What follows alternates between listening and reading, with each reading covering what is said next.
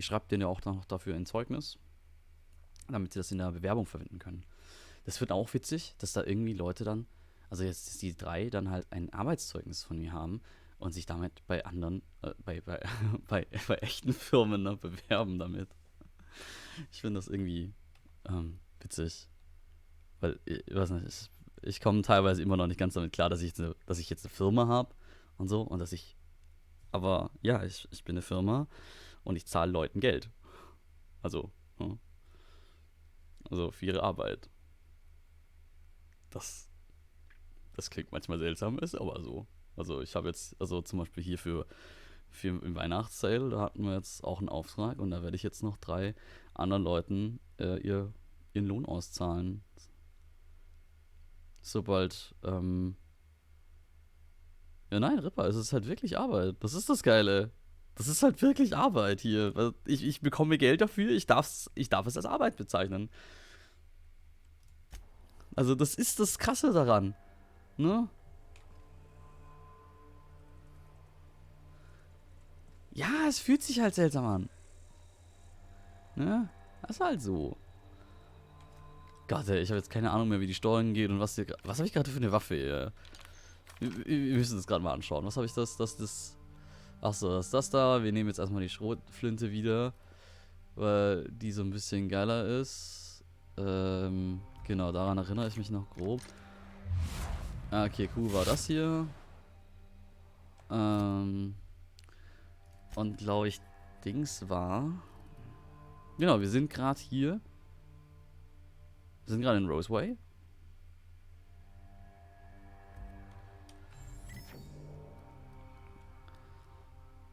Und wollen hier hin. Ne?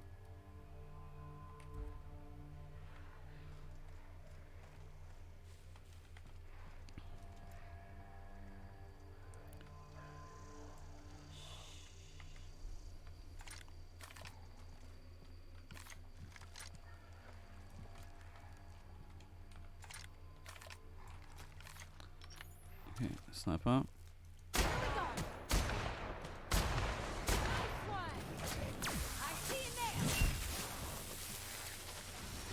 So.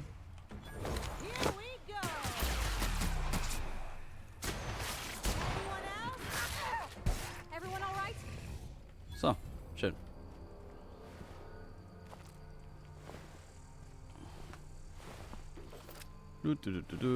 Hier, alle tot.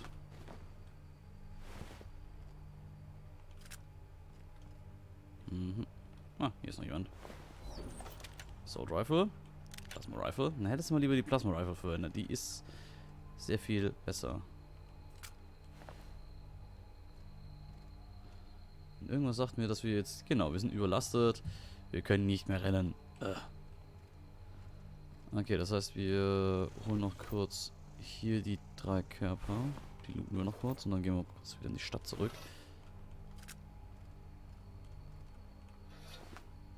Ja. Um den fliegen schon die Fliegen rum. So. Warte mal. Hatte das Ding da drüben nicht auch, witzig. Ich habe mir heute wieder die Folge angeschaut, also den Stream angeschaut, wo ich Arma 3 gespielt habe.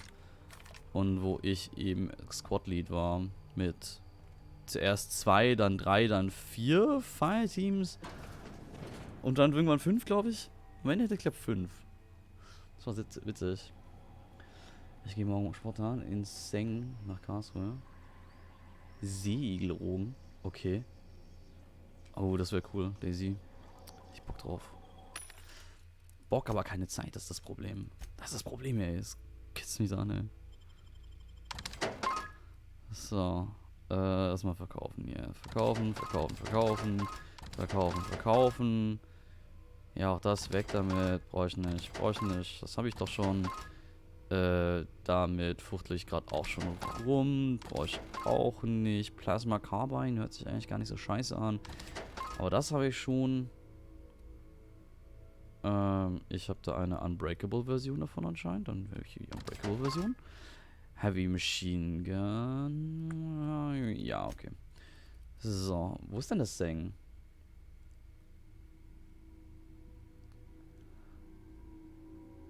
Ja, lieber Six sagt hier.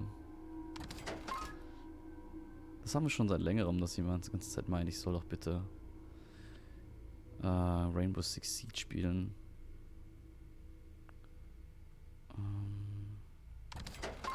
Kaufen wir das jetzt einfach mal. Das ist ein bisschen traurig, wenn die Community so scheiße ist, dass man das explizit erwähnen muss. Aber ja.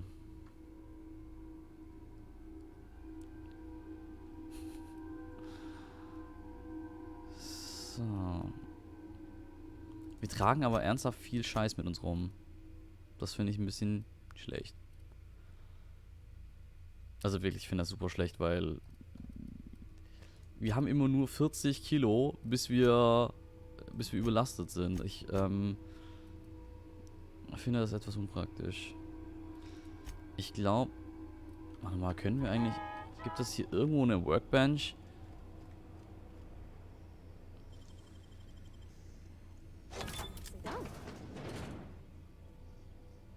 Wo sind wir eigentlich? Antibiotics Lab. Sollten wir eigentlich hier sein?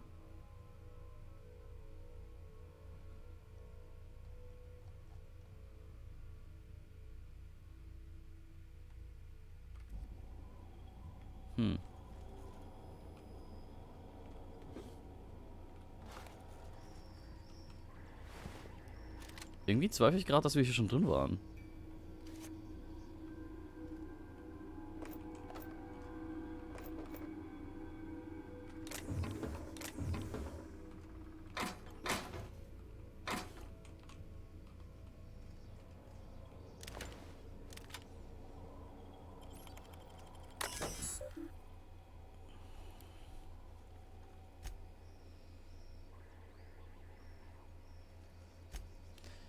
Ja, wir waren hier noch gar nicht. We need a new code for the armory. Lock over in the storage facility. Make it complicated to Orson can't sneak in there again. And do not write it down this time. Use your brains. Okay. How about in this order? The month of your birthday. How many security rotation we have per hours? 2. The number of accidents we've had this month involving the damn culture processor. The maximum volume milliliters of Raptor stomach acid a human being can ingest before we consider it lethal. Sounds fine. Thanks. Okay. Also, ich würde mal davon mal einen Screenshot machen. Damit wir das... So, also... Damit ich mir das nachher nochmal aufschreiben kann. So, Screenshot mit dem Handy, ne? Aber freut mich übrigens, dass ihr da seid, allesamt. Endlich geht's weiter hier. Genau. Ja, Hell Let Loose werde ich aber tatsächlich nicht vermutlich anfangen, weil Hell Let Loose ist irgendwie... Da braucht man irgendwie wirklich ein festes Squad gefühlt. Weil, ich habe das ja schon mal angefangen und... Ah ja, ein R6, ja. Also wenn ihr... Ich habe gerade nochmal den Satz zu Ende gelesen. Nein, das Internet. Ach, kotze. Ich kotze.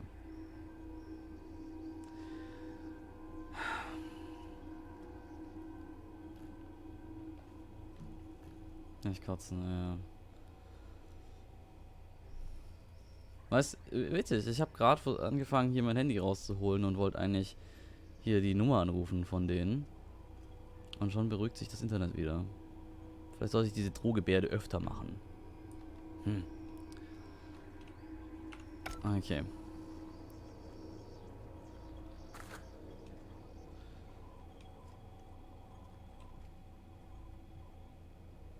Okay. Warte mal, wir können jetzt hier nochmal mehr Unfug verkaufen. Oh, warte mal, was habe ich hier gerade gekauft? Na. Yay. Genau, das mit der Community ist richtig scheiße. Also wenn, vor allem diese Sprüche gegen Frauen, das, weiß nicht, das brauche ich echt nicht. Weiß nicht, ich bin ja nicht mehr... Also sowas in der Community zu haben, finde ich super, super mühsam.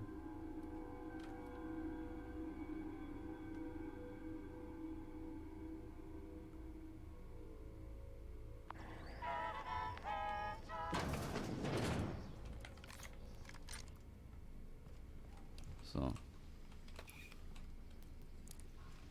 Someone knows how to make an entrance.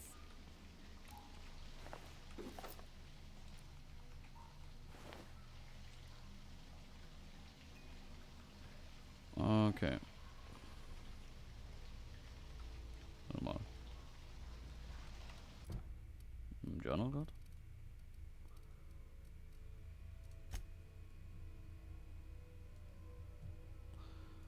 Was für ein Objective haben wir dann da gerade angemarkert? Hm.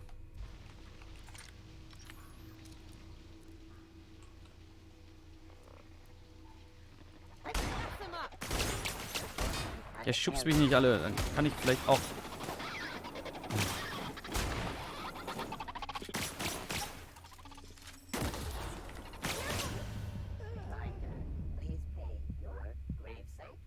Da.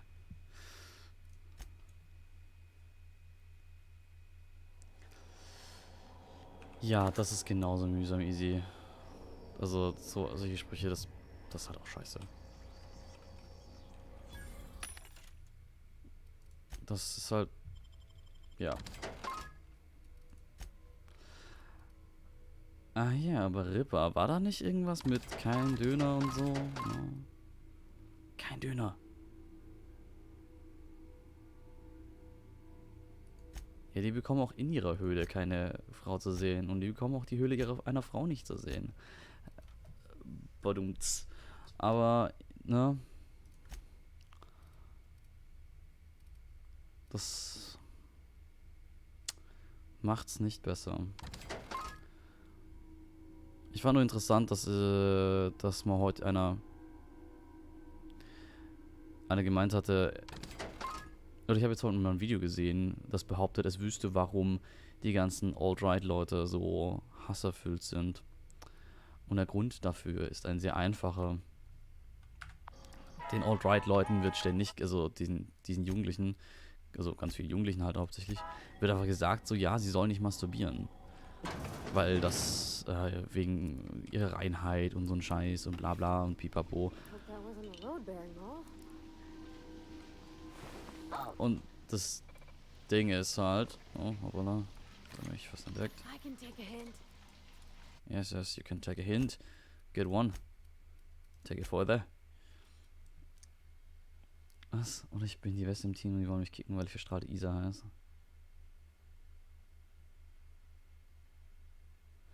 Ja, das denke ich mir.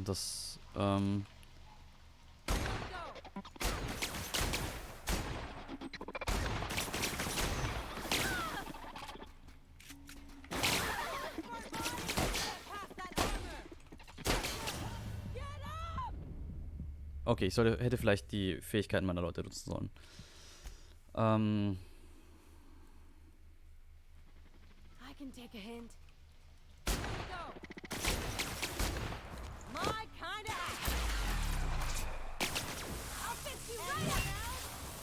So, K.O. geschlagen, das scheiß Ding.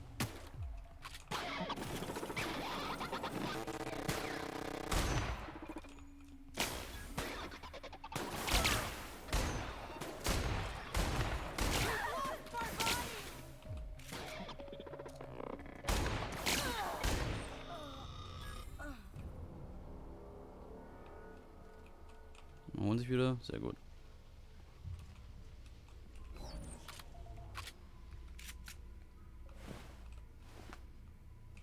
Okay, da ist nichts zu holen. Da ist auch was zu holen, ein Flywheel. Jetzt brauchen wir das ja.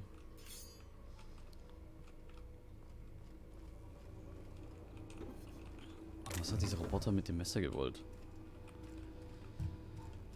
Irgendwie abstechen oder was?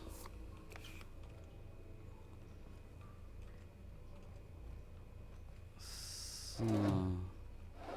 Viel Erfolg bei der Essenssuche und hoffentlich ist es, was deinen Vorjahrssprüchen angemessen ist. Also Vorjahrsvorsätzen. Nice.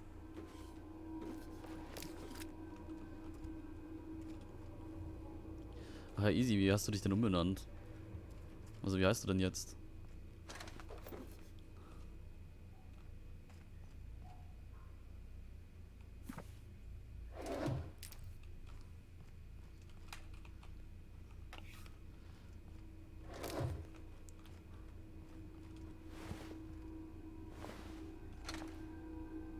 Marjorie Dawes.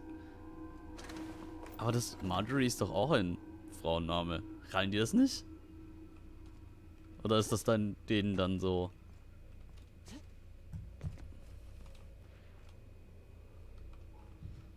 Also, ich halte es durchaus für möglich, dass sie es nicht rallen, aber. Was?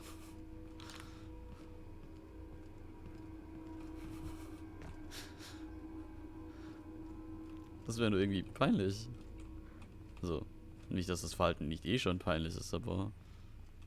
Peinlich?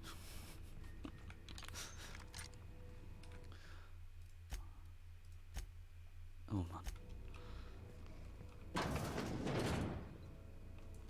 Oh cool, das Ding hat auch eher einen Kopf, auf den man draufziehen kann. Oder wir haben auch einfach dieses Sprengfass, auf das wir draufziehen können.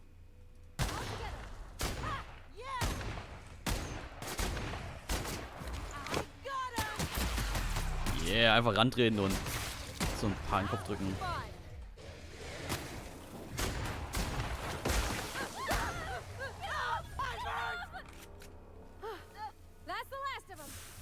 Autsch. Säure.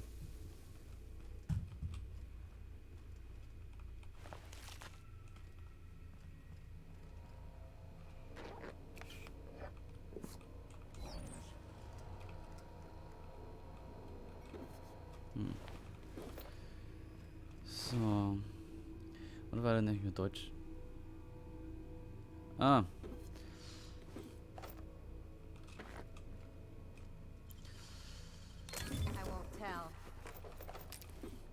Das wäre natürlich auch interessant, wenn nur die Deutschen letzte Zeit so Scheiße labern.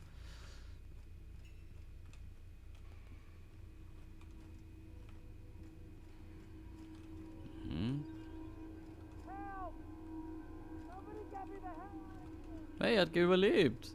Let's take bets on what shuts him up first. A hungry rat or my backhand? Let's not hit him. You know, Ali, it's not nice to people. There was a report of suspicious activity to the nearest site safety engineer. Have you brushed your teeth with Haunty? Blah blah blah. Okay. From Crane, was? According to my records, January 23rd is your birthday.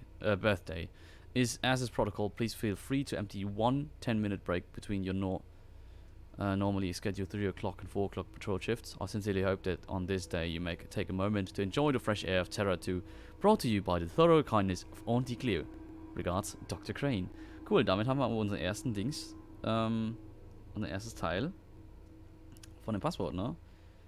The month of your birthday, January, also January 21st, also die 1. Wo ist denn ein Zettel hier? Oder warte, ich schreibe das einfach hier in die mit Tastatur in den Chat rein. So, 1.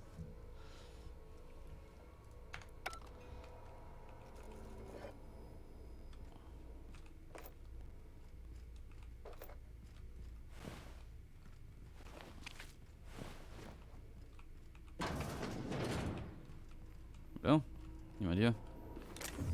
So. Was ist denn hier? Oh, bla bla bla. Experimental notes, Raptidon fluid ingestion tests. Objection. Determine the maximum amount of Raptidon digestive acid that can be safely ingested by humans before adverse effects present themselves. Proposed procedure. Slowly introduce increasing amounts of Raptidon digestive acid into the evening meals of randomly selected workers and observe their overall health. So ein Arsch. 1 milliliter minus stomach ache and nausea, save. 2, save. Major stomach ache, pain, debilitating nausea, some vomiting, potentially unsafe in a workplace. 4 milliliters, temporary blindness, frequent vomiting, patient unable to describe pain, unsafe. 5 milliliters, unable to record symptoms as patient died within the hour. Ja, okay. Oh fucking okay.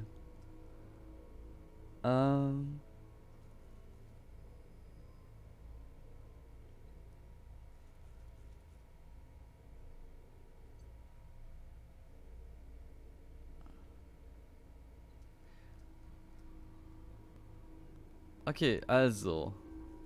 Also 3. Die vierte Zahl ist 3. Und was ist 7?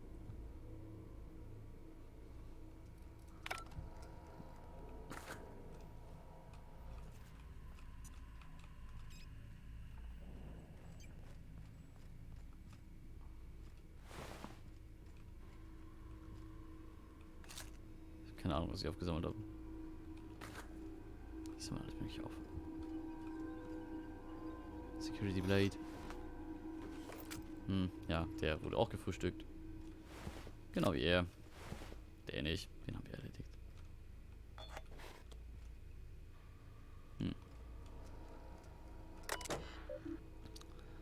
So, was haben wir denn hier?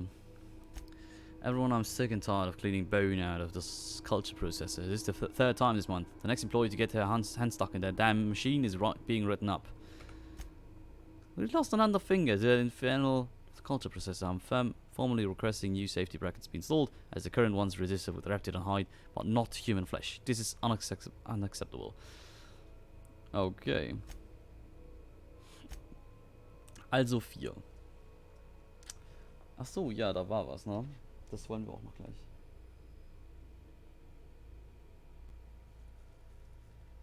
Also hier auch wieder 4. Jetzt brauchen wir noch die zweite Zahl.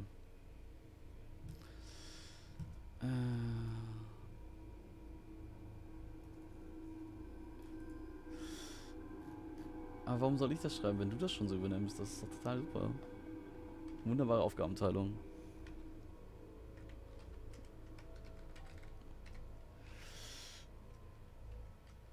Ich bin wieder live. Und zacke die Auto-Outs. So, set now. Good. Ja, das darfst du übrigens, ne? Du darfst add everyone verwenden. Das habe ich bisher auf meinem Discord noch nicht verboten, weil bisher hat sich die Vorfälle in der Art auch noch zurückgehalten, dass ich das bereut hätte. Deswegen ist das auch noch bisher für alle erlaubt.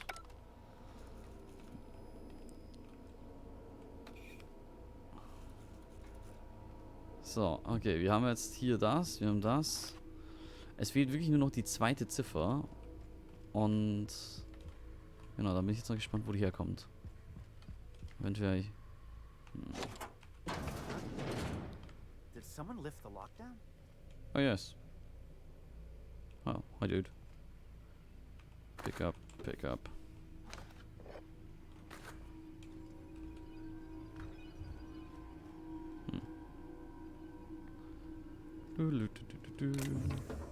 Kompass. Oh.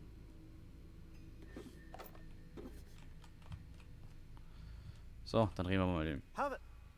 Wait, I know you. You're responsible for the Emerald Vale fiasco. How the hell did you get in here? Hm?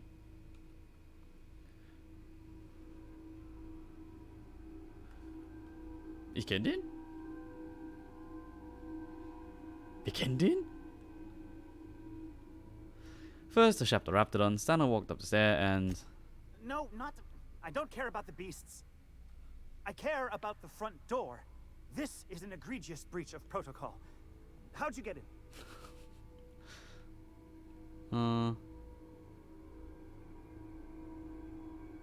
Truth be told, Raptons did most of the work on the door. I'm sure they know where the lock is. Damnable beasts. At least I'm not trapped here anymore. I'll see you back at town. Safe. Wait, dude. Dude. Mist. Ich habe ihm mal nicht... Warte mal. Ich habe dem nämlich nicht erzählt, dass hier der Dings hier ihn hier gerettet haben wollte. Das wollte ich noch sagen. Und, was hast du jetzt zum Essen? Hm? What? No, dude. Don't run away.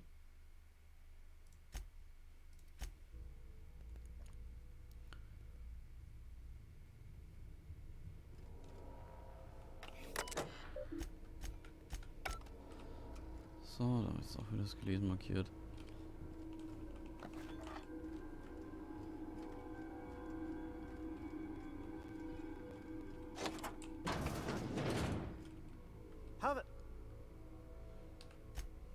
No, not...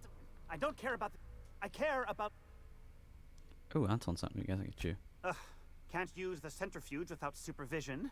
Can't file reports without him double-checking their every word. Can't save myself from mortal peril.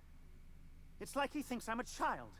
His hands-on management style is coming to a point of contention, I tell you. You're upset that he sent me to rescue you? Please. That man doesn't have an altruistic bone in his body. I just happen to have the metabolic precursors from our last test. I'd wager my last bit that if you brought back the precursors and left me for dead, Anton wouldn't bat an eye.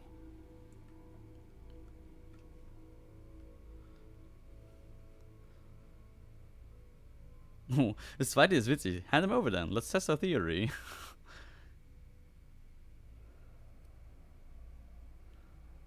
Actually, that isn't quite true. He said it looked bad on him if more of his employees died.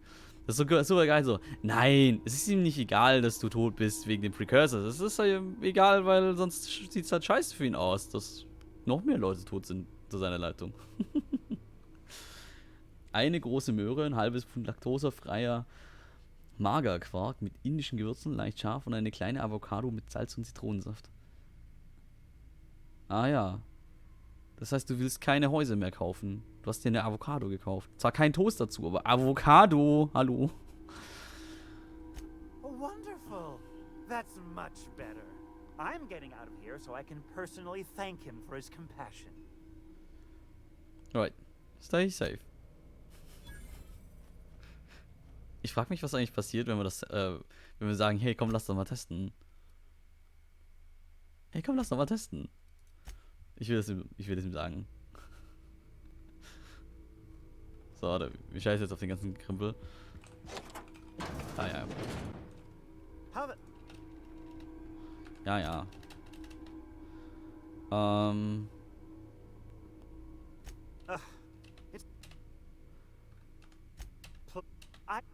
So, hand them over then. Let's test our theory. What? No. Come on. There's no call for that. If the way's clear, I'll head on back. Aww. I'm ready for this.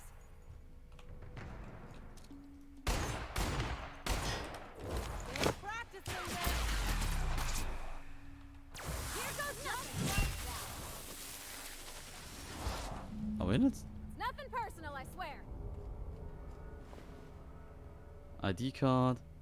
Oh. Schade. Ich wollte es mal testen, ob das was ändert an der Quest. Noch nie hier. Das, nein. Ripper. Nicht doch. Das ist nicht gut. Ich hoffe, du hast es nicht wirklich aus Trotz gemacht. Aber das ist immer am seltsamsten, wenn Leute Dinge aus Trotz machen. Gab es Leute, die extra jetzt hier angefangen zu haben zu böllern, obwohl sie nichts von Böllern halten. Nur um den ganzen Leuten, die sagen so, ja, Böllern ist ja nicht so geil. Irgendwie, keine Ahnung. Ich habe keine Ahnung, warum sie es gemacht haben. Aber im Endeffekt war es halt aus Trotz, um denen zu zeigen, dass sie sich sowas nicht mitnehmen lassen, obwohl sie es davor halt nicht hatten. Aber I don't know. Did someone lift the lockdown? Yes, someone lift the lockdown. How the... Wait, I know you. Das ist leider wahr. You're a Die werden tatsächlich weggeworfen, wenn die nicht verkauft werden. It's... Das ist halt totaler Scheiß, aber ja. So, dann weiß er wenigstens die Wahrheit. Und er ist auch gerettet.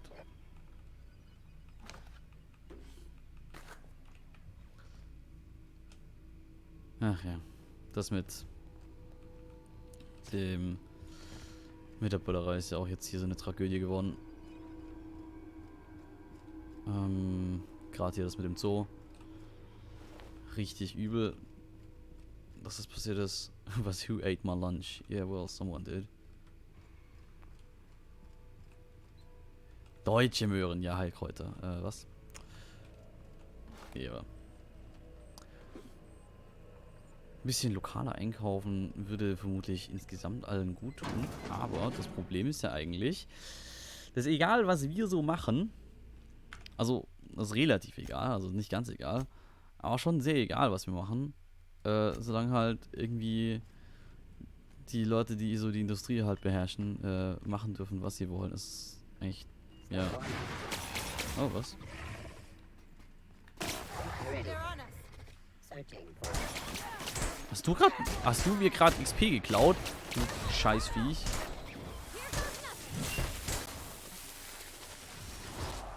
Das Scheißviech hat mir XP geklaut.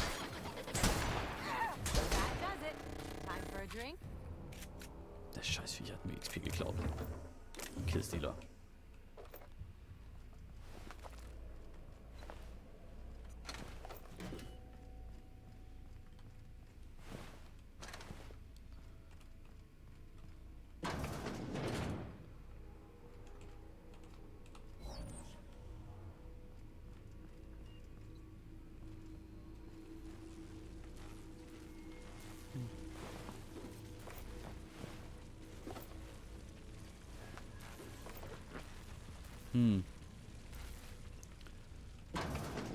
Schwierig rein. Da kommen wir her.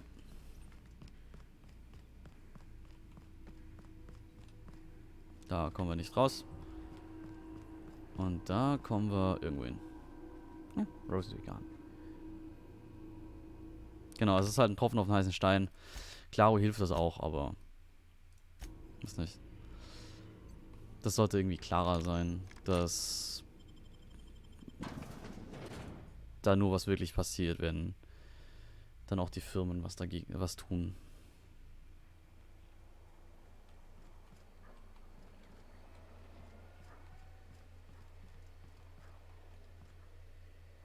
Okay.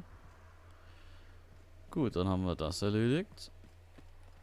Jetzt dann noch die Frage. Dann gehen wir als nächstes. Wir gehen hier als nächstes. Noch irgendwie darüber. Gehen wir über die Runde? Ja.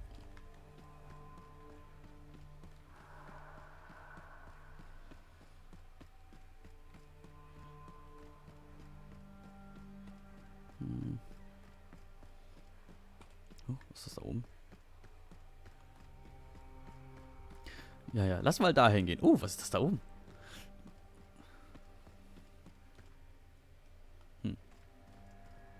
Something, something, I don't know.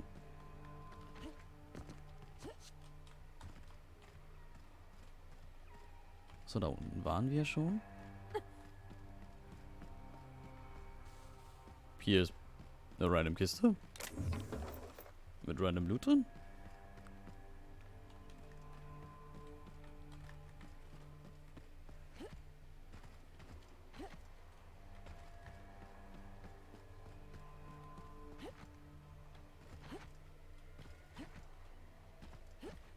Kann ich da nicht hoch?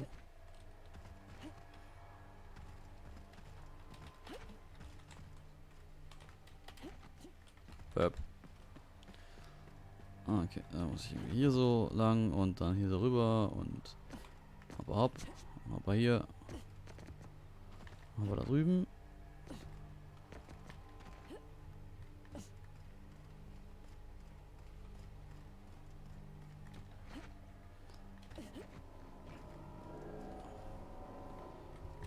Und dann hopp mal hier mal so rein.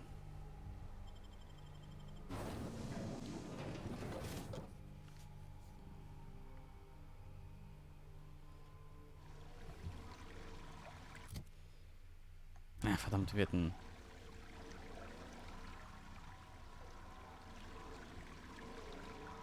Smells like they got a backup somewheres. Maybe even a fatberg.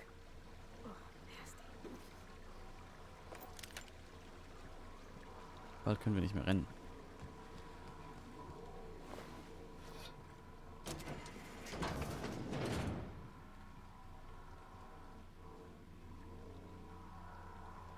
Nice and easy.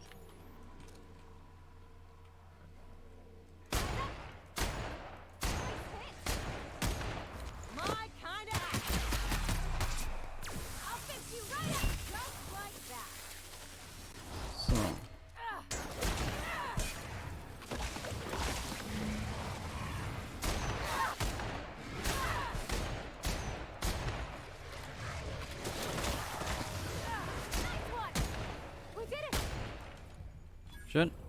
Did it.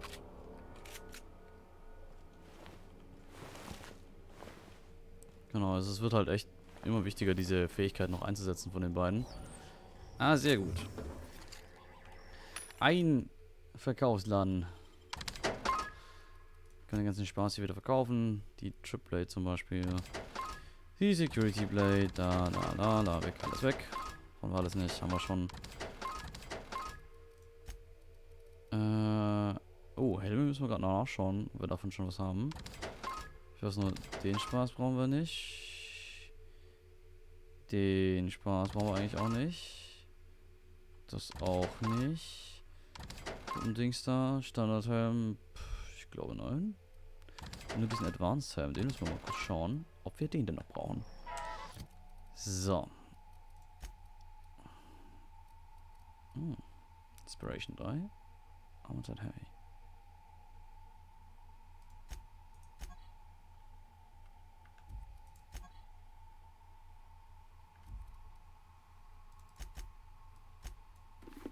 Okay. So. Du hast schon den hier. Und du hast auch schon den hier. Dann kriegst du jetzt aber hier die stabile Variante. Und dann verkaufen wir hier noch den hier. Ups. Und das hier. Sehr gut.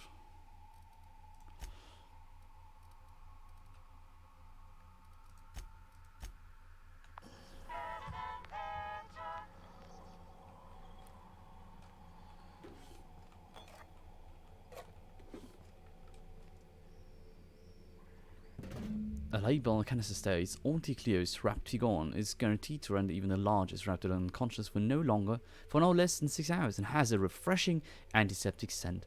Should a method for gas disposal be found, this canister may prove very useful. Okay, wunderbar.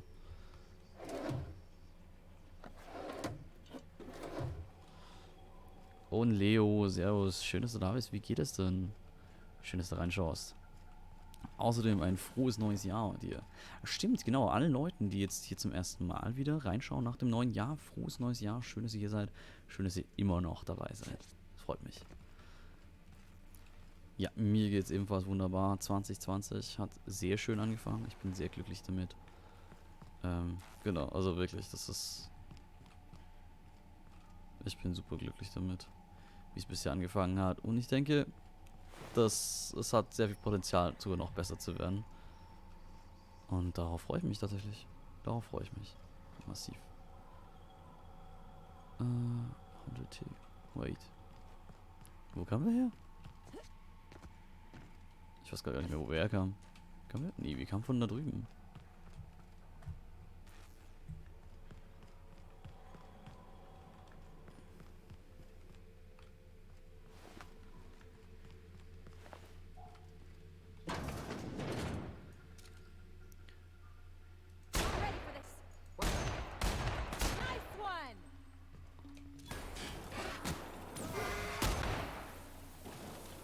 So,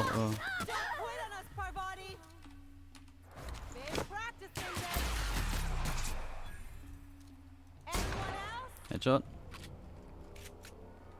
Durch.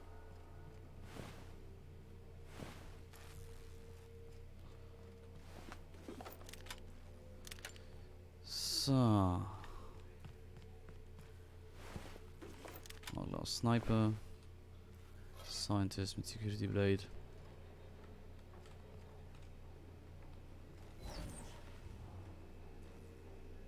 Ich erinnere mich noch genau daran, wie ich zu dir gestoßen bin. Das wäre es gestern gewesen.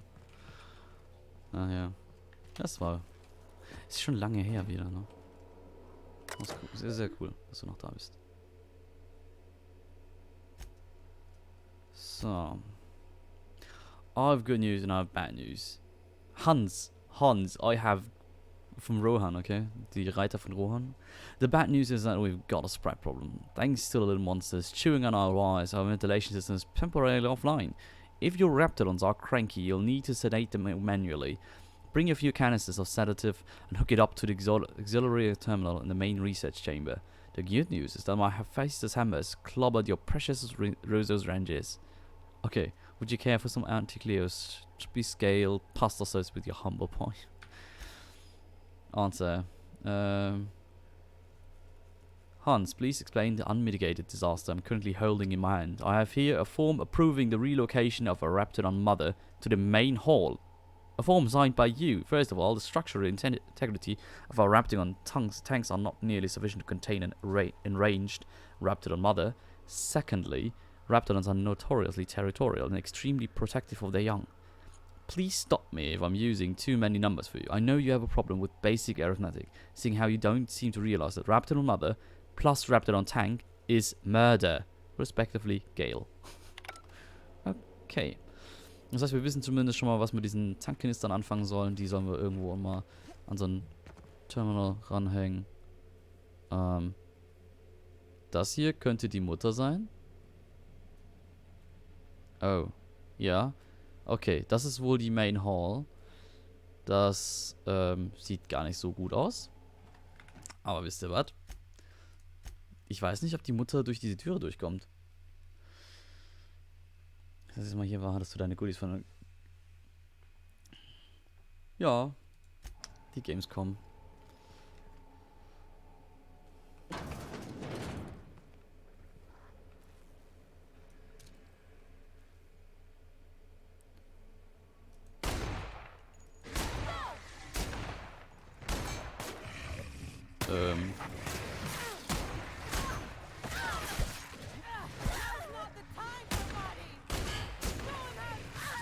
Oh, okay, die kommen doch durch die Tür durch.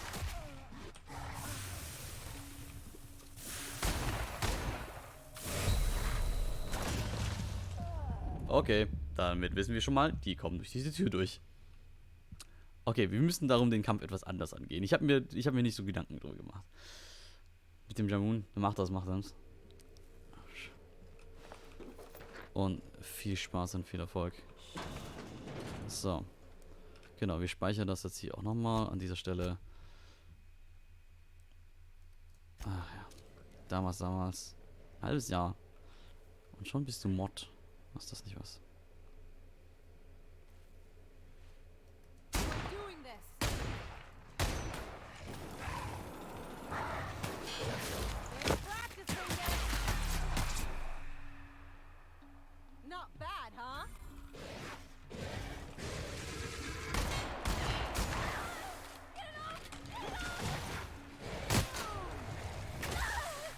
Oh, shit.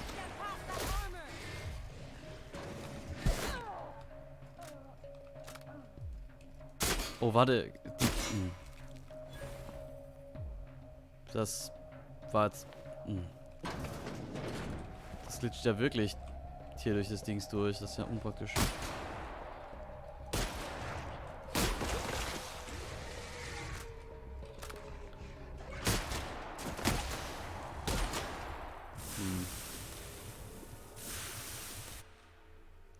I have found a new flaw in you.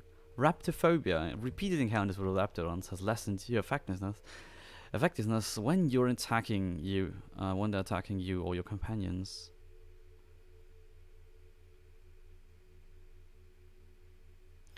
Dexterity -1, Perception -1, Temperament -1.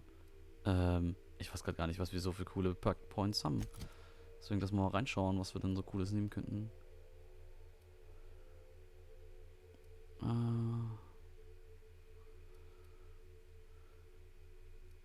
Das hier wäre vermutlich gut. Ja. Okay.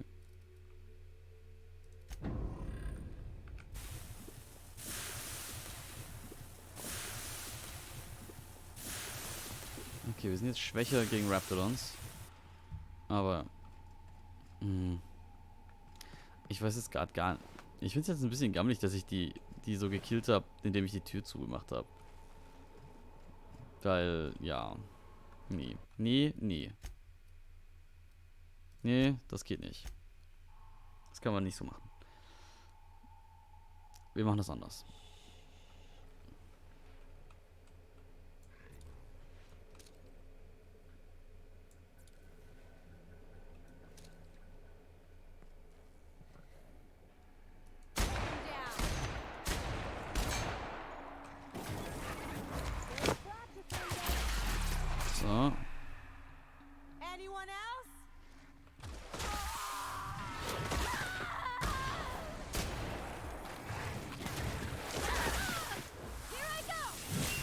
So, erstmal die Mutter ausschalten.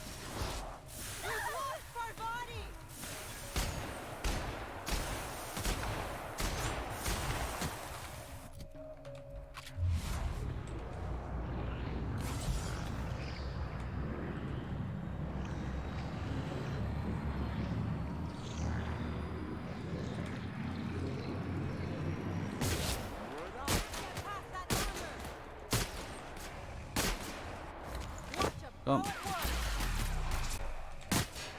So. Weil ich kann das auch ohne Tricksen. Sehr cool.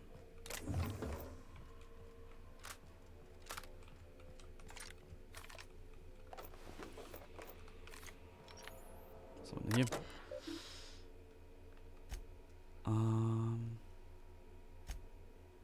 Good news and bad news.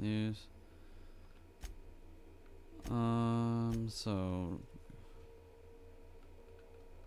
Okay. Oh, warte mal, hätten wir die retten können? Kann es sein, dass wir die hätten...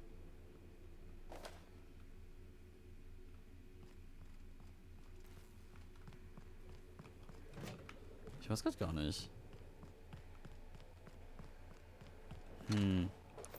Naja, wir haben ja gespeichert.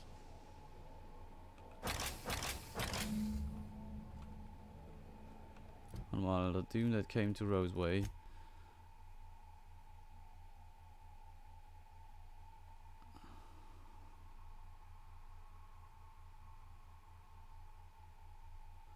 Oh ja, die Mutter.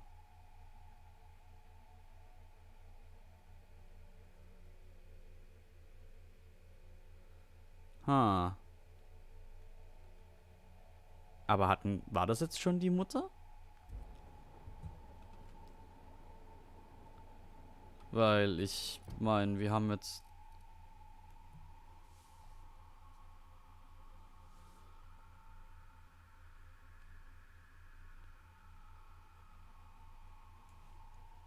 Und nice Ripper. 18.000 EDP. Das ist eine Menge. Warte mal, war das jetzt die Mutter? Oder war das jetzt nur eine Mutter?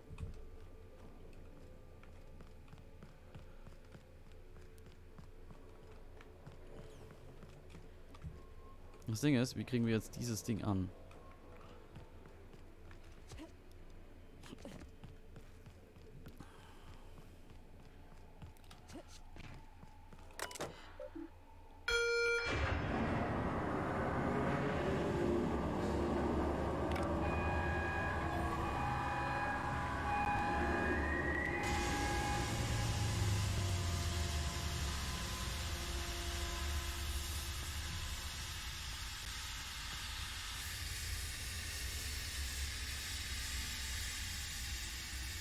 Hey, you! Over here! Hello, Cassandra. Oh, good. You're not shooting at me. That's a start. It's been a bit of a day, so I'll get to the point. Yes, I have Crane's research. No, I'm not giving it back. Sorry to disappoint you.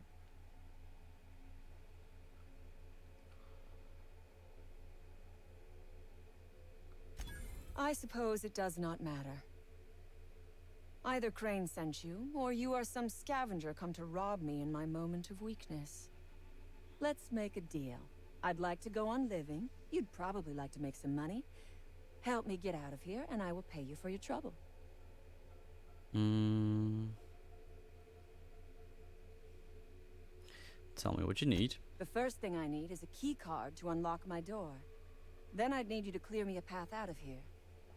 There are 2 ways out. The quickest is through the front door, but Cleo Security's bottled up in there. If you don't want to shoot them, I suppose you could talk to them. The other way out is through the loading bay, but you'd have to clear out the wraps for me. Then I could just slip out the back, sight unseen.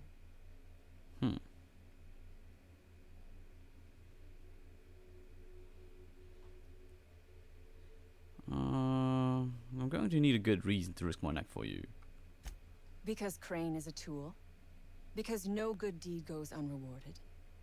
Because doing me a good turn is the honorable and decent thing. Take your pick. What do you think took on Anton as a tool? Crane is being used by Auntie Cleo. And now he is trying to use you. So what does that make you? An Hallo Nagori. Vielen Dank und dir auch ein frohes neues Jahr. Ich hoffe, du kommst gut ins neue Jahr. Und bist bis jetzt zufrieden mit 2020.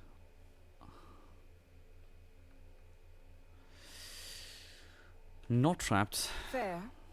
But while I may be trapped for the moment, those scientists are trapped in corporate slavery for the rest of their sad, sorry little lives. Don't you see?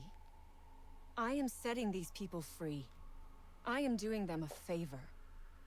Won't you do me one in return? For free? No. I do not want charity. I will put something pretty in your palm for your trouble. You have got my word on that. Okay.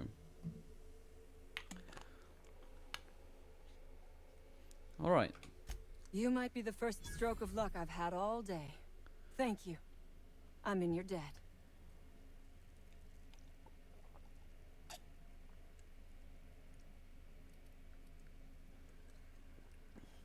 Hold on.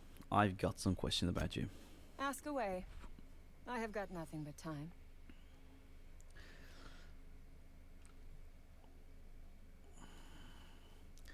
Hexenschuss. Ja, supi. Klingt klasse.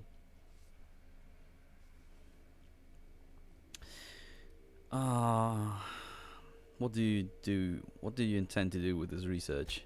Sell it, of course. I don't have any use for the scribblings of idiotic scientists, but whoever gave me this tip obviously does. Assuming I make it out of this place alive. And with my ship out of commission, I'll have to leave on foot and hope my luck changes. One problem at a time, I suppose. How did you end up in this mess? I have been asking myself the same question. Our tactics were sound, but no battle plan survives contact with the enemy. We were acting on a good tip, but the tip never mentioned the raps. When we hit the lab, those raps got loose, tore through as many of ours as theirs. You act like the corporations are your enemy. What do you have against them? From the day we are born, we are made to obey. Never question, never hope. Never dream of anything greater than the lot appointed to us. Corporations expect us to work until the day we die. But they could not give a half-bit shit about our lives. Why would you and your crew raid an Auntie Cleo facility? No one asks why anymore. The establishment tells us to live here, work there, eat that, drink this. All our choices are made for us, so we forget we ever had a choice. I am doing this because I can. Because it thrills me. Because I take a deep and profound pleasure from stabbing at the heart of corporate power, no matter how shallow the wound. Okay, I'll be back.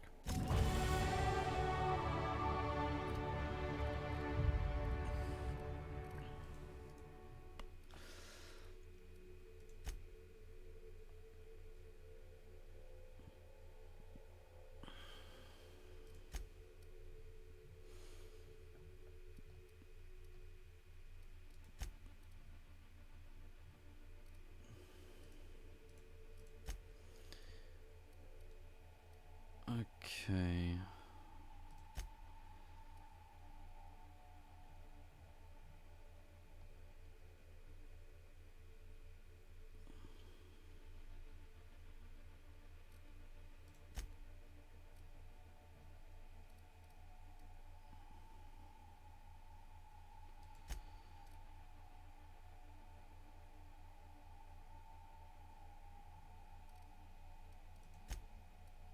Talk to Anton.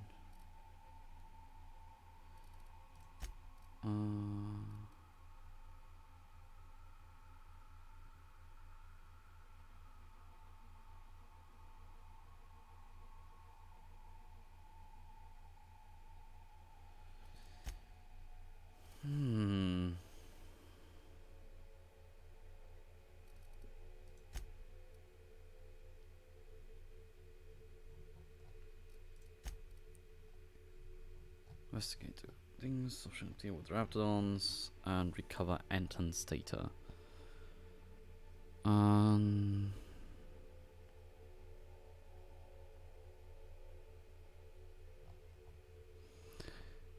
Genau.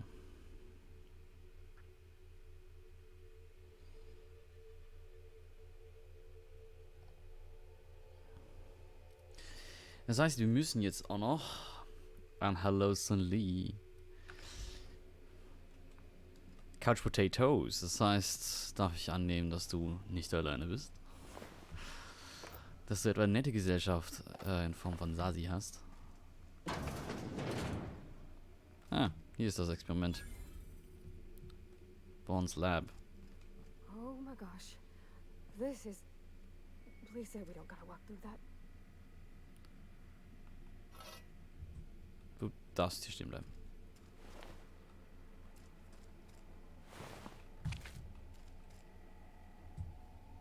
Ich hab gesagt, du darfst draußen stehen bleiben. Aber okay, dann lauf jetzt halt durch. Ist halt selber schuld jetzt dann.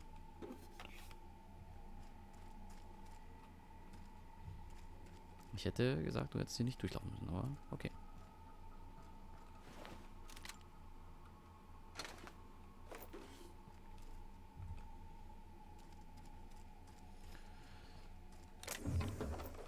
So.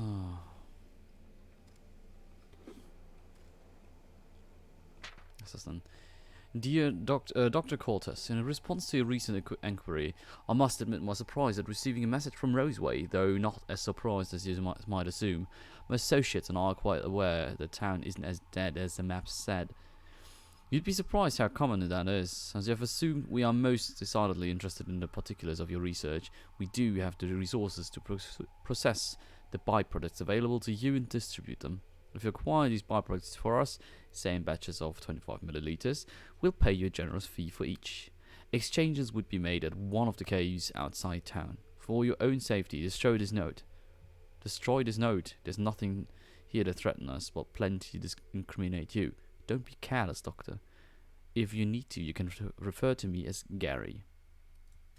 Okay,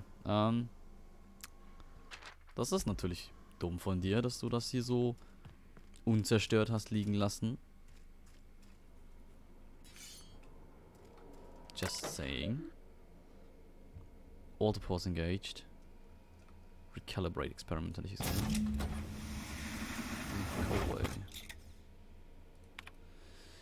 User Cortez V entry. So far the musk extraction is coming along nicely. Pressure levels seem to be staying even, and variance in the samples seem to be at an acceptable tolerance. I thought these raptors smelled bad on the outside. Now that they're cut open, everyone is likely to avoid me at my lab for the rest of the day while I finish this up. Wait a second, there's some kind of commotion going on in the hall. Alarms just started going off. Must be another damn security system check. Let me go see what is going on. Ja, okay. Na, warte mal, jetzt habe ich irgendwie ganz viele Dings nicht mehr. Optionen. Jetzt habe ich die gar nicht alle gelesen, was denn noch für Optionen da waren. Verdammte Axt. Ich gehe mal hier hin. Die Sasi-Kartoffel neben dir rum. Sehr schön. Von Spiel. Can Follow, das ist natürlich auch sehr gut. Das muss ich eigentlich mal zu Ende spielen, ne? Reminds me of medical school. Dann Ripper, viel Spaß bei deinen Holden und noch irgendeinen schönen Abend. Wir können auch das Experiment komplementieren. Was passiert dann? Dann bekommen wir nur 25. Okay, und wir hätten es auch vernichten können.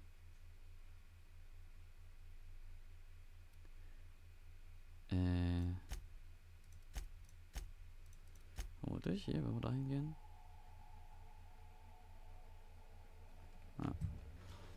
Ich will nur kurz schauen, was das Ganze einem gibt dann. Oh my gosh.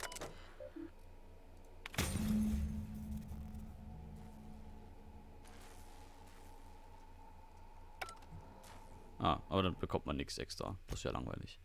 Das ist ja langweilig. Ja, komm, dann gehen wir da hin. Achso, ne, wir können direkt auch zu dem anderen hinspringen. Dann hier hin.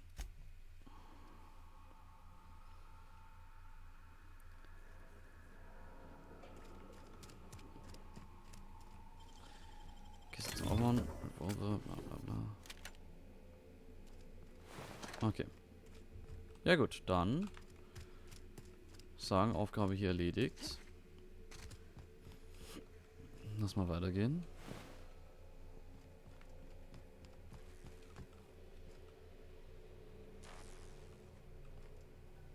Scrap Mechanical. Are you on my side? Oh, cool. Oh, was der nicht. Was der hier schon, aber der andere nicht.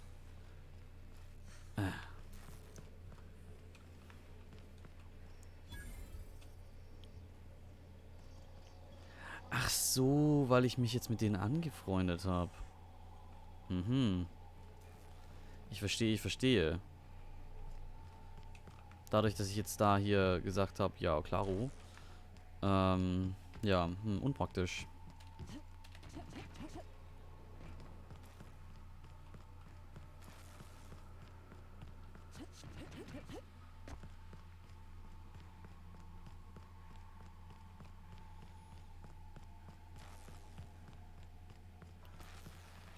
Müssen wir jetzt mal schauen, was passiert, wenn wir jetzt hier so rausgehen.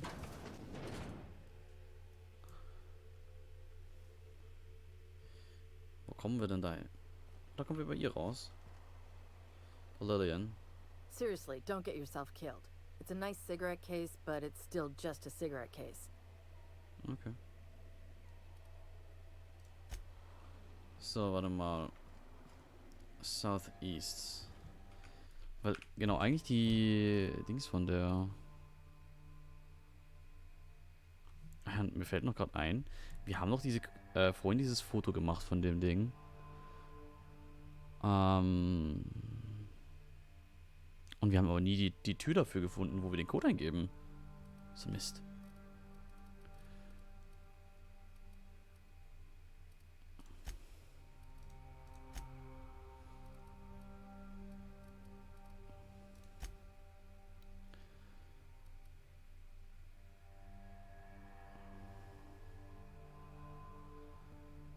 Southeast from our position. Also Southeast ist schon das hier, diese Straße. Also es ist halt schon eigentlich hier, diese Straße. Hier einmal rumherum, oder? Was ist das hier?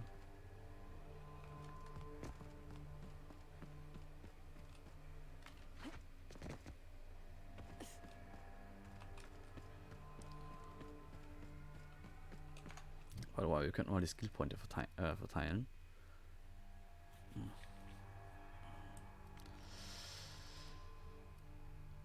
Und zwar...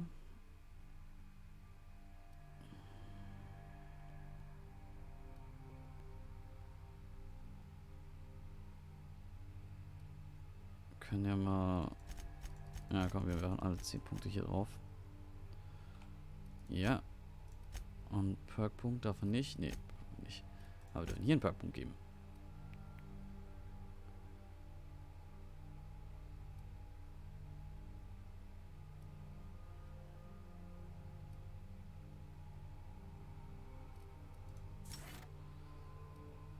So. Sie hat auch noch einen Skillpunkt.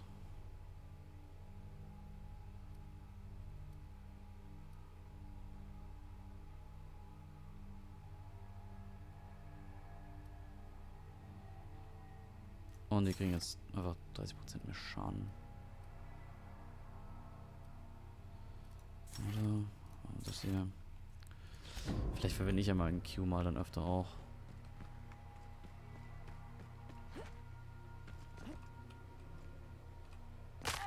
Autsch.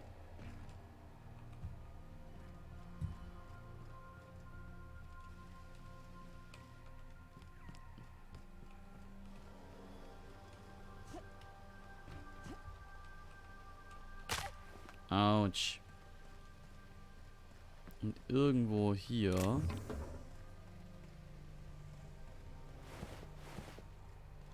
soll jetzt ein Cigarette Case rumliegen.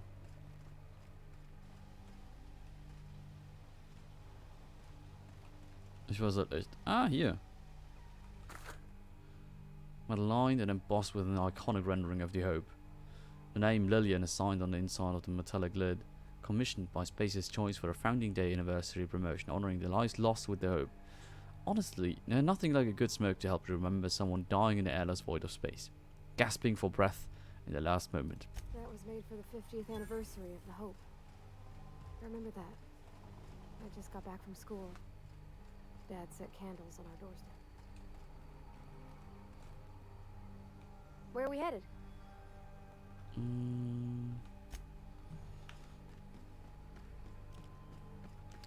So, dann haben wir das endlich mal gefunden. Dann können wir dann nämlich die Quest mit Lillian abschließen.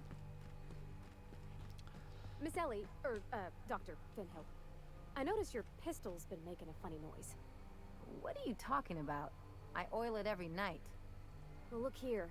Your slide's not recoiling fully. You might be due for a new spring. I could take a look, maybe fix it for you. Sure. I'm short on bits at the moment, but I'll pay you back. Oh, no. I mean, it don't cost nothing. I got a spare spring in my pocket here, even. Everything's got a price. Something on your mind? Witzig. Never mind. Warte. Where are we headed? Die steht die da. Kann sie nicht einfach da stehen.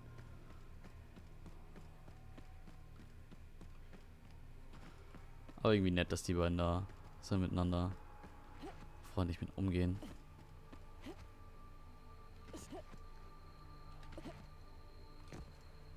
Seriously, don't get yourself killed. It's a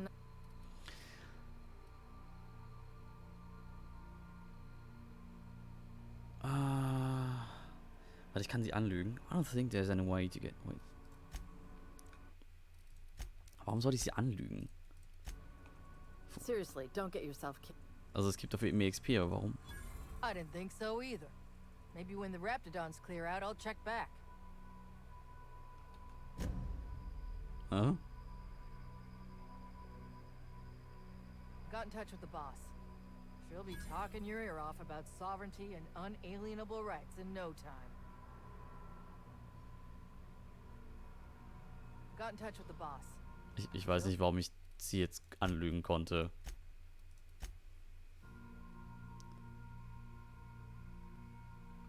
Seriously, don't get you. You're shitting me.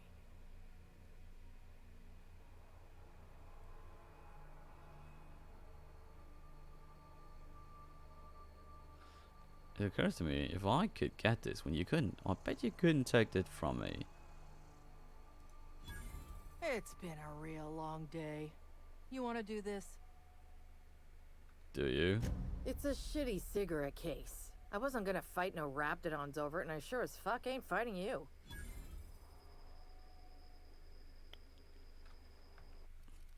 No. Man kann sie nicht teasen. Man kann sie jetzt nur zurückgeben oder nicht. But Seriously, don't.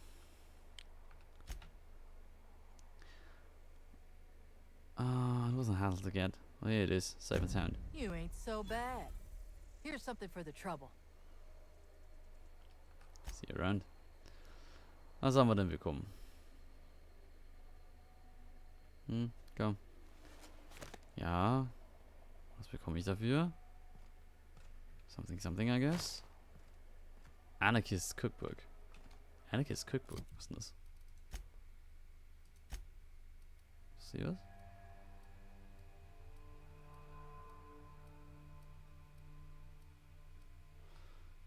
Nein.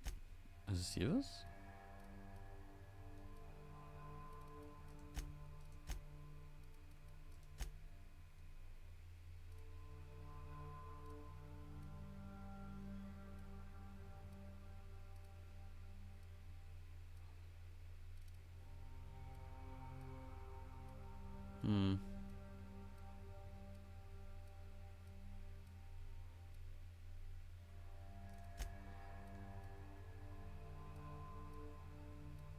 Ich habe keine Ahnung, wo ich das jetzt habe.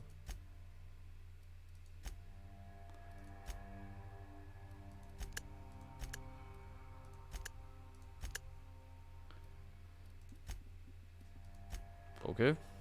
Wir haben das jetzt halt. Und wir sind überlastet. Natürlich. What else?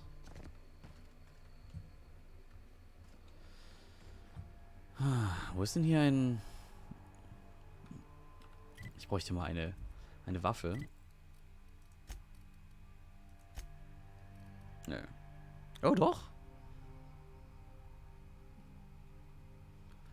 Ja, sowas.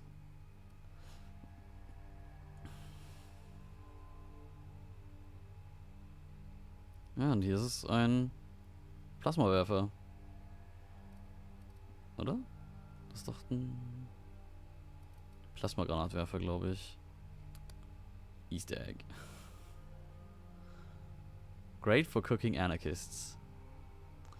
Skandalös. Skandalös. So. Das hier sieht auch ziemlich fies aus. Das erinnert mich so ein bisschen an Barlocks, Marlock Ball? Marlock Ball ist Mace. Ist mit Kettensägen dran. Sieht schon fies aus. Brauche ich aber nicht. Aber, ja.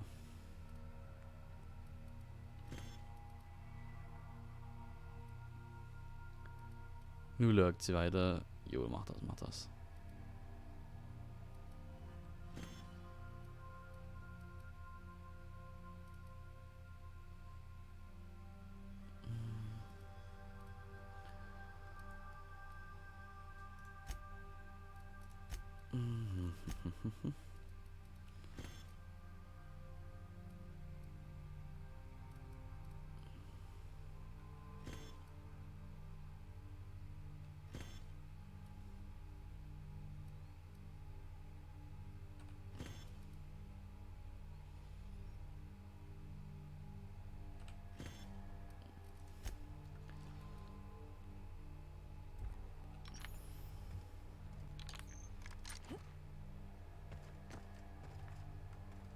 Okay, da drin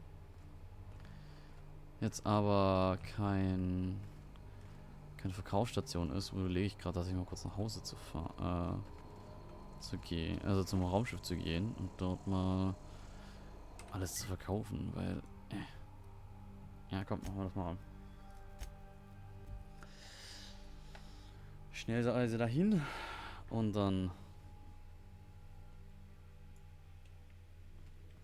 Warning, intruders will be... Oh, it's you.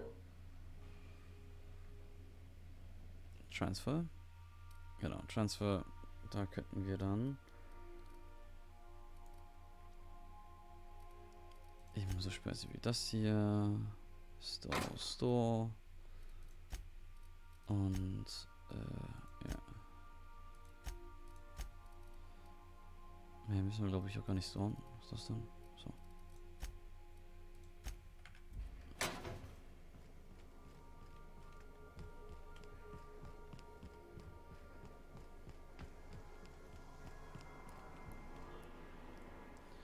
Stole assets deeper. Initiating initialization sequences. Greetings, customer! This SAM unit is unable to locate your registered information. Would you like to register your SAM?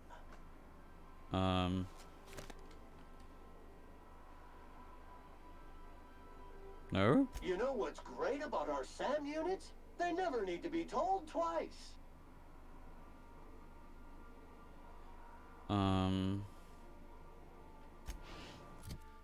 Okay, Felix. Oh, Felix ist...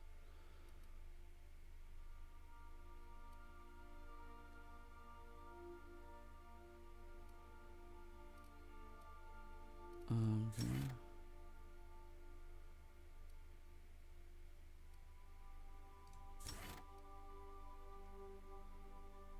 Ah, sehr cool.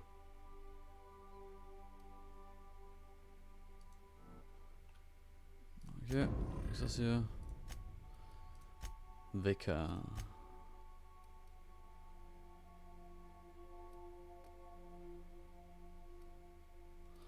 Ah, eigentlich egal. Wo ist dann Sam unit comes lean, mean, and ready to clean. Good work. Thank you, customer. Warning! Raptidon claws carry bacteria and have the potential to cause organic death due to massive amounts of blood loss. Service cancellation request processing. So, where did you come from? All SAM units travel fully assembled in a 12x12 corrugated steel box. Welcome to the SAM crew. units live to clean and clean to live. Could you please keep Battery talking? levels are... Thank you. This area... All SAM... No, I mean, I want to know more about you. Did you know SAM units are capable of equipping regulation-grade flamethrower nozzles? Upgrade your attachment today and get to firing away. What do you say, Sam? Do you want to help me clean up this colony? Ah, stubborn stains. Leave them for Sam.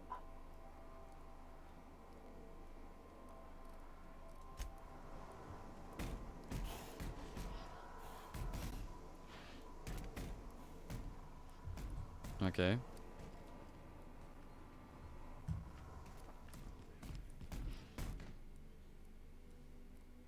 Dust accumulation analysis.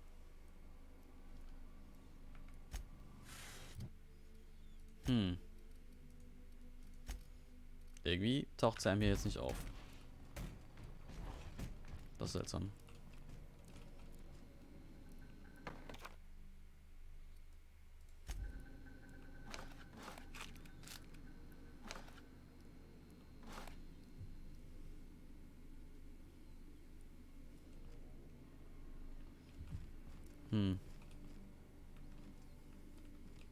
Na cool, dass er alle jetzt hier den ganzen Krempel hier hat, ne?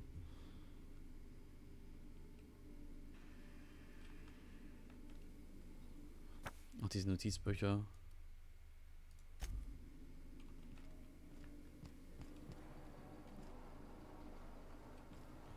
Bin gespannt, wer hier eins sieht.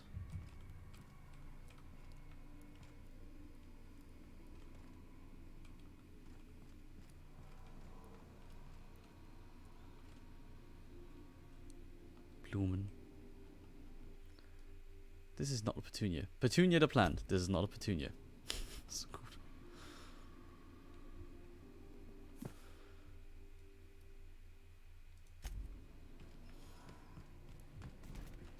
Whoever has been in the shower for the past 40 minutes, I am shutting off the hot water now.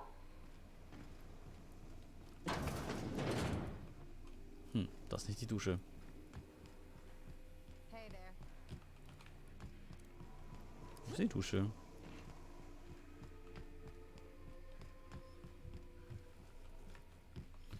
Bei mir wird die auch nicht sein. Autsch.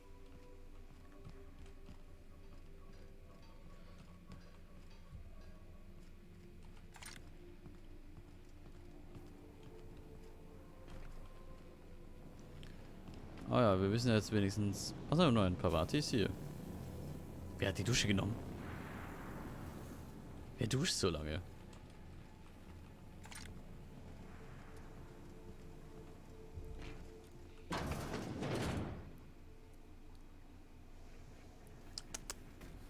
On standby for command. Okay, wir schauen jetzt einfach mal, was passiert, wenn ich jetzt hier rausgehe. Ob ich dann die Möglichkeit bekomme, mehr Sam mitzunehmen. Ja, bekommen wir.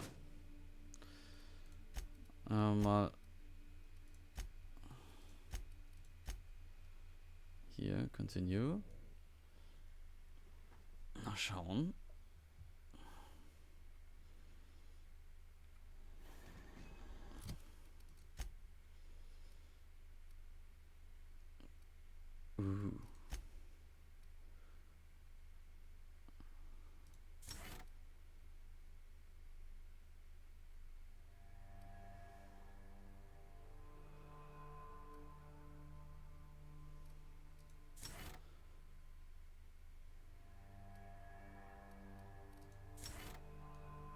Sehr cool.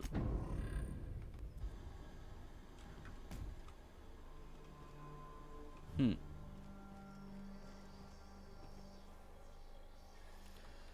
So, jetzt will ich mit ihm gerne einfach irgendwohin schnell reisen. Genau, eigentlich mal zu diesem Antibiotics Lab, weil da wartet eigentlich noch irgendwie Krempel auf uns. Jetzt erwartet.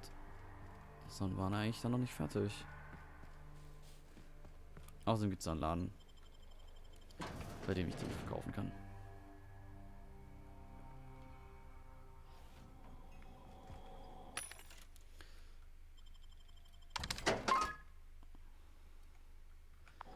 Gut.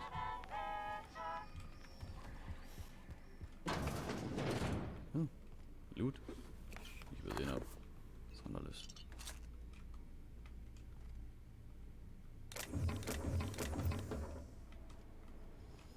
Okay, wir haben jetzt hier alles.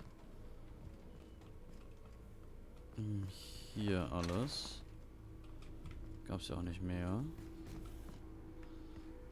Ah ja, ich sollte mal nachlesen. Also nachlesen. Wofür denn dieser Code hier nochmal war. Armory Lock in the Storage Facility.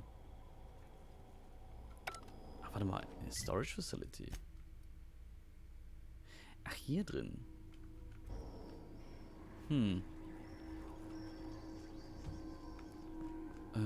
Das heißt eigentlich müssten wir aber auch hier alles finden, um den Code zu vervollständigen. Ja.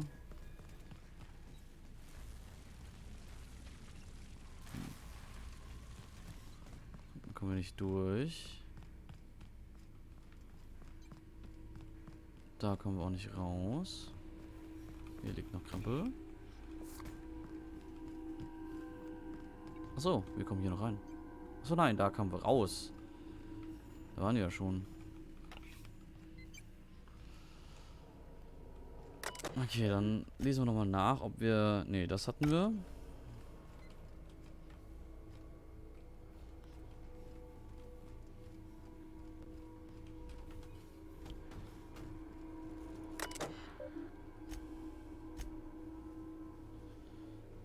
Das war das mit den Vorfällen. Die hatten wir.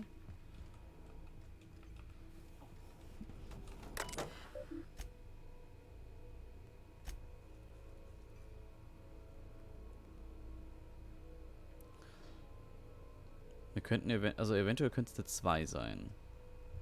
Geh mal hier. Wir speichern hier mal eine 2 ein.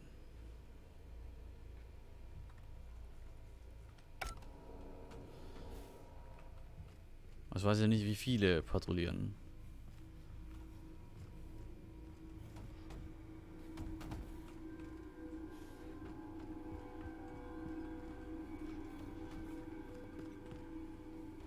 Genau, weil so groß ist das hier nicht. Das heißt, wir können es jetzt nicht übersehen haben.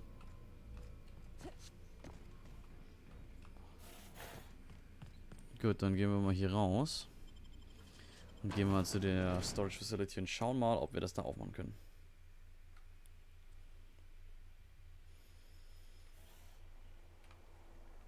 Achso, und einfach zum Testen. Okay, keep him quiet.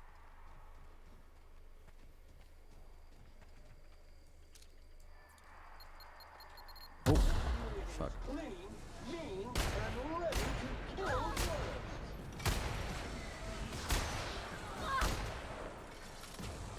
Pick up all spilled Stehlen is this unit's Oh. middle name. Oh, wow, okay. Achso, warte. Ich habe auf den falschen Typen geschossen. Medical contamination occurring. Ich habe auf die falsche, auf unseren Roboter geschossen. Aber was eine krasse, fiese Attacke von unserem Dings hier, von unserem Roboter. Ich hab das gesehen, ne?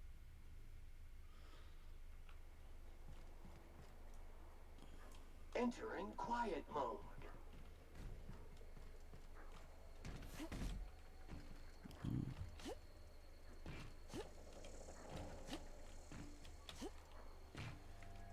Okay, wunderbar.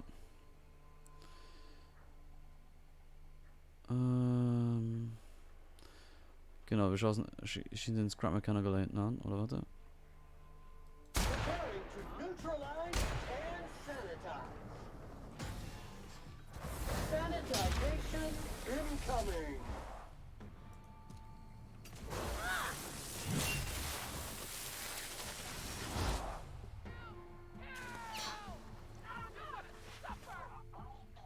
Everyone all right?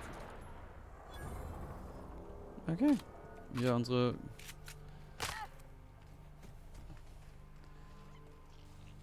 Und hallo, Micro, meine... Autsch, das war eine Mine. Wie geht's denn? Nein, das ist schon wieder eine Mine. Required. Wie geht's denn, Micro?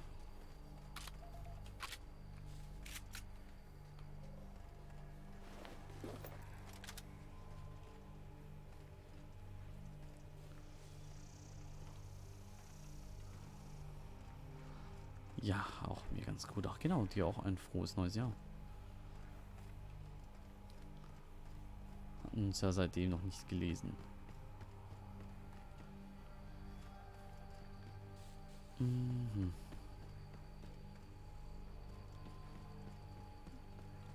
Genau, mir geht's ganz soweit ganz gut. Das neue Jahr hat sehr gut angefangen, finde ich. Und bin damit also auch sehr, sehr zufrieden.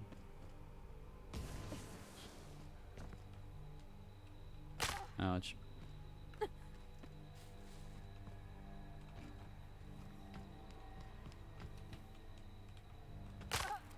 Autsch.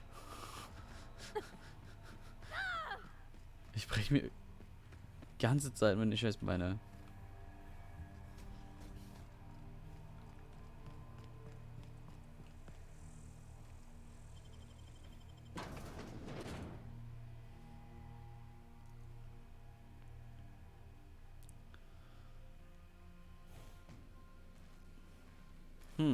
Hier sieht's ja scheiße aus.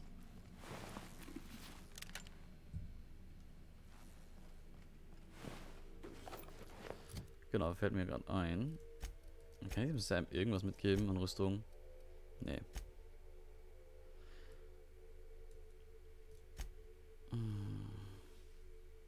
Ich fände es ja noch interessant zu wissen, ob es denn für den auch eine Companion Quest gibt oder ob das einfach so ein, ja,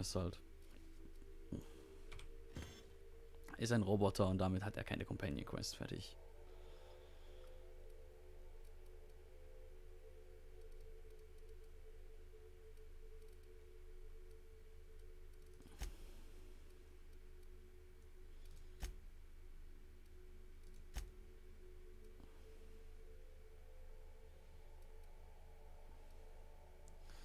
Genau, sie hat jetzt diese Weste an.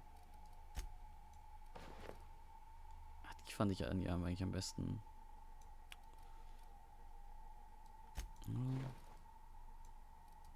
Ja.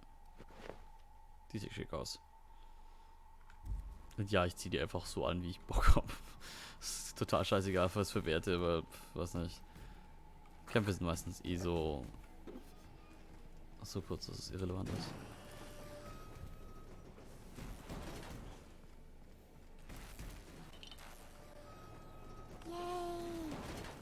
Und Katze, vielen Dank für deinen Follow und herzlich willkommen in GameLad. Who the... You. Yeah, you. Get over here. Na. You damn turncoat. We saw everything. Was?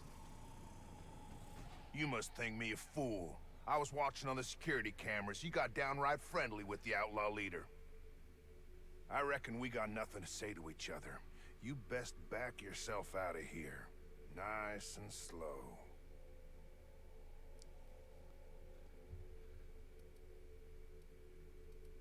Easy off the trigger. Hear me out.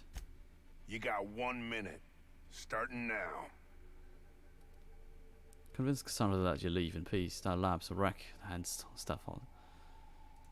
You convinced her to let us leave in peace. Listing the ills we've been done ain't exactly putting me in a mind to compromise.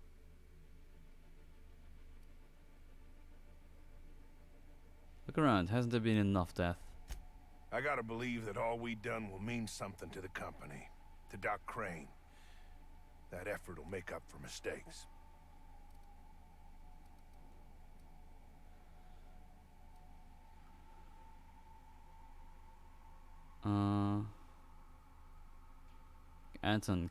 Anton cares what the company thinks of him more than he cares for your lies. The only person Doc Crane ever took a shine to was Jameson. Figured he just didn't know how to talk to folks. But here we stand, and he's nowhere about. I reckon I don't see any better solution. Fine, damn it. We'll pull out. Here, my key card. It'll get you access to the whole place. Full stakes, people. We're heading back to town. Ja, guck. Keiner muss sterben. Also, ich meine, also keiner von euch muss sterben. Ich muss eh nicht sterben.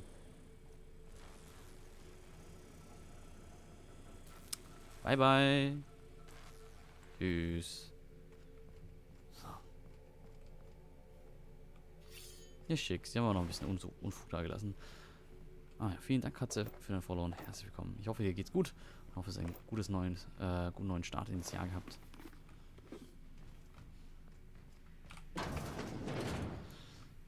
So.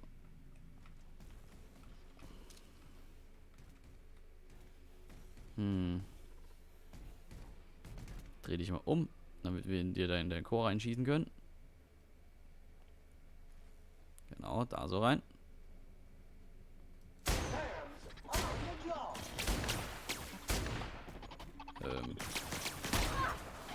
Das war jetzt... Sorry, Pavati. Dein Hintern kam da plötzlich hoch.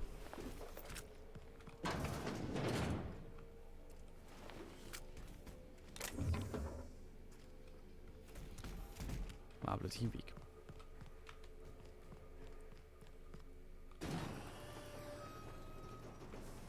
Was haben wir denn hier? Irgendwelcher Unfug. Eh noch Krempel. Oh. Die hat sich nochmal eine Dosis gegeben.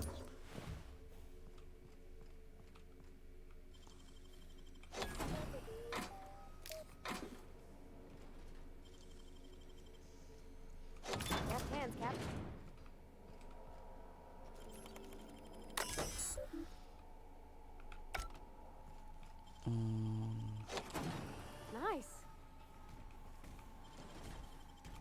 Easy. Ja, super easy. Da ist sowas drin. Da ist nichts drin. Das ist ein Buch. Keine Ahnung, was das für ein Buch war. Ah, gut.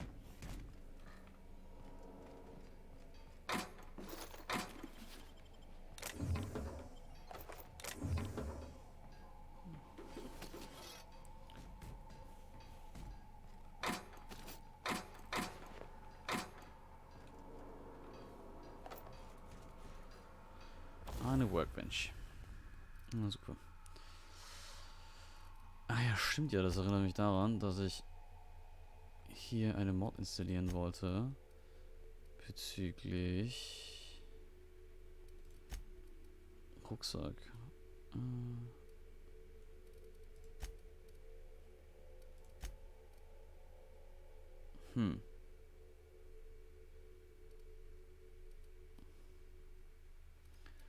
Ja, blöd, haben wir jetzt hier gar nicht.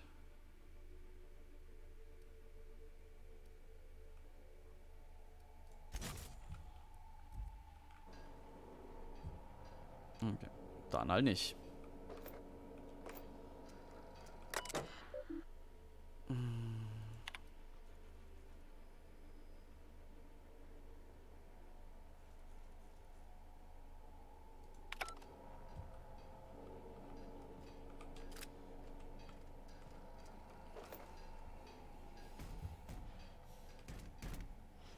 Okay, irgendwie hat es geklaut, vermutlich gerade die Dings da unten.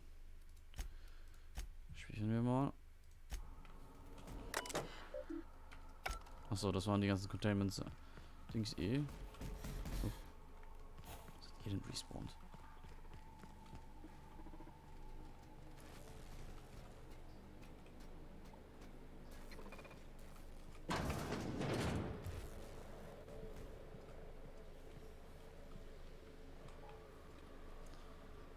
Okay, das soll mal ein bisschen hier wieder da eingehen. Schießen wir da einfach drauf.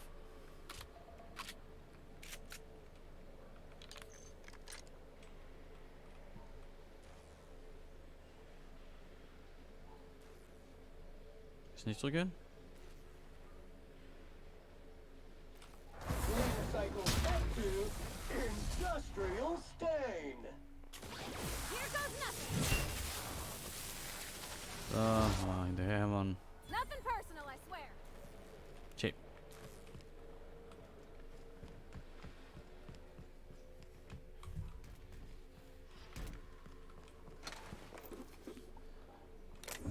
Schon fies, wie wir zermatscht haben. Aber naja, so ist es halt.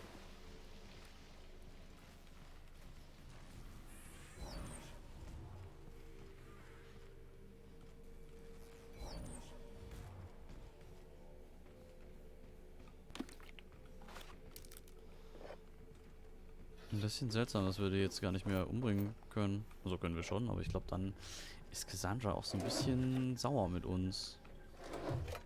Wenn wir das machen würden. Ist ja schließlich ihre Crew, die wir da killen würden.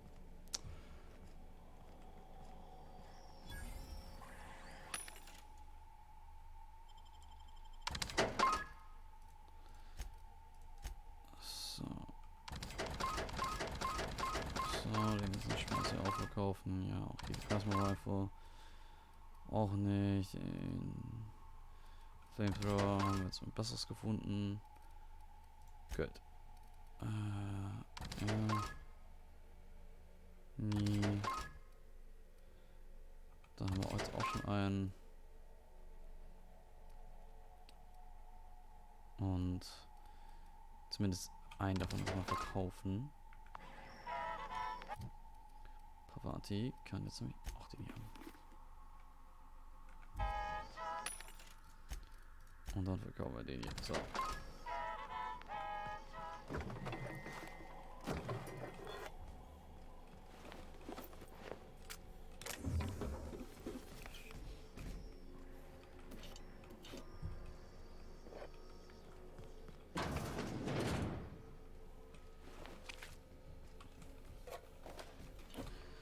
Aber ich glaube, wir haben tatsächlich vorhin die Mutter umgebracht.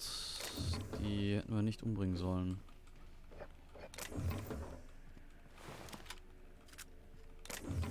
Egal.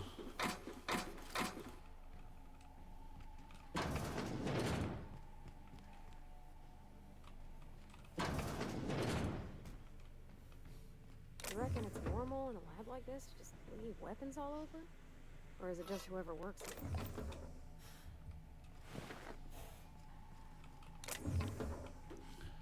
Nein, ich glaube, das ist nicht normal. Aber das sind halt diese Corporations, die sind alles kaputt.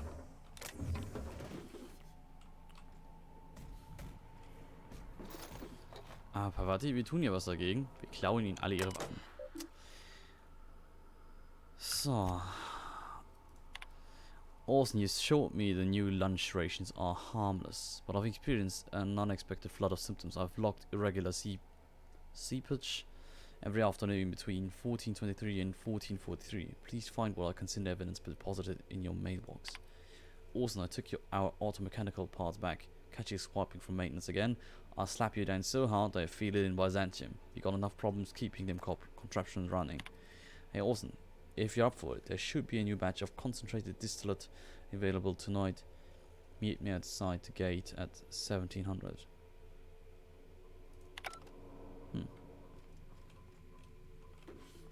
Okay.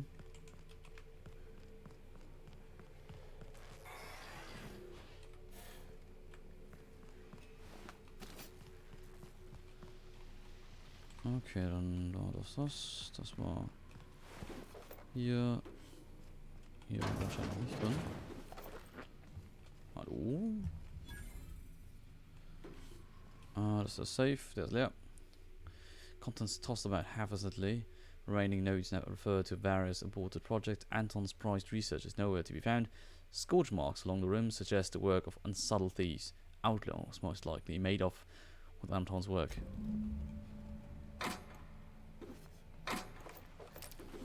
So, ist ja nochmal. So.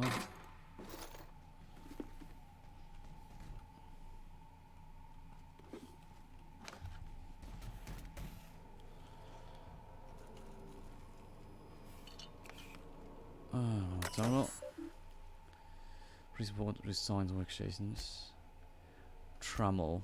The latest batch has shown great promise, Anton, and though I hesitate to tempt the fates, I might even dare to say it's a smashing success. Incidents of cavities have dropped significantly in the test subjects using the toothpaste, with only minor side effects. Nothing too serious, mind you, just a touch of blindness, so if you could look into that, it would be much appreciated. Keep this up and you'll find yourself in Byzantium post-haste. Na super, Mr. Trammel. Nur ein bisschen Blindheit. Am Arsch, ey. Upon further review of our results, we've uncovered something quite fascinating. While the toothpaste does reduce cavities, it does so only nominally more than the current version. Our results were skewed by the fact that our test subjects had a marked decrease in appetite, and hence were eating much less. That will teach us to monitor our subjects more closely, eh? Seriously though, the appetite suppressant qualities of this new formulation are quite incredible. Though the taste and texture leave something to be desired, so we'd like for that to be our focus moving forward. We need to no need to waste any more time on the blindness thing. We've got the boys in marketing working on a solution on our end. Okay, wie will man Blindheit für was Gutes verkaufen? Seriously, Anton, you really must let the whole blindness thing go. Your dedication to solving it is admirable, but also a bit misguided, I dare say. It's really not that big of an issue in the grand scope of this whole thing, and pales in comparison to the texture and flavor issues, which we'd prefer for you to spend all your time on. You're also mistaken about our ultimate goals for the product. The appetite suppressant qualities make this something much more valuable in the township than even in Byzantium. The need for less food to satisfy our workers can add greatly to our bottom line, so marketing is focusing their efforts into that direction. I'm not certain, but that may have something to do with them rejecting your Apazab suggestion for the name. Let's leave marketing to the marketing department, shall we? Okay, yo, Corporation ist Arsch. Anders kann man das hier nicht bezeichnen. Corporation ist hart Arsch, aber naja, das wussten wir vorher schon. Nur haben wir es jetzt eben, schwarz auf weiß. Oder? Ja. In welcher Farbe ihr das auch immer bezeichnen wollt. So, das ist das. Oh wait. Was von...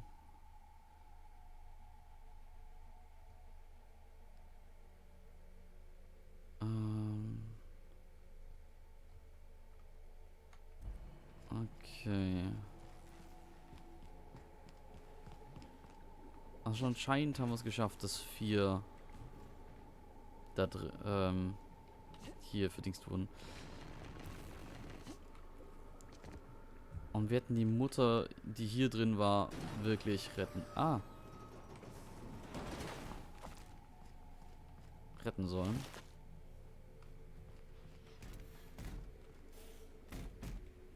Wenn wir es geschafft hätten, hätten wir sie auch hier reinlocken können. Wäre schwierig gewesen, aber und vor allem, ich glaube, wir hätten alleine sein müssen. Dafür. Noch so irgendwie so Secret-Tür?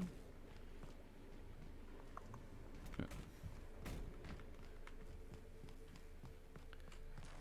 Ah, hier ist noch eine Tür.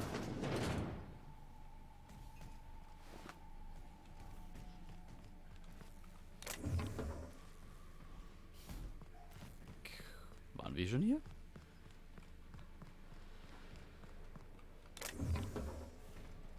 Nee, ne? Wir waren hier noch gar nicht. Oh Gott, ey. Warte, hier schreckt mich doch nicht so. Oh. Schläft. Schläft auch. Schläft auch. hier sind die ganzen schlafenden Viecher, also.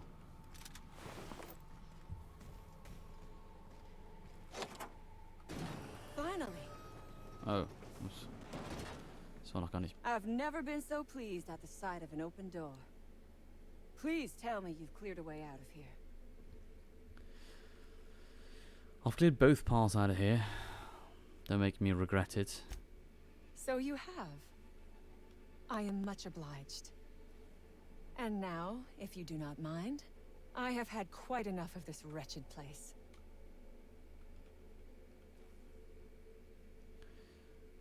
I'm going to need you to turn over that research. Oh, really? And why, pray tell, would I do a thing like that?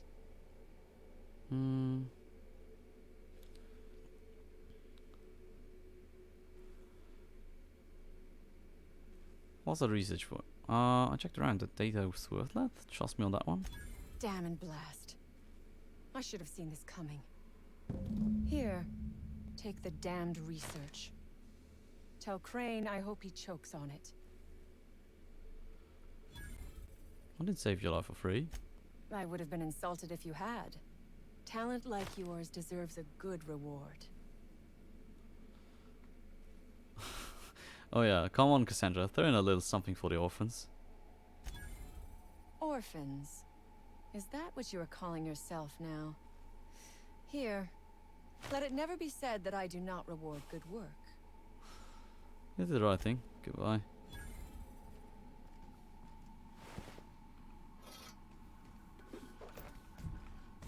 Sehr nice. Das heißt, ich habe mich darum gekümmert, dass sie rauskommt, die Leute hier keinen Stress machen, sich nicht gegenseitig umbringen. Und genau. Sehr gut. Und ich am Ende doch wieder Research habe.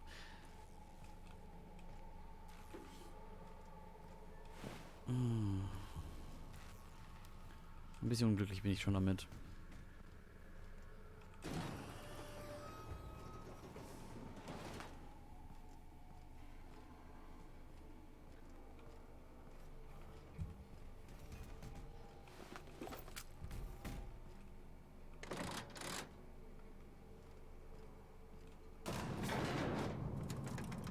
Wohin fahren wir hiermit eigentlich?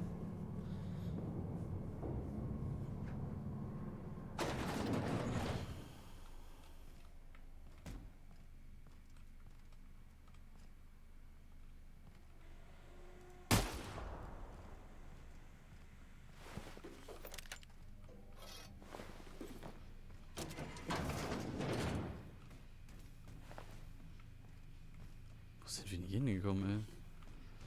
Ach so, wir sind hier wieder in der Lobby. You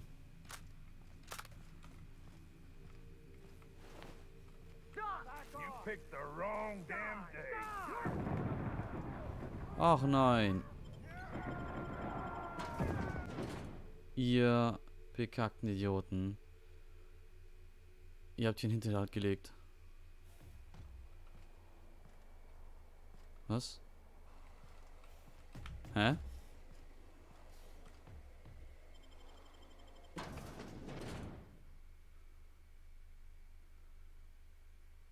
Hm?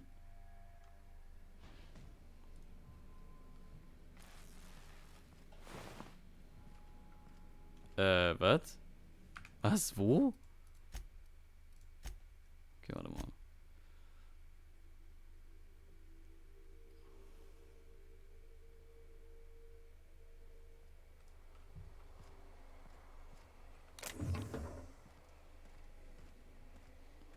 Wo haben die jetzt gekämpft?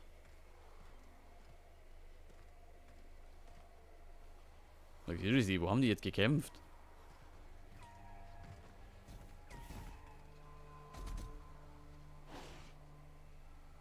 Okay, irgendwie seltsam. Wir laden mal hier.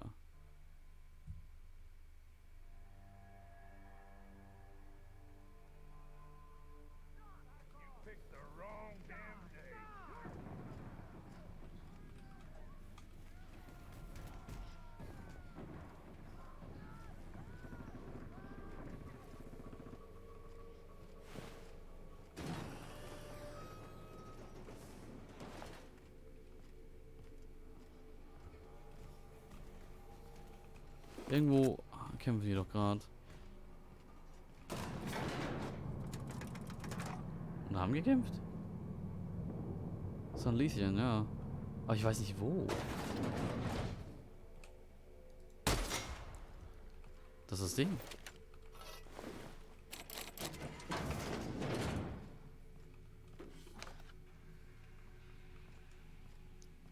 Weil eigentlich hätten alle rausgehen sollen.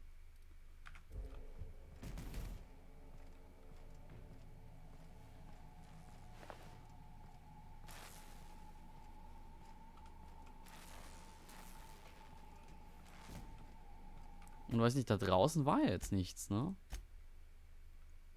Also was mich gerade ziemlich ankäst, ist, dass wir jetzt hier so super langsam in der Gegend rumeiern, weil wir gerade überlastet sind. Warte mal, wir machen es jetzt. Hier, komm.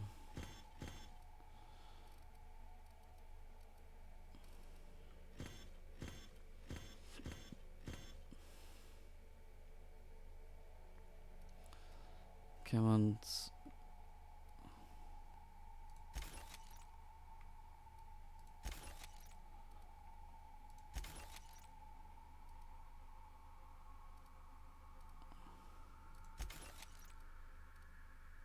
Okay, fast.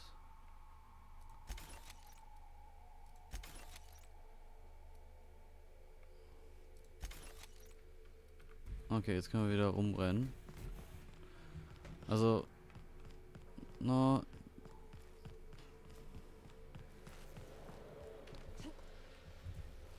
Hier drin sind die ja nicht mehr.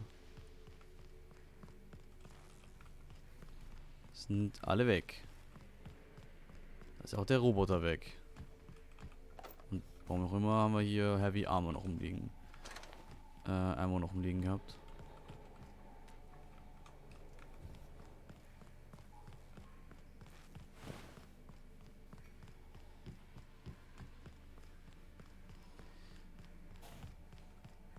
Ach ja, und übrigens, hallo San Lithium. Schön, dass du da bist. Wie geht's denn? Und wenn ich jetzt hier rausgehe?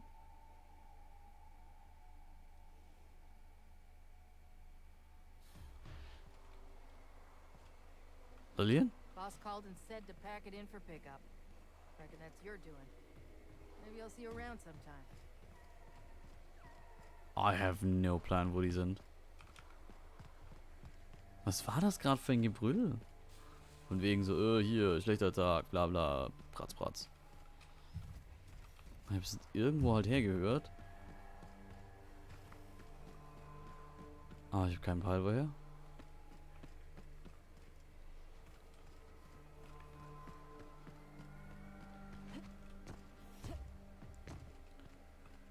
Und was mich etwas irritiert ist, dass ich anscheinend auch diese Mission mit dem Muttertier verkackt habe, weil ich es umgebracht habe, anstatt es zu betäuben. Das hätte ich eigentlich ganz gerne getan, aber da hatte ich es schon umgebracht, als ich es getan hatte. Oder als ich es hätte tun wollen. Ich weiß, wir könnten nochmal neu laden, aber das wäre schon viel, was wir da neu laden müssten. Egal, dann haben wir es jetzt halt, haben wir diese Mission halt verkackt. Egal, so. Genau, und jetzt gehen wir hier zu dieser Storage Facility. Wollen wir mal schnell rein.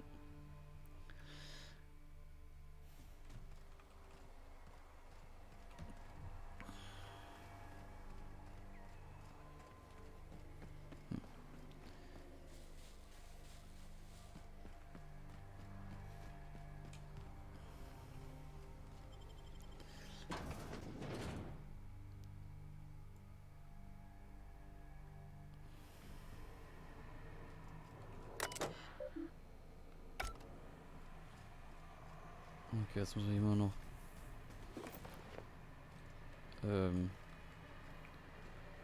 Hier. Gut.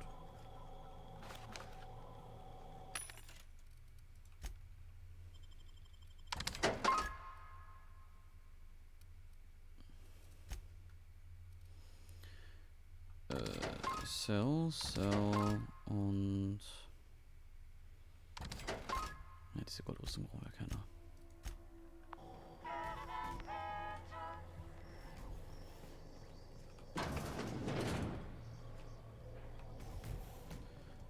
So, und jetzt nur noch die Frage, wo ist denn diese besondere Tür?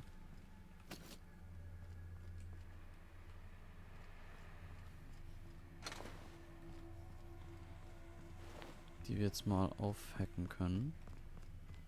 Nein, da geht's wieder raus. Oh, diese eine besondere Türe.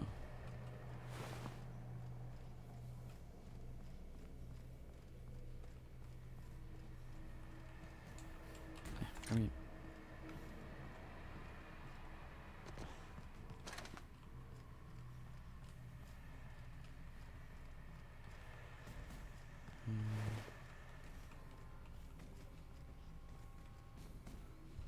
Was ist das dann? Das Scheiß hier noch mitnehmen.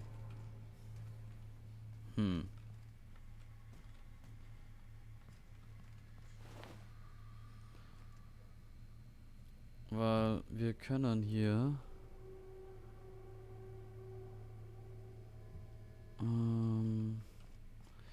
hier irgendwo sollte noch eine versperrte Tür sein. Mit einer Zahlenkombi verschlossen. Und da sollte die 1244, die wir vorhin herausgefunden haben, eigentlich die Zahlenkombination dafür sein.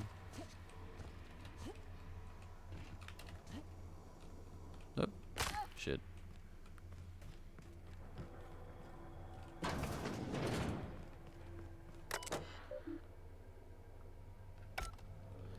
Warte mal, hier. Hier soll das sein. Das ist die Armory.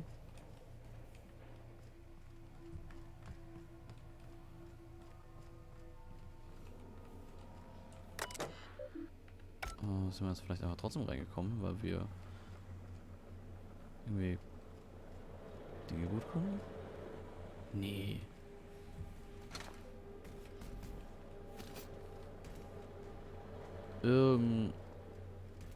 Irgendwo mache ich gerade Dinge falsch. Irgendwo finde ich gerade Dinge nicht. Wo ist das denn? Irgendwas hier hätte einen Zahlenschluss haben sollen.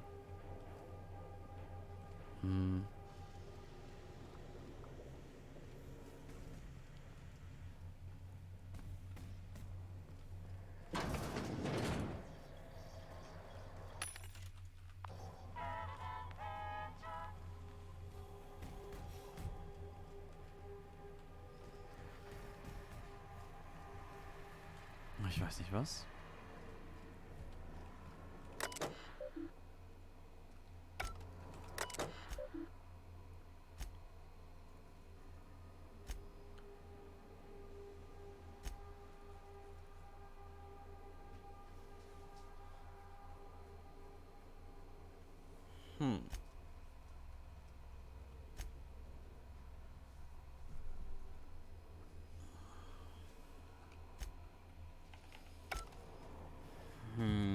Seltsam.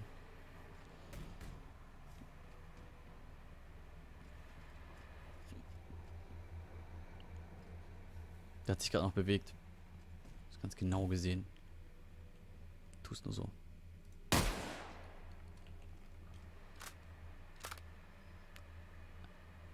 Was ist gerade gestreckt? Warte mal, was kann ich jetzt so Sam noch reden? Dust accumulation analysis. 2.5 years. Okay. Ärgerlich.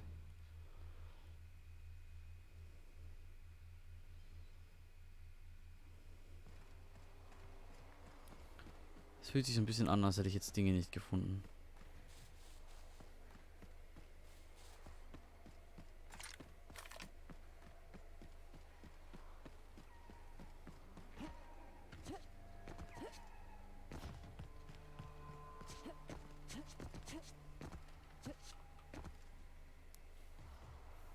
Ich muss sagen, ich finde diesen Gedanken nicht so super.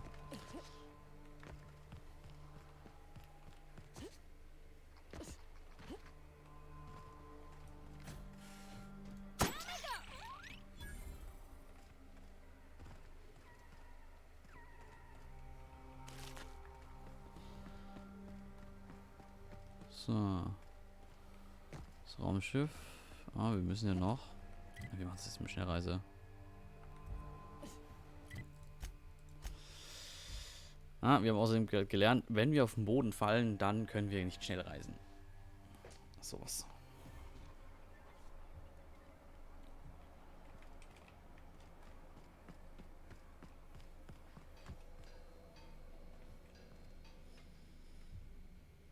Oh, hello.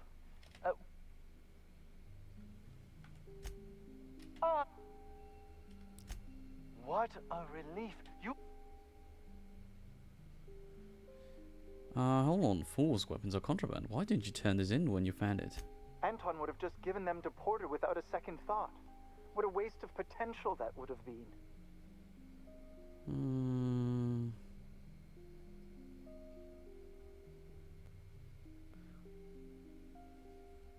What's your secretly worth, I wonder? I see. A proper shakedown. I might have known not to trust a common thug. So be it. I'll buy them off of you. Aww. Decrease tatsächlich. I might have guessed. Such are the risks when hiring mercenaries. Very well. Without those schematics, I'll never be able to repair the... Well, it's not like I have a choice in the matter. Here, now leave, and see that I am never again insulted by your presence. Ich kann diese Pistole jetzt aber vermutlich mit irgendwem reparieren lassen. Von irgendwem reparieren lassen. Pavati? Yeah. Ah, schade. Schade, schade, schade.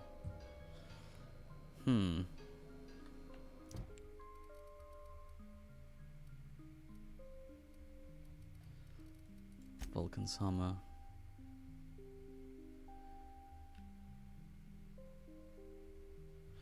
Interessant, ich hätte jetzt eher erwartet, dass wenn ich das dann für mich behalte, dass ich dann... die Waffe... Also, dass ich da diese Waffe bekomme und nicht die Mission faile wird. Ach.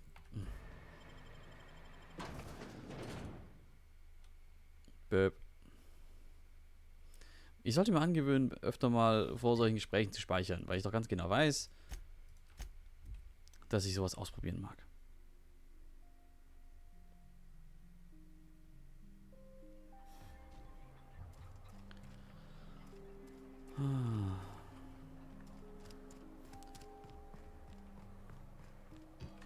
Ich muss auch sagen, ich fühle mich ein wenig schlecht, dass ich diese Cassandra angelogen habe. Und eigentlich sind wir ein guter Charakter. Why do you seem familiar? Have we met?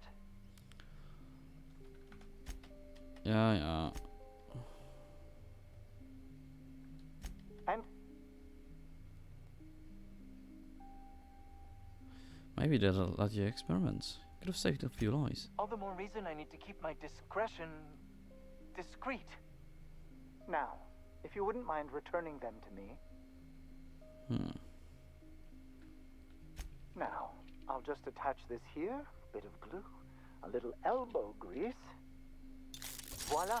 I can finally call this little side project complete. Thank the law. Oh. I can't be caught with this. You take it. If R&D buys the schematics from me, perhaps I'll get you the first model, hot off the presses. I'll, call you? Yes, I'll call you. Interessant. Die haben sie aber jetzt einfach so bekommen. Interessant. Das hatte ich jetzt nicht erwartet. 220 macht die jetzt Schaden.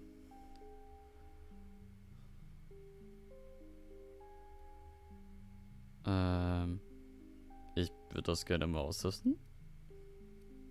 Also, wenn ich Glück habe, hat die auch so einen Charge-Up-Effekt. Ja.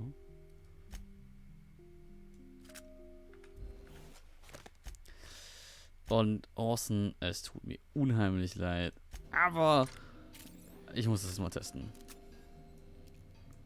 Unit is clear and ready to kill germs. Das war jetzt irgendwie underwhelming.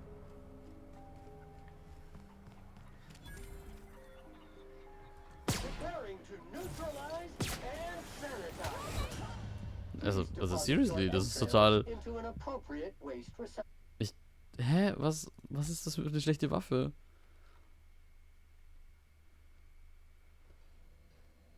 Ich meine, hä? Ich hätte jetzt erwartet, dass das hier voll den Rabatz macht.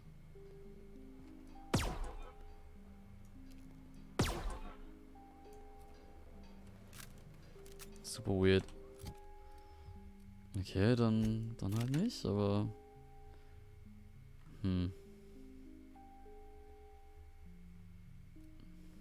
Warte mal, wir können wir hier an dem Ding hier alles reparieren.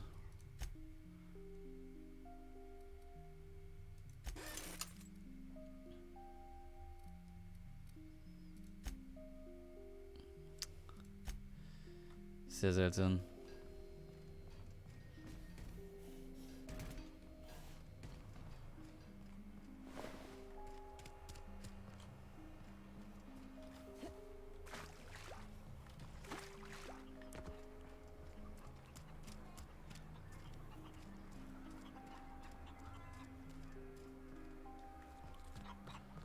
Das sind Hühner.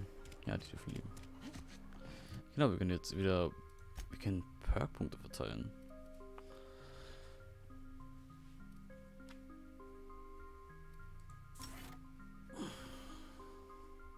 Okay, warte mal. Wie viele... Gut. Wir haben gerade 180. Wenn wir jetzt Horde aktivieren... sind wir plötzlich bei 118.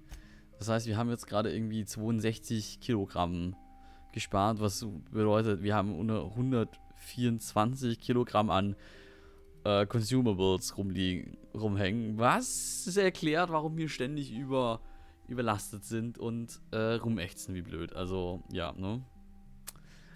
Das erklärt einiges. Ich glaube, es gibt einen Grund, warum dieses Perk Hoarder-Perk heißt. Oh Mann, ey. So.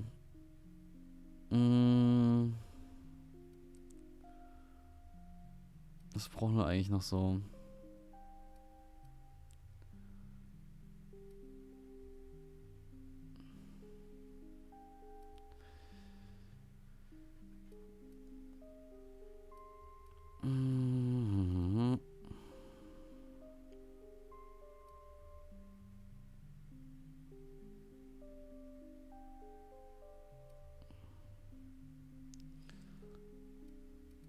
Könnten...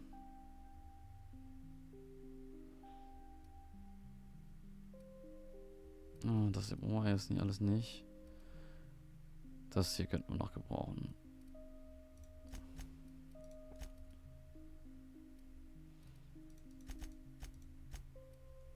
So, und dann kriegen wir das.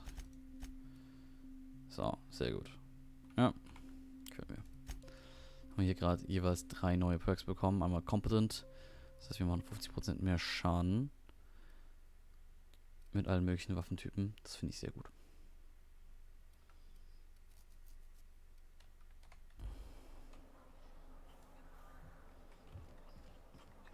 Ja, was ist das dann? Examen. Achso, das kennen wir schon. Plakat hätten wir mal wie mitbringen können. Move along. So.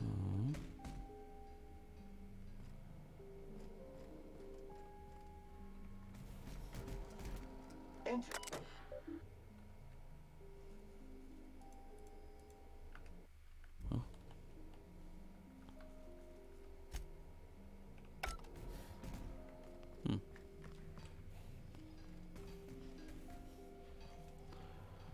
Workbench brauchen wir nicht. Könnten wir hier Unfug verkaufen. Haben wir schon getan.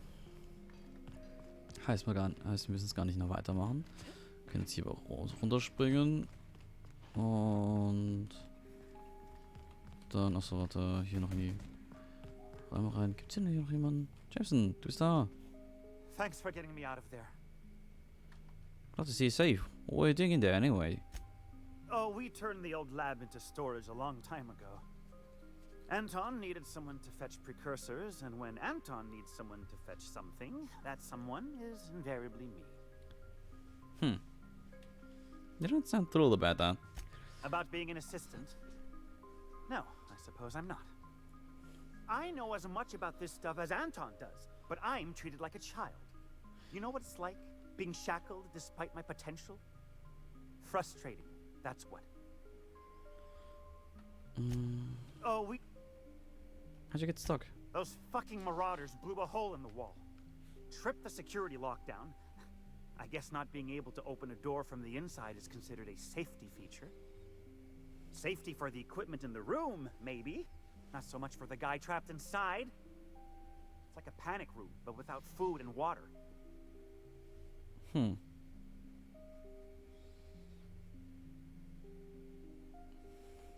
It did keep the Raptidons out long enough for someone to find you. I'd have starved long before they got through. Point taken, though. Thanks again for the help.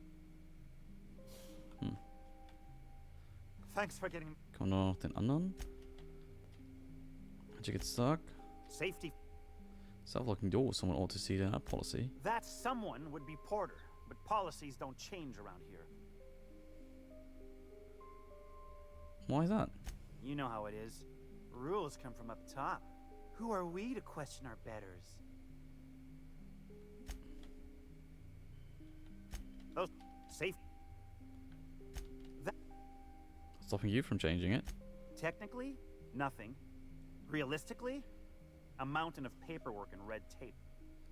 It's not worth the effort, especially when Porter could just hit a few buttons in his terminal and be done with it. Wo ist Porter? Vielleicht kann man noch mit ihm reden. Vielleicht ist es ja eine Quest. Porter, wo bist du? Ich habe ein paar Worte an dich. Nein, das ist Wallen. Wo ist Wallen? We are experiencing a security event, sir and/or madam. Please vacate the premises immediately and return to your domicile or designated workplace. I have a better idea. I'll start right here, and you'll answer my question. Think you can do that? Maybe. I don't know. All right. I'm new to this job. Super einfach. What do you do around here? I am not allowed to disclose the details of my contract. If you are unhappy with the quality of my work, please submit a complaint to Auntie Cleo's Department of Employee Conduct. Please remember that Auntie Cleo Pharmaceuticals is not responsible for any loss of life or grievous physical injury sustained while on company premises. Were you at the lab when the Marauders attacked? I have strict orders not to talk about anything that happens in a classified area. You said this place was a classified area. Roseway Lab is a highly classified facility. I am not allowed to confirm or deny its alleged existence. But you just did that. Never mind, I'm going to take a look around. Well then, du bist nicht mehr hilfreich. So, jetzt lassen wir nach Porter schauen.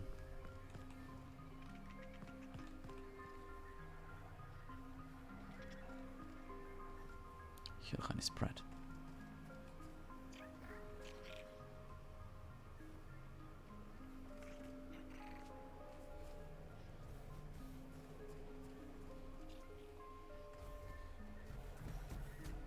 Ich kann sich leider diesem hohen Gras sehr gut tarnen.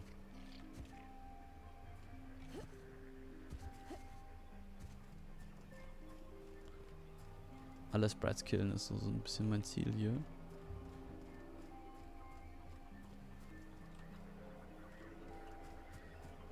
Ich weiß nicht, ob ich das jemals schaffen werde. Nein. Ist schon tot. Naja. Damn right we left the lab. What's left there that's worth dying for? You let them get away. Worthless, the lot of you. Well, you get what you pay for, don't you? Doc Crane better get over himself. Dude, Lass mich. Still a lot of raptidons out there. We'll take care of them. Ich will mit dir reden. Probably gonna get fired. You know that, yeah? Doc Crane better get over himself. Okay, vielleicht muss ich zuerst mit dem Anton reden. Du Lappen. That no-account fool Porter and his crew are even more worthless than I could have imagined. They've abandoned their posts. This is madness.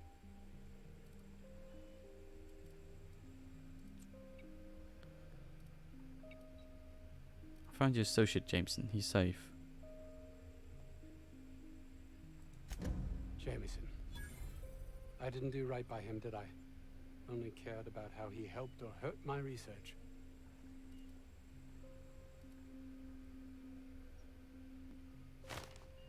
You really didn't care about him at all, did you? It's all about your ambition. You understand nothing. Me least of all. Oh, but I do. I believe. Do you care? But it's your guilt. Deep down, you know you don't. That's not true. I'm a man of great caring. Mm-hmm. But paperwork and demerits. If you won't admit your shot to me, at least admit it to yourself. I'd never own up to that, though it be true. It's this place, this colony. You can see that, can't you? I need to get to Byzantium. It's the only place life can have meaning. Das kann's auch hier draußen. I suppose you've earned it.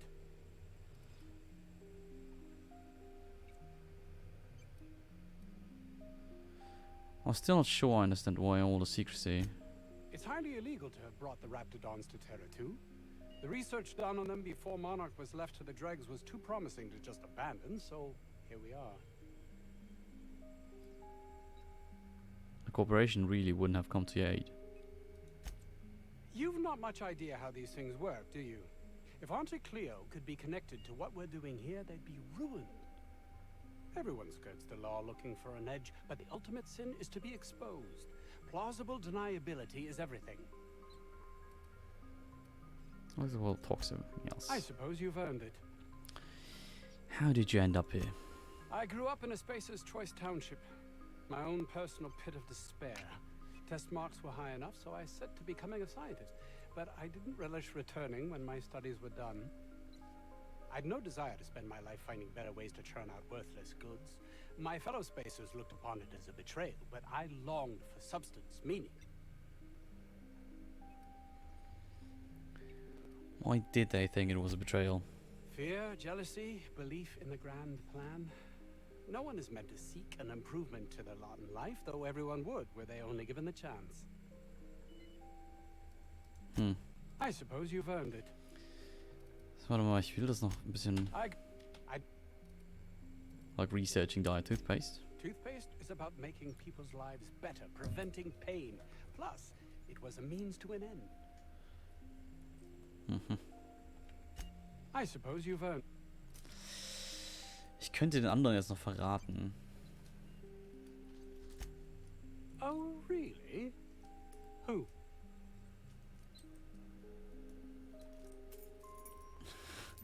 Wir können jetzt beide verraten. Sehr cool. Ich frage mich nur, warum ich das ihm erzählen sollte. Er ist ein Arsch. So, wir speichern jetzt erstmal. Oh. As if my thoughts weren't dark.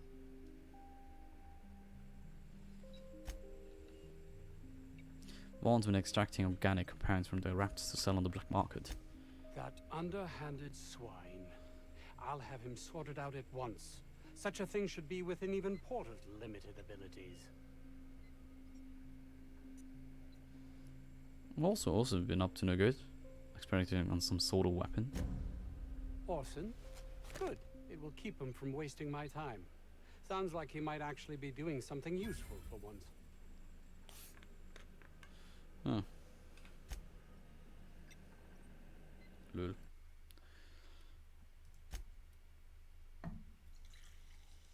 Nö, aber ich will die beiden eigentlich nicht an ihn verraten. Nicht an ihn. Er ist so ein Arsch. Aber ich wollte zumindest wissen, was er dazu sagt.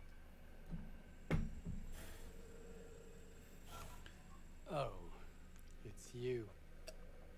As if my thoughts weren't dark. I've convinced outlaws that staying would be hazardous to their health. My research? Please tell me you've recovered it. I've not. That's all manner of distressing. There truly is nothing left for me. I suppose we're finished here. You'll never get to Byzantium now. I suppose you're correct. My life will just continue, existence without meaning. Even if you made it, you still wouldn't be meaningless. Meine Fresse, ich glaube, ich weiß, was gerade hier passiert. You're right. And what's worse, I've always known it. But there's nothing to be done. This is the life I've made for myself. Ich will gerade wissen, ob das jetzt wirklich... Not just for you, I hope everyone who died for your damn toothpaste can't haunt you for the rest of it.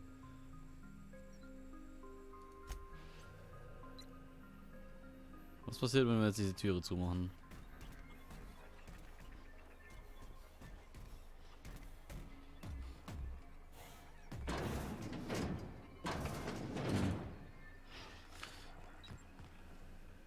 Please, just leave.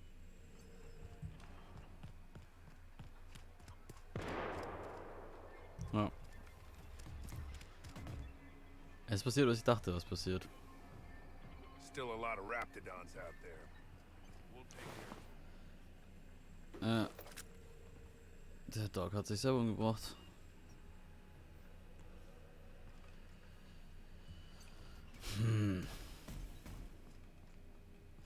Es fühlt sich auch nicht richtig an.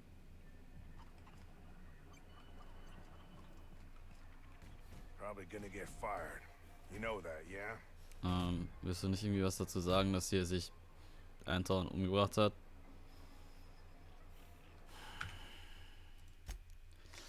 Kommen wir irgendwie drum herum, dass der Typ sich umbringt. Also, warte, da nicht, weil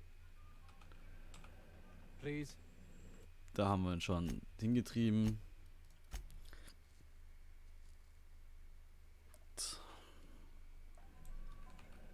Oh.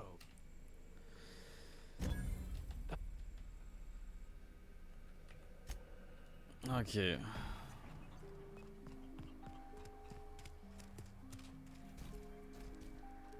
Okay, er bringt sich wenigstens nicht um. Still a lot of raptidons out there. We'll take care of them. Please.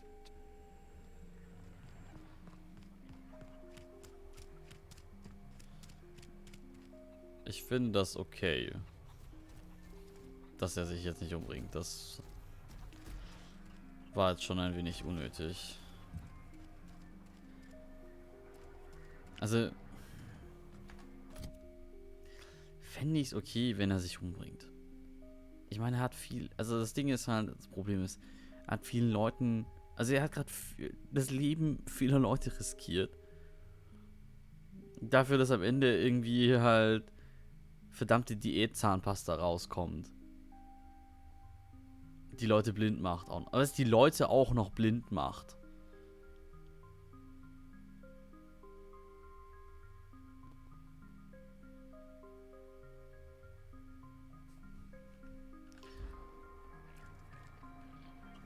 Was passiert eigentlich, wenn wir ihn umbringen?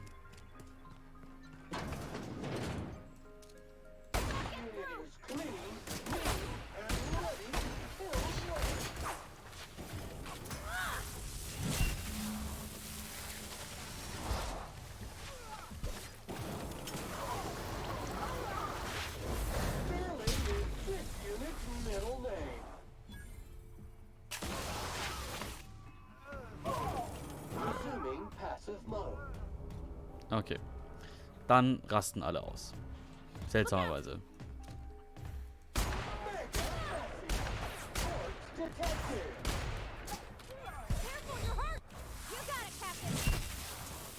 Okay, nein, wir fangen das jetzt nicht. Machen das jetzt nicht weiter.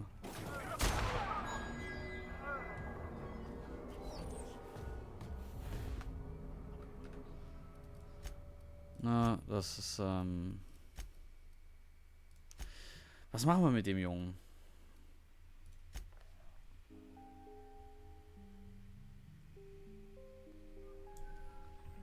Wir reden erstmal mit Vaughn. So.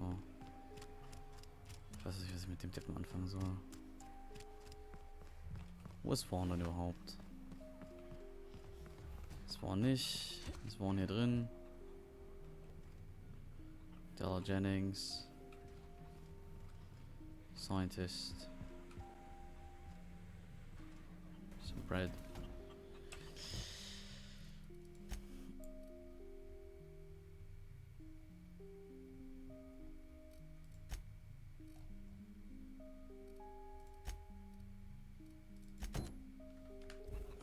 Machen wir doch mal das hier so. Finden wir Vaughn da hinten erstmal mal.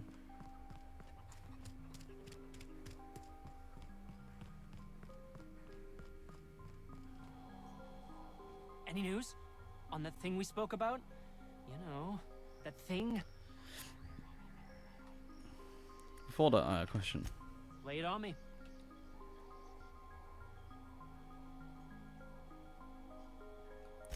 It was like that when we got here. I heard it had been shut down for... Ask Dr. Crane. All I know is mostly they're leptin analogs. Raptidons have 4 different varieties. Concentrations vary. Raptons regulate hunger. Sound like that. Can't hardly imagine having so much food you'd have to trick yourself into not eating it. As little as possible. I mean, yeah. I'm staff. Want...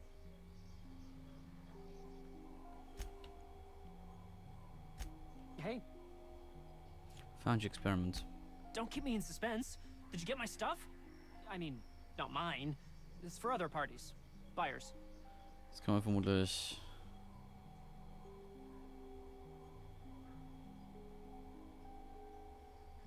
If you'd set your equipment up properly, it would have yielded more. I'll remember that. I'm not the greatest technician. Und It's gonna make me hallo. so popular. I mean with the people who buy it, not by using it. Because I'm not. Mhm. Ah, yeah, great. You mentioned... Of course not. Take this. You earned it. If you run into me again after all this is over, maybe I'll have more. Pleasure doing business with you. Okay.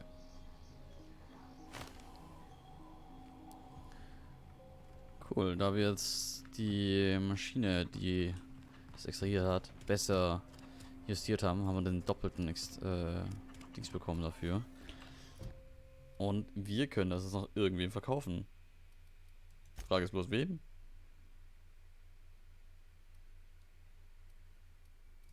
Aber ja.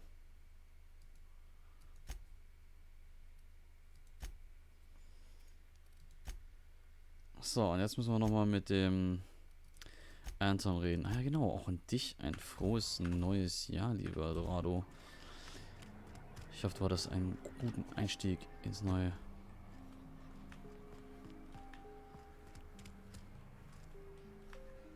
Berg, bist du eigentlich?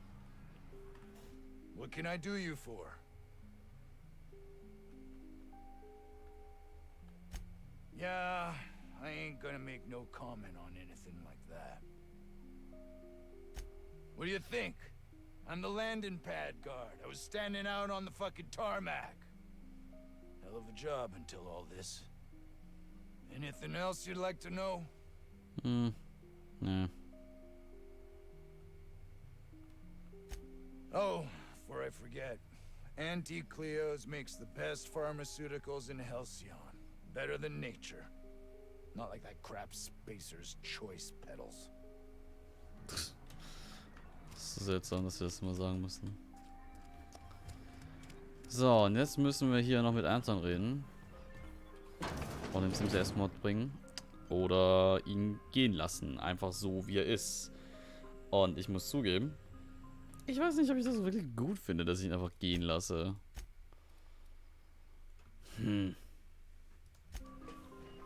Weiß nicht, er ist nämlich schon ein ziemliches Arschloch und hat dafür gesorgt, dass sehr viele Leute gestorben sind. Oh.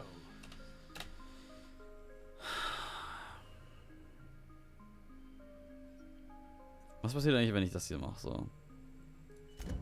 You can't possibly understand the magnitude of this decision. Auntie Cleo will have my head. Leave me be. There's nothing left to be done here. Okay, dann kriege ich nur Negativpunkte. Das finde ich auch nicht gut.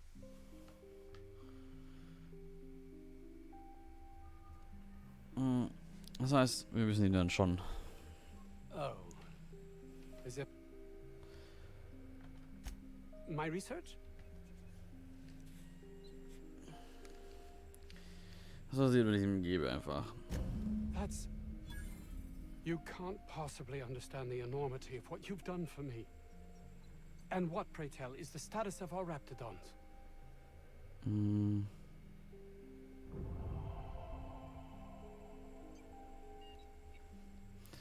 I guess the young beast were forced to kill their mother. That complicates the equation somewhat. No matter, I have the research. Excellent. If we're done here, I'd like to get back to work. You understand?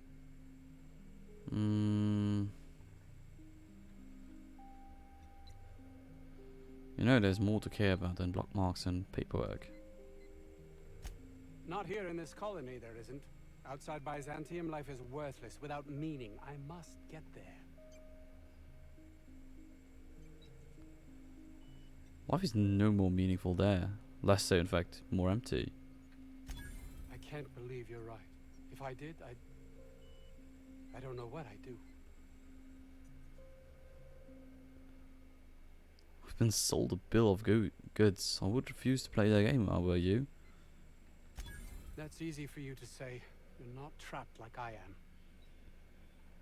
Who's keeping you trapped? I honestly don't know. You should think about it.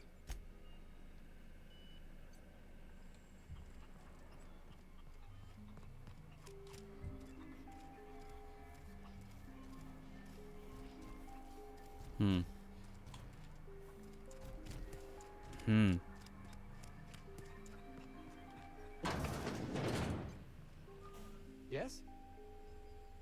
I had some questions. Bin unglücklich damit.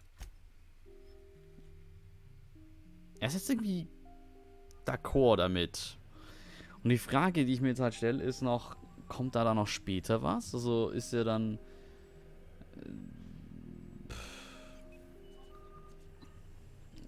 wenn wir ihn jetzt davon überzeugen, dass das jetzt halt alles hier scheiße ist, kommt dann später nochmal was, obwohl wir ihm die Research-Daten gegeben haben. Das würde mich jetzt irgendwie so interessieren. Weiß es gerade zufälligerweise wer im Chat?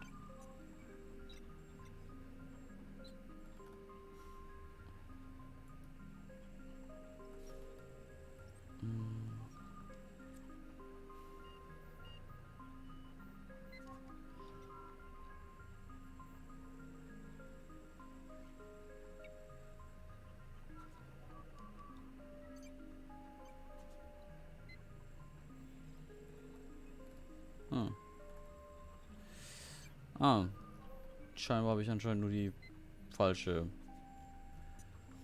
Dings gewählt, um ihn dazu bringen, sich umzubringen, obwohl ich ihm die Research-Daten gebe. Ich meine, das war ja schon ein bisschen so mein Ziel, weil er so scheiße ist. Oh.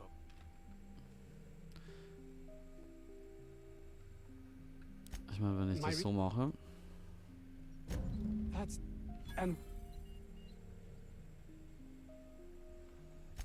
that... no matter... Excellent.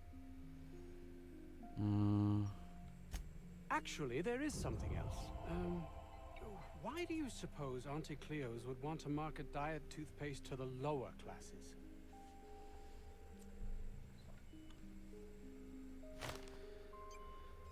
I believe it has something to do with reducing food requirements and thereby lowering costs. Yes, but that doesn't quite ring true. There's something amiss here. It nags at me like a sore tooth, but I can't for the life of me figure out why.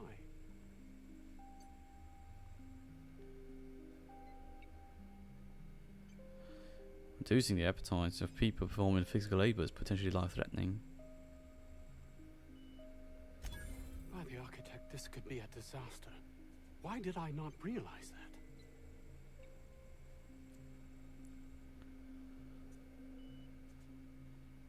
Your only interest was in your research and your life. To hell with everyone else. I would love to argue with you, but I fear you are correct. All I cared about before was Byzantium. I believed getting there was everything, that my life would finally have meaning.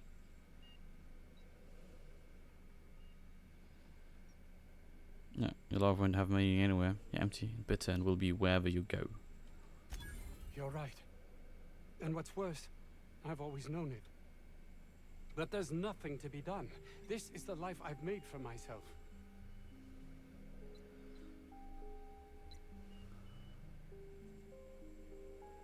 Not just for you. I hope everyone who died for your damn toothpaste haunts you for the rest of it.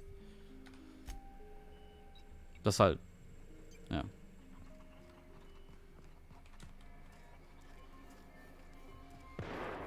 Ach, das ist ein bisschen schade. Dass man ihn da so wegglitschen sehen kann. Naja. Krasse Story so.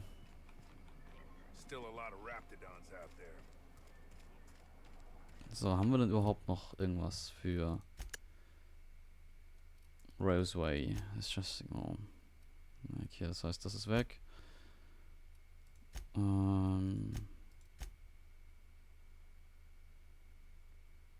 Still Bay. Okay.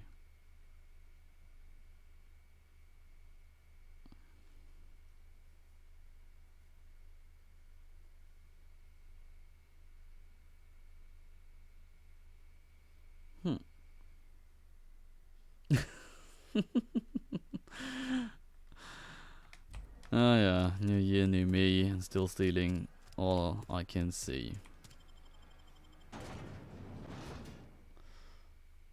Ach ja. Eldorado, wie war denn dein Neujahr? War's gut?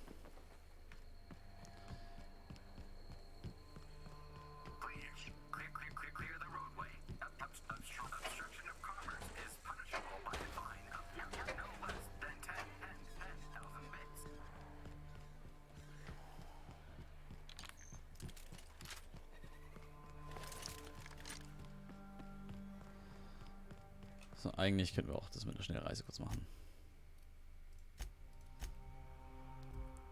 Mit der Familie gefeiert? Sehr schön. Nutzt ihr eigentlich noch Feuerwerk oder habt ihr dem jetzt auch dann... Crew members Ellie and Max are engaged in a heated discussion in the kitchen. Sowas. Hi. Hey, Max. What? You really think we all have a purpose? That everything happens for a reason? It's not really that simple, but yes, fine. Anything else? If that's the case, is it my purpose to annoy you, or yours to be annoyed by me? Go away. You can't deny fate, Vicar.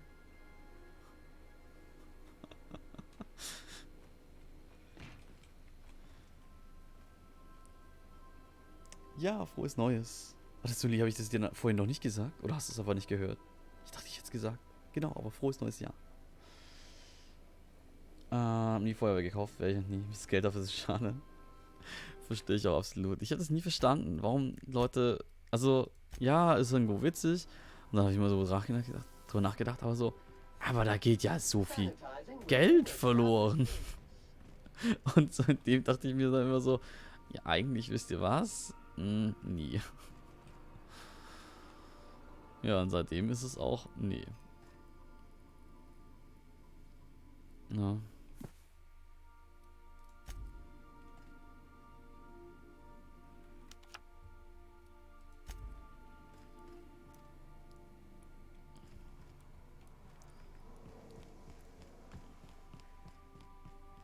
Ach so. Ah, das kann auch sein.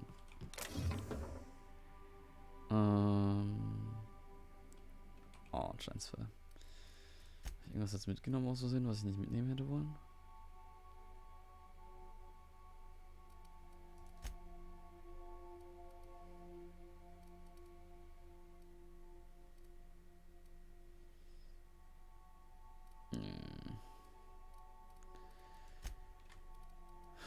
Researcher, Scrub, Curse, Burn, Duration. Store. Brauch ich nicht.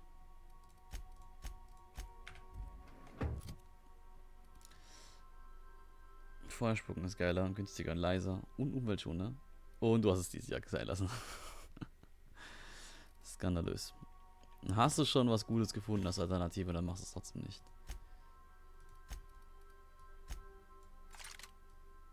Das ist ein cooles Gewehr.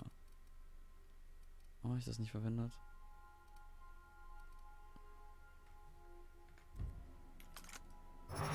Oh, oh. Ja, jetzt ernsthaft mal. Warum habe ich diese Schrotflinte nicht früher verwendet? Das sieht sehr nice aus.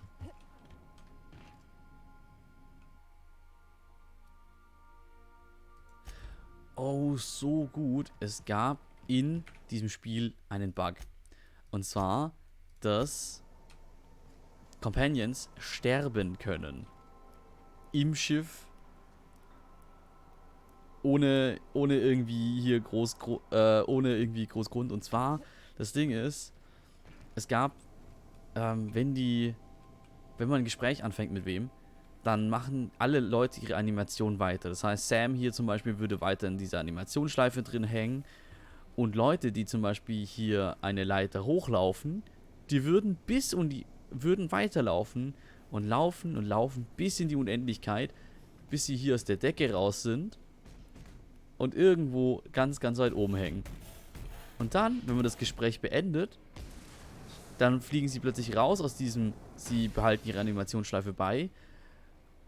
Und Personen da oben, die dann da oben in der Luft hängen, die würden halt dann plötzlich der Gravitation wieder folgen und halt außen auf dem Schiff aufschlagen und sterben durch die Gravitation. Und damit wäre ihre Quest zum Beispiel gefailt. Und ja, das ist ein sehr, sehr witziger Bug, der einfach passiert ist, den aber keiner erwartet hatte. Und ja, die Mütze ist super süß. So, aber wir müssen jetzt weiter hier. Genau, wir müssen mal zur Groundbreaker. We've arrived at the Groundbreaker. Alright.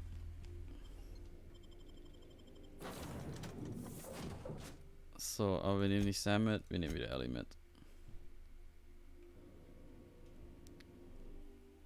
Vor allem den zu finden ist super, super schwierig.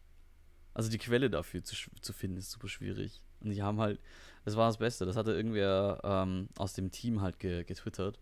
Die gesamte Geschichte, was sie gefunden haben. Take real good care of your pistol, Dr. Fenhill. I oughta. It's kept me alive this long. I mean, you treat it nice. Makes me happy to see, because I feel the same way about my wrench. Look, it's a tool that does a job. Feelings got nothing to do with it. Oh. Ach, die Papa, die ist so knuffig. Die ist so knuffig.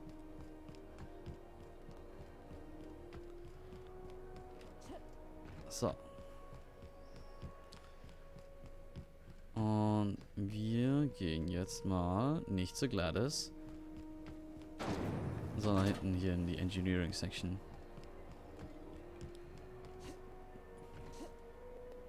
Mal eben Pavatis Freundin besuchen. Also noch nicht Freundin, aber bald Freundin.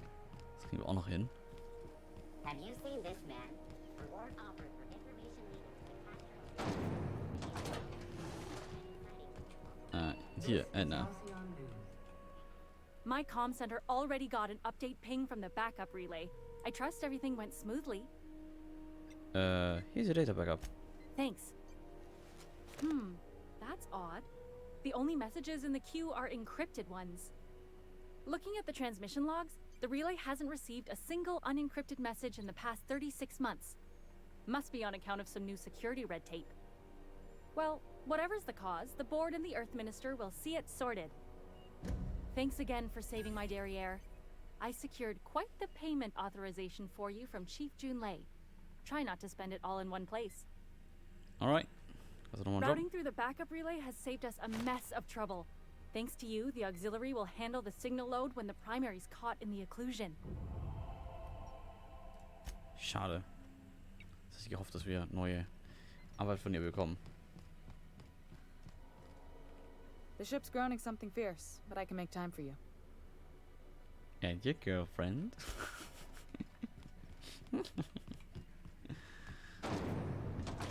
Ah, ja.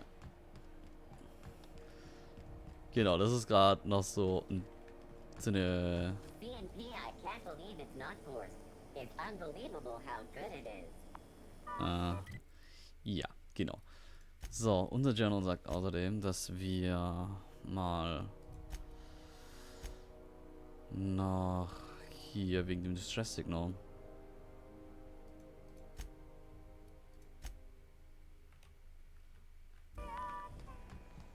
mit der Gladys reden sollten. Ist das hier? Nö, noch hier. Over here.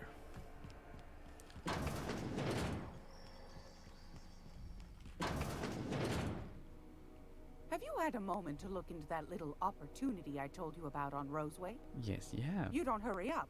Someone will get to snooping around there before you do. You know, I did it. What's that? Speak up now. About those secrets you asked me to look for. What'd you turn up? Plenty. I acquired some research on Raptidon Musk. Interested? Pardon me, sweetheart. My old ears must have misheard you. Did you say Raptidon? Gracious. Someone must have hauled them off Monarch. Naughty, naughty. A couple of folks around here might pay a fair few bits for this. Might even be able to start a bidding war. I found a toothpaste formula, but then I unfound it. Well, that's just swell, sweetheart. Good for you. I found a prototype weapon schematic from Force, but I lost it. Bless your slippery little fingers. Isn't that just a shame? Prototype schematics go for a fair handful of bits around here. Oh, persuade 100. I think that's it. Are you positive? Honest to goodness? Certain there's nothing left. Can't say I wasn't hoping for more, but I suppose it can't be helped. Law bless you for doing the legwork, sweetie. Don't forget your pal Gladys now. You can come visit anytime. Aha, und jetzt muss ich den Nervkey trotzdem kaufen. Vermutlich, wenn ich ihr die Formula gegeben hätte, dann hätte ich das Ding von ihr bekommen können. Okay, resume. Oh.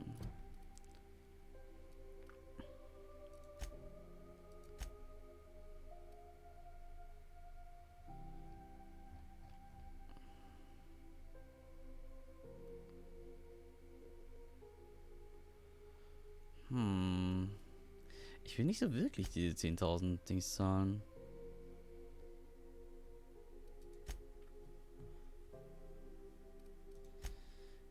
Wie viel Credits habe ich denn? 52.000. Okay. Vielleicht könnte ich es ja auch trotzdem tun. Weil es ist jetzt nicht so, dass ich nicht genügend Geld hätte. Und ich glaube, es gibt XP. It's almost time for today's episode of... Fantastic. Do be careful with it, dear, as these keys tend to be a tad hard to acquire. You should have a chat with Lilia Hagen in the sublight offices. She's a dear. You'll love her. Now, was there anything else? 38.400 XP. Ich würde sagen, damit habe ich meine 10k gut ausgegeben. Level up. Ja, wunderbar.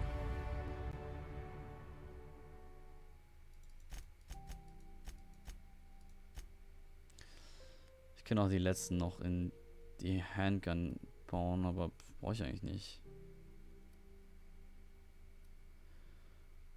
Mhm.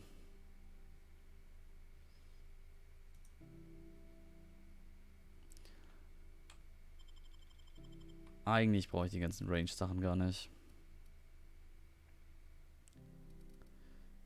Was ich aber brauchen könnte, sind gerade so Persuade-Sachen.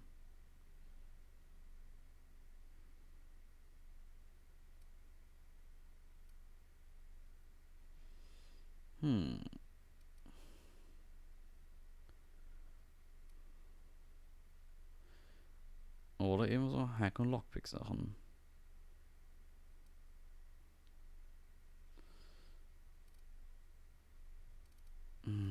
Medical Science und Engineering wären gut.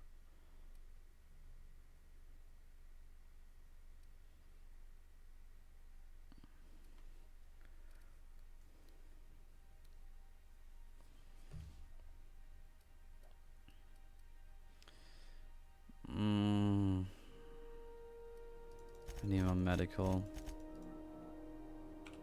Neu. I'm gonna be able to set foot on the whole of the planet. I know Monarch's a moon. I think it counts anyhow. As long as there's paying work, you can count me in. You sure have seen a lot of the colony, huh, Dr. Fenhill? Ellie. And sure, but most of it looks the same from inside a ship. Sorry, Dr. Ellie. Still, though, don't you find it thrilling?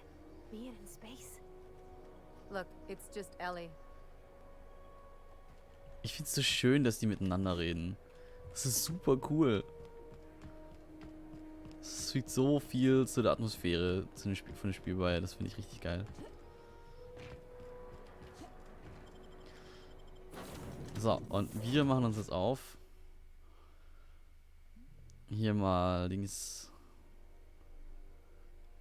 der Pavati zu dem Glück zu verhelfen, ne? Sam, I must confess, I have not been cleaned for far too long. You're sure this will... Oh, yes. That's the spot exactly. Why, I didn't expect you to be so thorough. I am ashamed to admit. Oh, Captain, there you are. Pardon, but perhaps you could afford us some privacy, please? Status report. 13 jobs scheduled for area maintenance. Okay, wir gehen mal kurz eine Runde, damit die ihren Job zu Ende machen können. Ist das nicht... Ach Gott. Kann ich noch mit was mit dir reden? Sometimes I can hear Vickers saying prayers to himself. Sometimes I hear him cussing about tossball scores.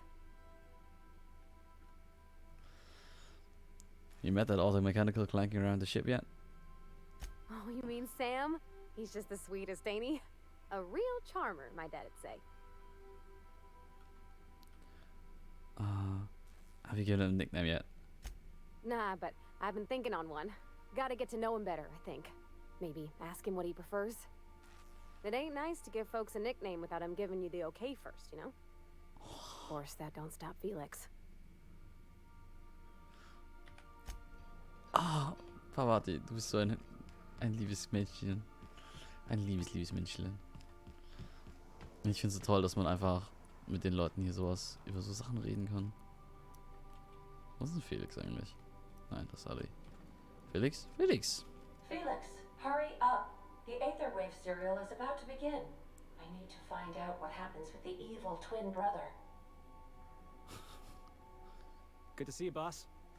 Ah ja. Something on your mind?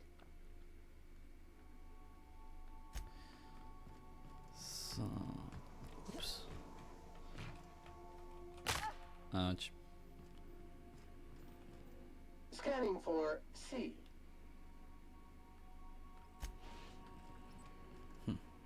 Welcome back, Captain. How can I be? From 4. Forgive me, Captain. I would rather not discuss Alex Hawthorne today. I am feeling discombobulated. Was there another topic on your mind?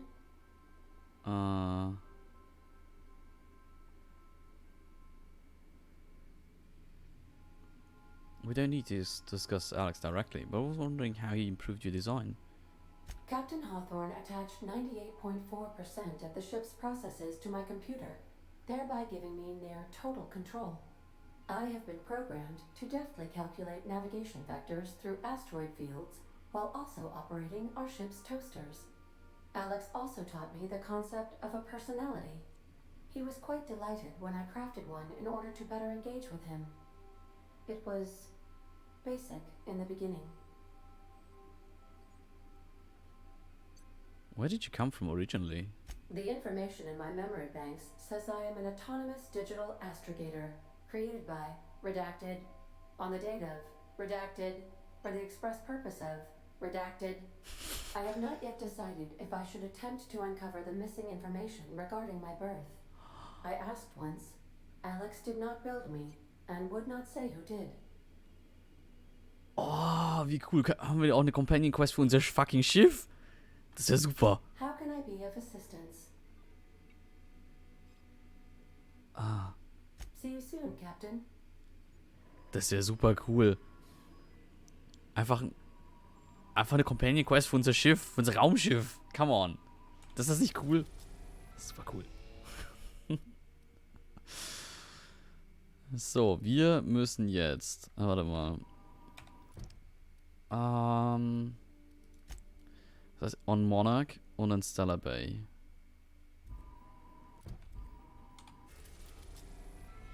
Das heißt, wir fliegen jetzt nach Monarch und landen hier. We're now in orbit above Stellar Bay, Captain. Awesome.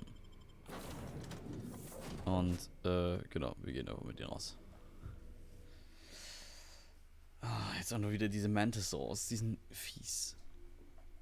Die sind super fies. Ich finde super witzig, dass es jetzt total Bums ist, dass wir eigentlich gerade die Hope retten wollen. Und wir uns eigentlich nur darum kümmern, dass wir jetzt hier mit den Pavati hier diese Freunde besorgen. Ich find's witzig.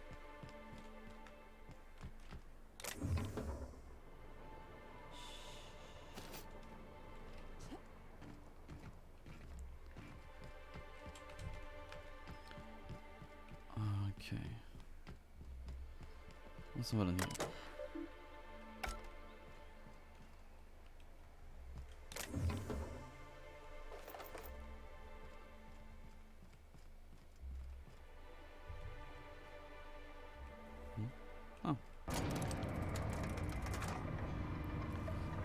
So, genau. Wir können jetzt mal Don't Bite the Sun.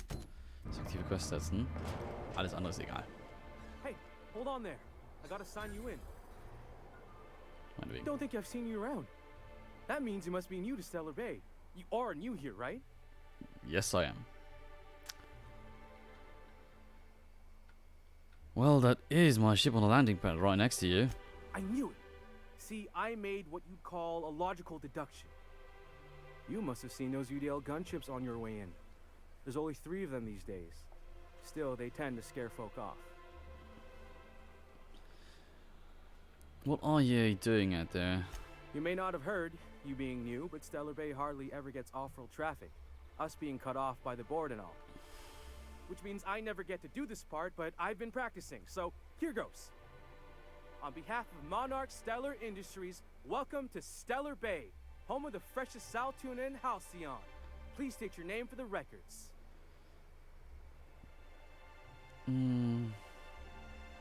Captain Tartarana. Swell. There's one for the logs. I'm even gonna give you your own entry code. I'm not supposed to do that. It's against procedure, but Mr. Sanjar isn't so strict about the rules here. Besides, I got a lot of empty entries to fill.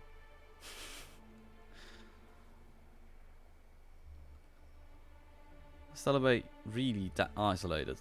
We don't get ship traffic in town. Only off-worlders who do make it out here are sublight. They got a base in Fallbrook.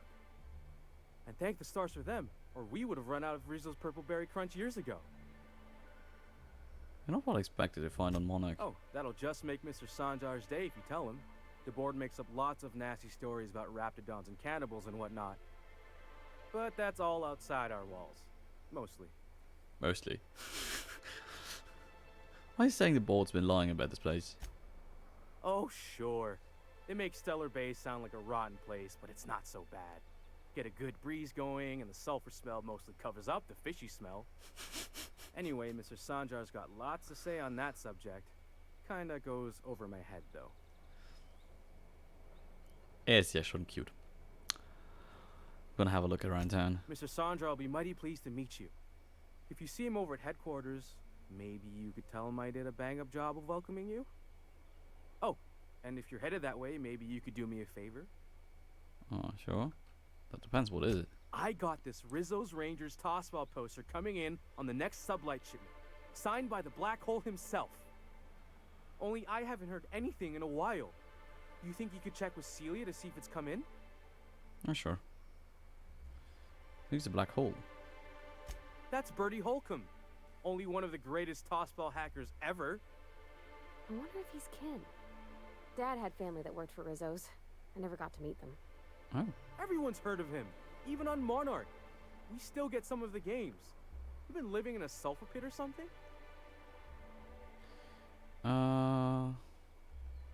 But why is he called the Black Hole? On account of him being the best hacker who ever played. Nothing gets by him. He sucks up every ball that comes his way.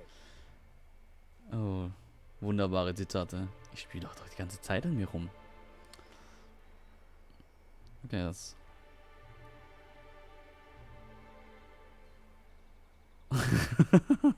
Maybe word that differently. Well, Holcomb's had a lot of nicknames over his career. Used to be the tallywhacker on account of what he'd do to the score. Before that, he was the slick stick, because his shots were always so smooth.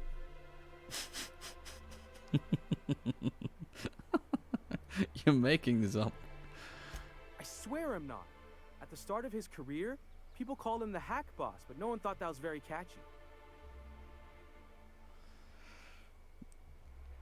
Sure, I can ask around. Virtue poster. Oh wait, this poster sounds pretty valuable. I couldn't really say, I'm just a fan of the game. But the fancy collector types say the more people see these things, the less valuable they are. And I figure my poster's been passed around by more than a few people by now. Sure, I can ask about your poster. Thanks a bunch. Celia works for Mr. Sanjar in the MSI building next to the bar. She's always there, so you can't miss her. Okay. Der ist schon knuffig. Guck, hier liegt auch ein bisschen Purple Berry Crunch. Weiß gar nicht, was du hast.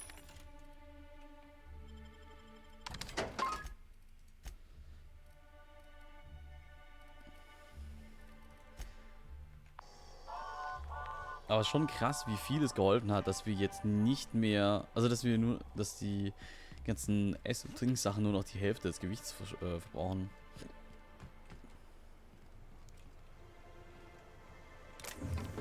Super viel geholfen. Niemand sieht mich. Lalala, lalalala.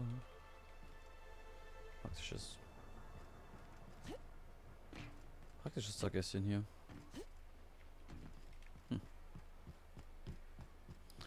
Schau, ich da später auch hinkomme. Worker. MSI Guard. MSI Guard. Necklace. Kann man hier finden. Bennett. The Yacht Club Vendors Cupboard. Laws. Can't a man enjoy the smooth menthol flavor of a Stogie Slim in peace? We got a lot of brass for man doing absolutely nothing. What I am doing, ma'am, is enjoying the moment. It's so rare that I can seize one apart from the jabbering masses of this wretched place. Er hat ja gute Laune. What are you talking about? This law's forgotten town. Cut off from the rest of the colony. removed from any culture.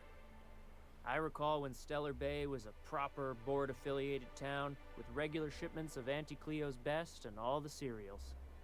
Before Sanjar took over MSI and got us all booted. But now you're free from the board. Yes, free to wallow in squalor together. Free to squabble with the iconoclasts over a raptidon-infested hellhole. Look, you're making me melancholy. Is there something you wanted? I'll leave you. Für irgendwas brauche ich den bestimmt später nochmal. Alright. So. Für die Leute, die übrigens auch noch Bohnen sammeln. Ihr könnt jetzt wieder mitkämpfen. Es gibt wieder Bohnen. Die Arena ist offen. Na ja, okay. And the little bastard's slippery, right? On account of its blood, so it's sliding all over the place, trying to crawl away. Getting so I can't tell the blood from the mud. But I gotta get in there, get right in that baby rap's stomach and dig it out.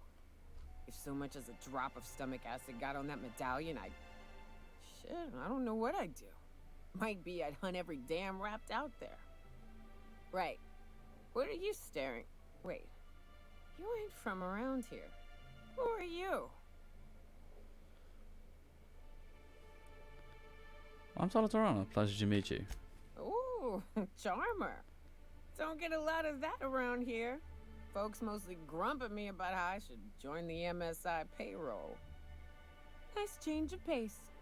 Buy me a drink, will you?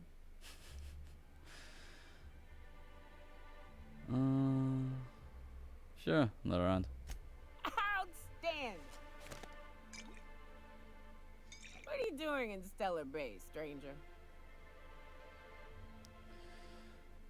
I told you can help me find an information broker. Well. Let's get down to brass nuts then, shall we? Wait, that ain't it. Brass rats? Let's talk business. I'm headed back out there after I sober up. You want a guide sooner than that? You'll have to get me something to clear my head. Sure, what do you need? Outstanding! Our dispensary here maintains a stock of, well, I don't rightly know what they are. Steroid or caffeine somethings? Pills. They're very good. I'm cut off for the month, on account of needing one just about every damn day. But I'm sure you've got your wily ways. Fetch me one and we'll be all set.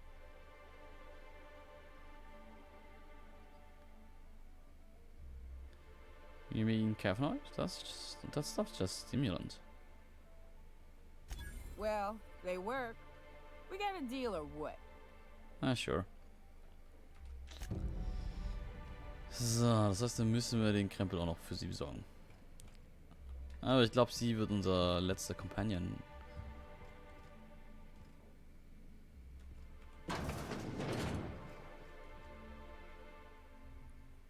Ich wollte gerade sagen, der Typ hier sieht einfach zu cool aus, dass er einfach nur ein Nobody ist.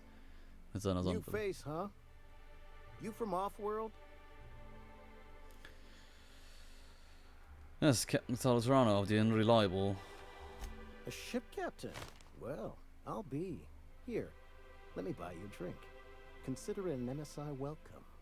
Why don't you grab a chair, sit a spell and revel with us? By the smell, he's been reveling enough for you both already. What are you celebrating? Me and my friends have taken our destiny into our own hands. We're untethered, free of responsibility and worldly cares. Well, as long as we don't run out of bits. But until the windfall's gone, we're riding high. See, we just walked out on our work. Had enough, we did. So now we're striking. Huh.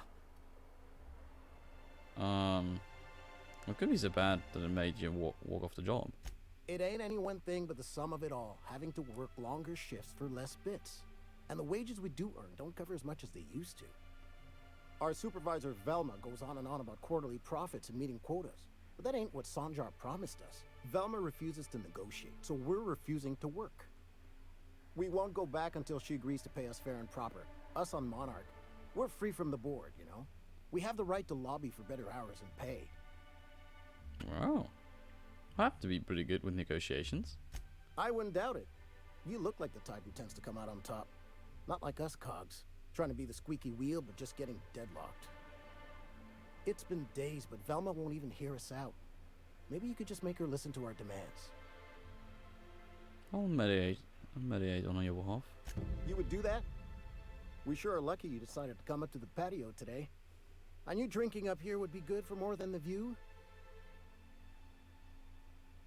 Sure thing. What did you want to...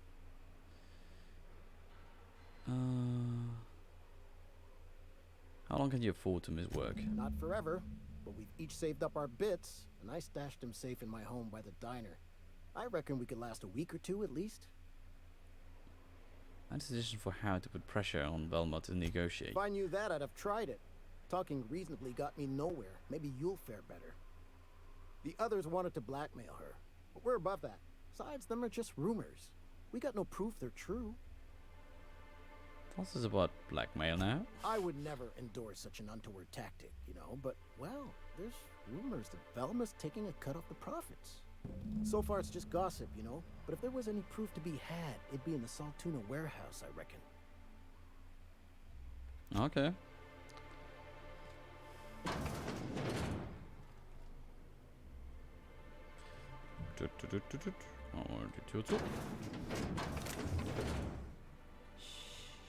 Ja, die scheiß Tür zu.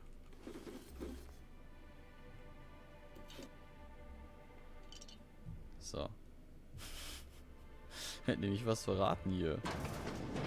Beiden. Ihr seid so schlecht im Tu nicht gut sein. Das ist nicht gut. Resident.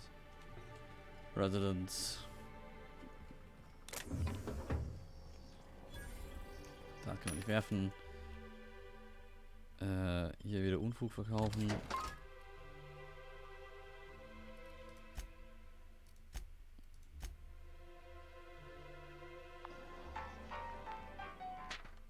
Several faces have been marked off right between the eyes. There were 4 of them. The rat was this big. Took it down with one shot. Buy me a drink. It's a bingo sheet.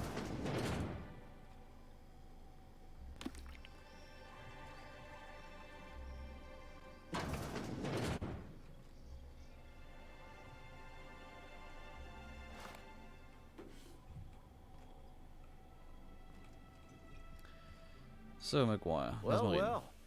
Isn't often we see new folk in Stellar Bay. First drink's on me, stranger. Cool. Thanks. Enjoy. If you plan on sitting through Nyoka's stories, you might could use a few. I could use a few and telling them myself. Now what can I do for you? How well do you know Nyoka? Anyone who spends any amount of time in this bar is bound to get to know Nyoka. On account of her being here so often herself. And I don't mean that unkindly. Anyone who's rid us of as many beasts as you have is entitled to a few drinks. Something else I can do for you? You said you're not used to seeing your face around here. Not since Amber Heights. These days we have more leaving than coming. Off to join the Iconoclasts or some such. What happened at Amber Heights? Bunch of marauders broke into the executive compound, slaughtered everyone. Corporations pulled out of Monarch not long after. I thought everyone knew. But then that was 10 years ago. Still feels fresh to us every time we look at our walls, though. What's this place called the Yacht Club? Thought it had a fancy ring to it. Name's the first advertising anyone sees, after all.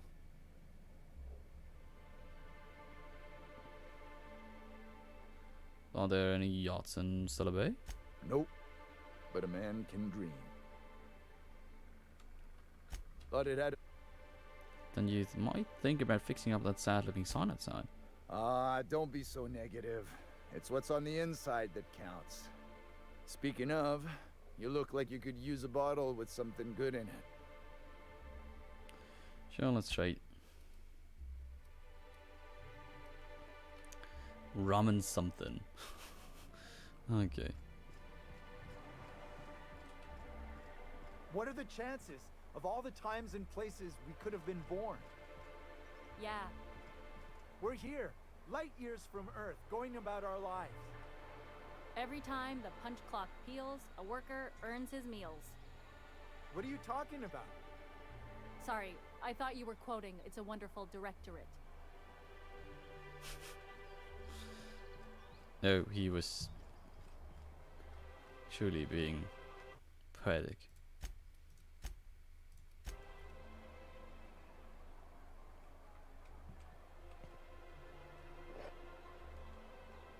No one saw me. You trying to get us all in trouble? What do you think you're doing? Nothing at all. Carry on. Carry on. Blöd. Ich lasse mich natürlich nicht beim Stehen erwischen. Niemals. Jedenfalls nicht on record. Deswegen müssen wir das jetzt. Take a hint.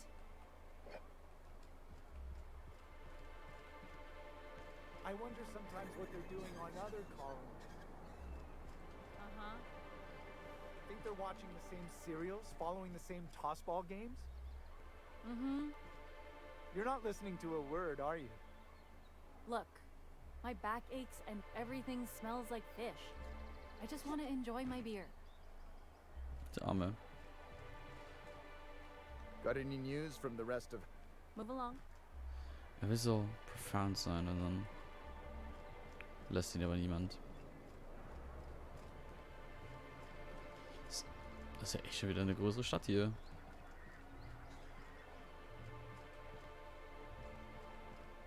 Wir werden uns jetzt mal hier rechts lang. Was ist das denn hier? Monarch Stella, okay. If you want to talk to the boss, she's in the back of the warehouse. Alright.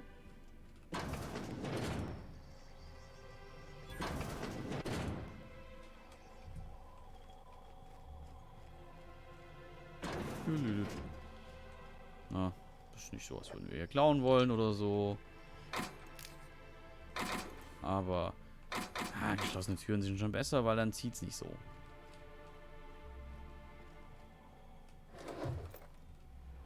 Ich schütze nicht Arsch. Eh schon nichts. Dann klauen wir noch eine ganz Krippe.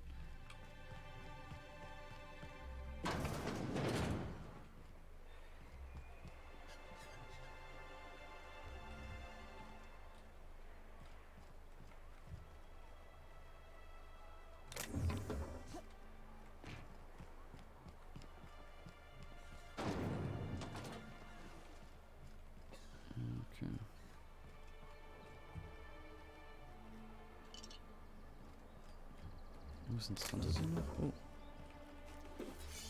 Naja, nicht wirklich interessant, aber interessanter.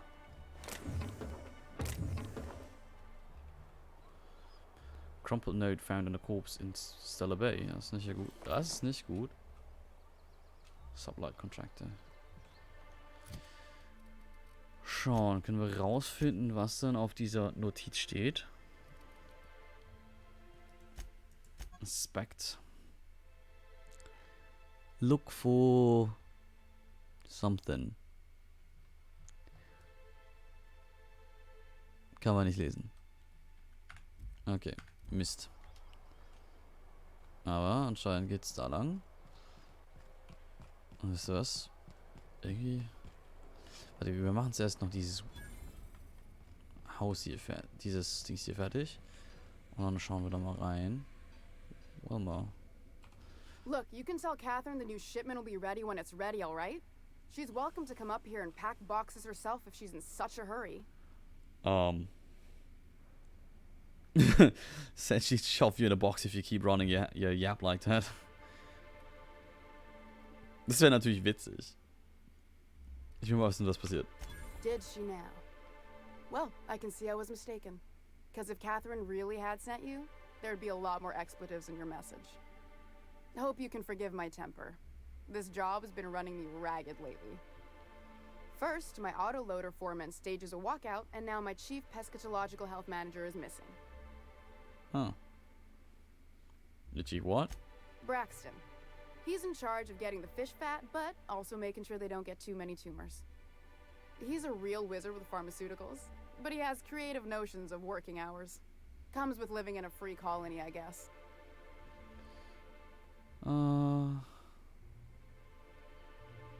you have rules about that sort of thing? We're not keen on rules for rules' sake around here. Means Braxton skips work sometimes, but it also means no company boss is telling me when I can take a shit. Since you don't seem to be constrained yourself, maybe you could check up on him. He lives in the apartments. Tell him Velma said to get his lazy ass down here, or she might start noticing those extra jugs he's been taking from supply. Something else on your mind?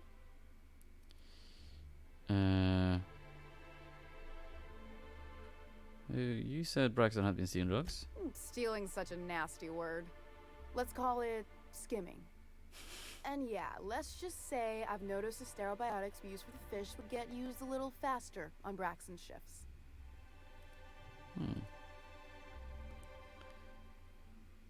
Hopefully nice of you not to say anything.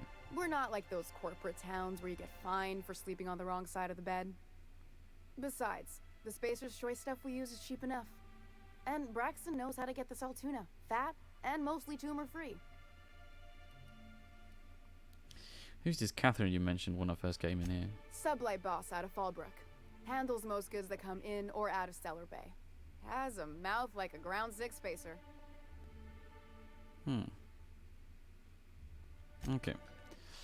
Jetzt will ich noch mal kurz speichern, bevor ich mit ihr über Caleb rede. I'd give you a friendlier welcome, but I'm up to my elbows in salt tuna guts. Lisa. Gosh, this old girl's in a rough way. Even old Bess in Edgewater was in better shape than this. Hey, you want to try running a cannery with obsolete machinery? You be my guest. Sorry, ma'am. I wasn't trying to be rude. It's Guten just Abend. your flanging apparatus isn't making a strong flange, so your sealer isn't sealing right, and... Oh, I see what you're saying. Huh.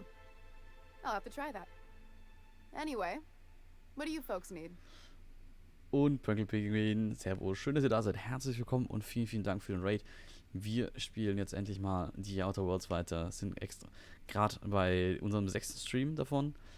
Ich habe letztes Jahr damit angefangen und jetzt will ich es endlich mal im neuen Jahr zu Ende bringen, weil die Geschichte ist super toll. Und genau, diese Pavati, die jetzt gerade hier reingeredet hat in unser Gespräch, die ist eine sehr, sehr cute und die braucht unbedingt eine Freundin und wir wollen ihr ihre Freundin besorgen. Und sie hat sich dafür ein paar Gedanken gemacht und zwar ein paar sehr romantische Gedanken. Zum einen, dass sie sich mal wieder, also wirklich mal waschen will, was jetzt in dieser Welt nicht so üblich ist. Dass sie ein schönes Kleid haben wollte und irgendwas zum Essen. Genau, und dann will sie endlich fragen. Ja, Lisaela, aber ich habe hier die Hoffnung, dass ich es wirklich hinbekomme. Und dann können wir eventuell Foundation weiterspielen, was so eine Sandbox ist, was nicht gut ist, weil dann hat es kein Ende. Aber Foundation gefällt mir sehr gut und deswegen, naja, ne? Genau, für die Leute, die mich noch nicht kennen, mein Name ist Gerun, ich spiele ganz, ganz viele Indie-Games und gehe auf ganz, ganz viele Messen. Falls irgendwas euch davon interessiert, dann könnt ihr hier gerne öfter sein. Aber ja, Leser, was liegt denn bei dir noch so rum an Spielen, die du dieses Jahr fertig kriegen willst, die du letztes Jahr nicht mehr fertig gekriegt hast? Ja, bestimmt sind ein paar dabei. Ich habe mir dummerweise ja jetzt noch Witcher 1 bis 3 angelacht. Das will ich machen dieses Jahr. Möglichst noch innerhalb von Anfang des Jahres, jetzt so also. Und genau, und dann noch Gothic 2 eigentlich. Ja, das wird sehr zeitintensiv. Ich habe keine Ahnung, da werden wir mindestens 3 Monate verbrauchen. Also, wenn nicht mehr. Und ja, Leseela, der Plan ist, dass wir uns auf der Dreamhack sehen. Genau, ich habe jetzt gerade noch obwohl, ich habe bisher nur die hier Presseakkreditierung rausgeschickt, aber noch keine bekommen. Okay, bei dir fehlt noch Octopath Traveler, TPH. Oh, was ist TPH? Und Planet Zoo, ganz jetzt neu Nexomon. Okay, TPH.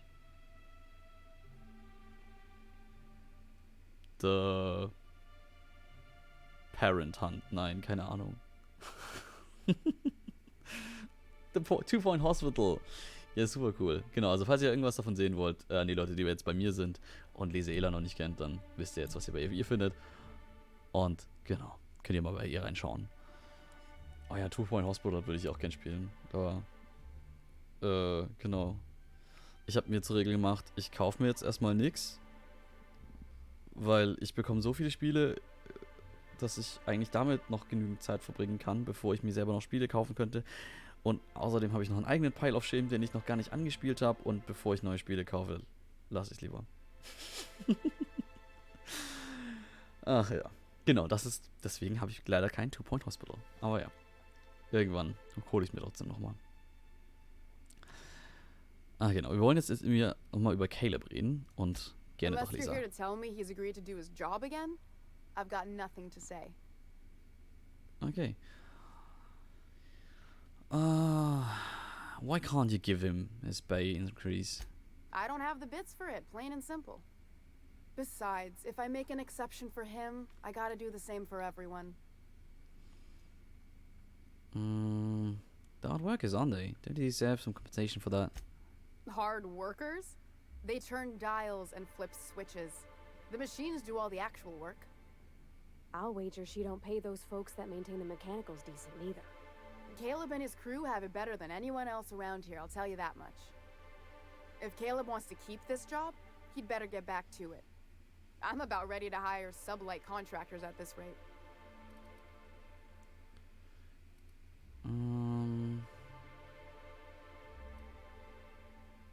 Are you willing to meet Caleb halfway? Or let's talk about something else. Fine by me. Ich will erst das Blackmail-Material für sie finden und dann können wir nochmal weiterreden. Genau, das war das Problem. Es kommen so viele gute Spiele raus. Ja, es ist richtig übel. Und man hat nie Zeit, alles zu spielen, was man dann eigentlich spielen wollte. Und Und ja. Und dann gehe ich auch noch so viele Messen. Das heißt, da ist dann noch weniger Zeit, die ich dann irgendwie hier mit verbringen kann. Okay. Hier kamen wir. Hier. Da oben liegt irgendwie Stuff, was wir klauen könnten. Dann tun wir das nochmal.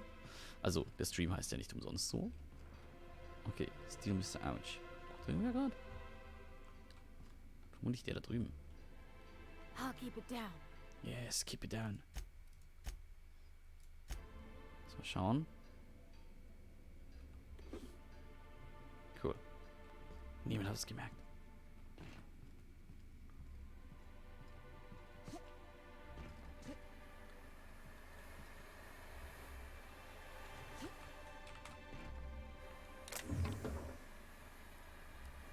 Sieht jetzt hier irgendwer? Speicher nochmal. Nein. Bla bla bla. What do you think you're doing?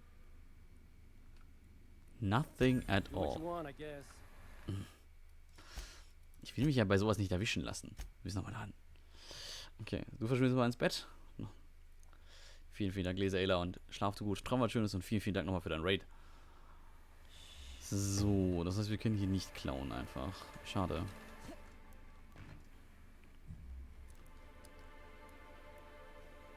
Der soll da mal wegschauen hier. Schau mich alle an. Das ist nicht gut. Hüp.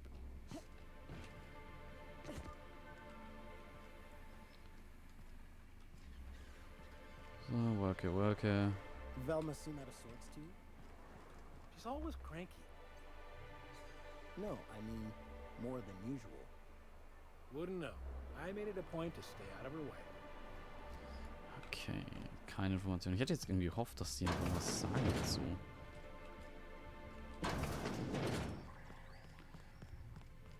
So, gehen wir mal hier hoch.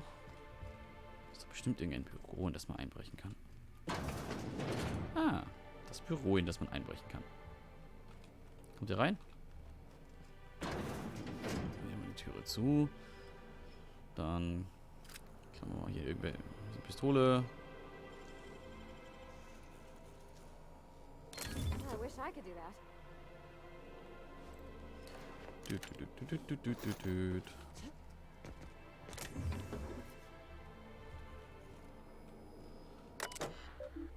I need to be used for official work, bla bla, personal files. Hack 55. Oh. Wait. Wir sind noch nicht bei Hack 55 angekommen? Verdammte Axt. Das heißt, haben wir gerade eine Rüstung, die irgendwie Hacking 5 gibt? Achso, ja. Hier, die hier.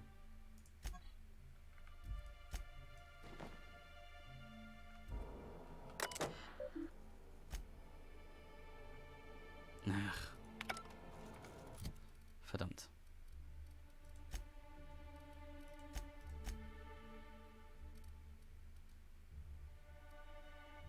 Ach, das ist ein Tech. Verdammt. Ich hätte Stealth gebraucht. Haben wir Stealth? Stealth Kills. Ah, hier, wunderbar. Jetzt können wir es hacken. So. Hecht B. Braxton Hecht's fall filled with the tuna breeding charts, various zoological formula and musings on why the tuna seem to prefer Boston beans over plain Borstwurst.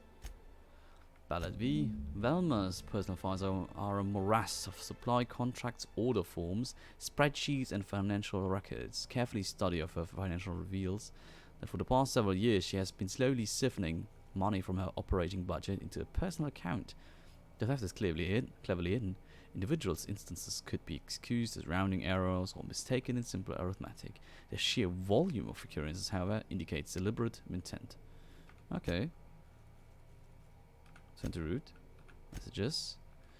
To Hecht. The fishing rod tank 23A are looking a little lumpy. If you're not going to make it in, that's fine, but you have to let me know so I can stay on top of the doses. Mr. Nonly, we really need to talk about this little tuna situation. I've had to let 4 batches rot in a warehouse over the last 2 months because we're not finding buyers. I know the situation with the board puts us in a tough spot, but we need to start thinking about how we're going to keep Stellar Bay afloat if we can't get sales up. Oh no, the Brax, seriously, where are you? You've missed 3 shifts. It's getting ridiculous, even for you. Okay. Dann wissen wir jetzt Bescheid. Also ich habe ja echt Sorge um den Boy. Ich glaube, der ist nicht mehr.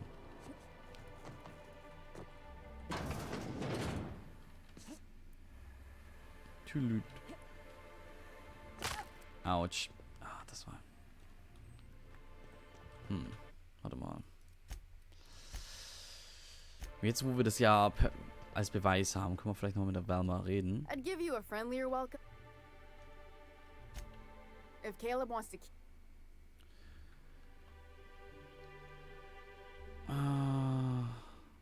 I saw your accounts. You've been skimming money for years. You can afford to pay more. Yeah, and did you miss the part where I'm working doubles to cover for everyone who decides not to show? I'm the one who keeps this place running. That money's mine, one way or another. That sounds remarkably like Caleb's argument. Fine. Tell Caleb he and his team can have their raise, but I need them back here immediately. Something else on your mind? Nö. Cool. Interessant, dass man sie damit überzeugen konnte mit so, hey, du machst das auch und du findest es für dich richtig, dass du mehr Geld bekommst. Warum findest du es für die nicht richtig? Fand ich witzig, dass es jetzt geht. So. Mach's mal kurz hier mit Caleb. Hey. Why don't you grab a chair? No. Got an update for us? What was embezzling from? You've got your pay raise. How'd you manage that? Wait, never mind. If I question it, it'll turn out not to be true. Besides, I never follow how you got Velma to part ways with the bit card of her own accord. As agreed, here's your compensation. Ain't a lot, but I hope it shows how much we appreciate all you've done. Now me and my friends here better get back to work before Velma blows a fuse. Yeah, you better. Gut. Ich würde sagen, das haben wir doch sehr, sehr clean gemacht.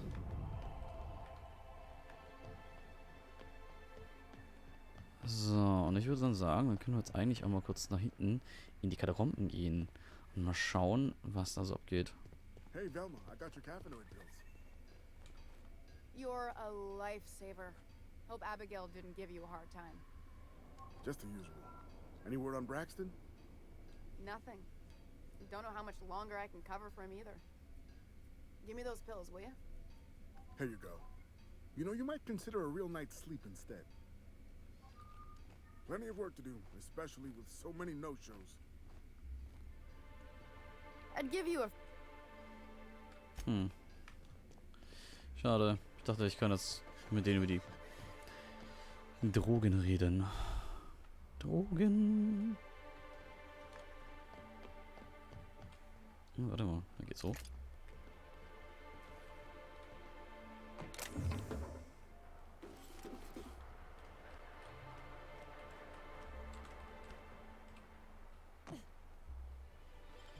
Und dann gehen wir zu mir rein. Schauen mal, was wir so drin finden.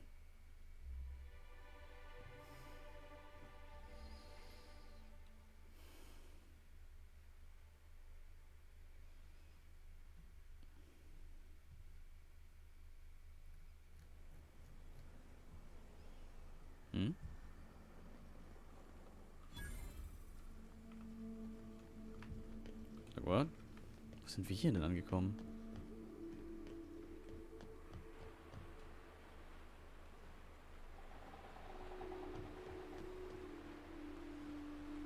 Ah, okay.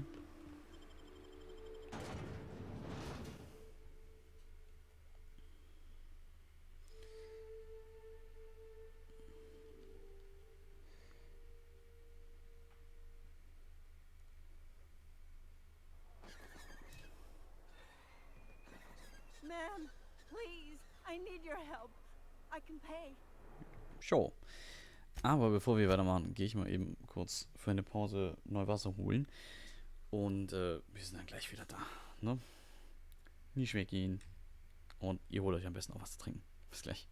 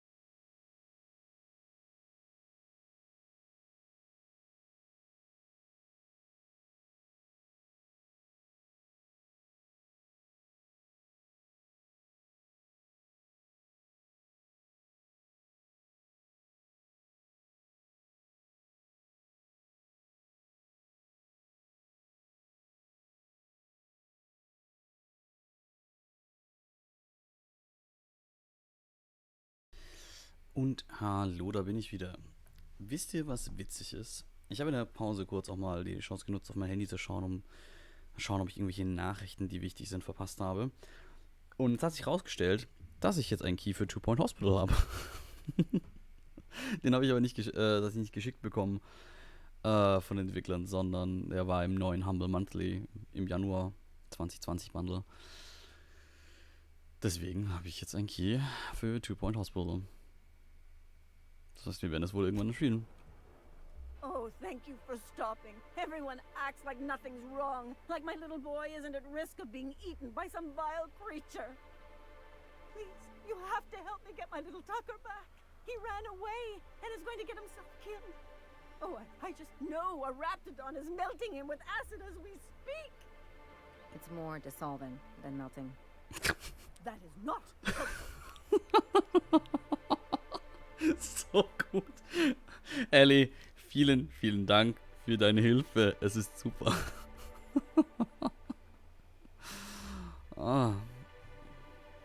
Your child is missing. Where'd you last see him? Oh, I just knew you were a good person. Agnes, I said, this is the woman to save your little Tucky. And I was right. He ran out into the wilderness a few days ago. I warned him about the Raptidons, Mantisaurs, and Marauders, the toxic sulfur pools, and poisonous plants, but he didn't listen. And he isn't a boy after all. Oh, law, Captain. A youngster won't last long in a place like this. Please, can't we help? Please, won't you go and find my boy? Why would Tucker run away? He's been pining for an adventure. Says he's tired of living cooped up behind the walls. But he doesn't understand how dangerous it is out there. Okay, es ist tatsächlich ein Junge. A Raptidon would snap him up first chance it got. I just know one's ripped his arm off and is gnawing on his sweet little fingers. He should have listened to his mama. I promised I'd keep him safe here with me. Okay. Also zuerst dachte ich tatsächlich irgendwie, keine Ahnung, dass es ein kleiner Hund ist oder vielleicht sogar ein kleiner Raptidon oder sowas. Where would he have gone? He's been listening to those awful broadcasts that the iconoclasts put out. I begged Sanjar to put a stop to them, but did he? No! And now I just know my boy's run off to Amber Heights. That is, if a Manta Queen hasn't spooled out and eaten his entrails for breakfast already. Okay. Okay. Okay, what we're saying about, where's Amber Heights? That old settlement, southwest of Stellar Bay. I don't know which is worse, the thought of my son shacking up with the nutty iconoclasts. Or that he never made it. Sprats could be nesting in his rotting body alongside the road as we speak. Or maybe Marauders got him, pulled all his teeth out, crushed him into their drugs and made him snort them. Oh, the things that could happen to my sweet baby. Madame, Sie haben eine sehr blühende Fantasie. Those low-life degenerates, leading innocent boys into a life of danger. Oh, they make it sound so exciting. Like it's noble to risk it all out there, fighting for the greater good. How noble is it to worry your loved ones? Not at all, I say. But still they preach their sermons of anarchy and rebellion to anyone who'll listen. If they weren't holed up in Amber Heights, I'd knock them all upside the head. I'll help you find your son. Thank you. Oh, I know he'll be safe now that someone's able to fetch him home. You look for him in Amber Heights, you hear? It's down the road southwest of town. I'm sure he made it that far. I just know it. And if you find any of them iconoclasts indoctrinating my boy, you punch them in the mouths. Tell them what I think of them luring little boys away from their mamas. It's immoral. Vermutlich ist das ein sehr, sehr erwachsener junger Mann, der einfach keinen Bock mehr auf seine Mutter hatte. Jedenfalls nicht auf die. So, was ist denn hier hinten?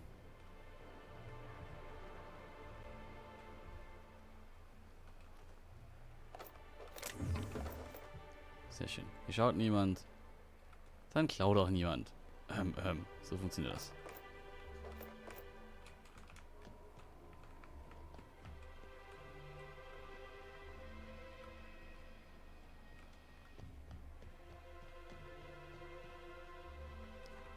Was liegt der Schmarrn auch hier überall rum, ey? Agnes. Was wohnt hier? Wrapped musk and canid eyes, right here.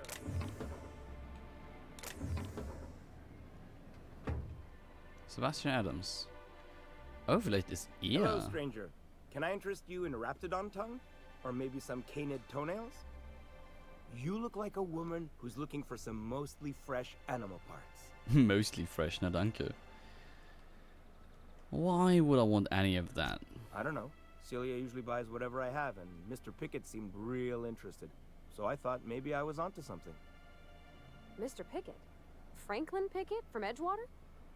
That's him. He'd been here years, but he always talked about going back to Edgewater one day.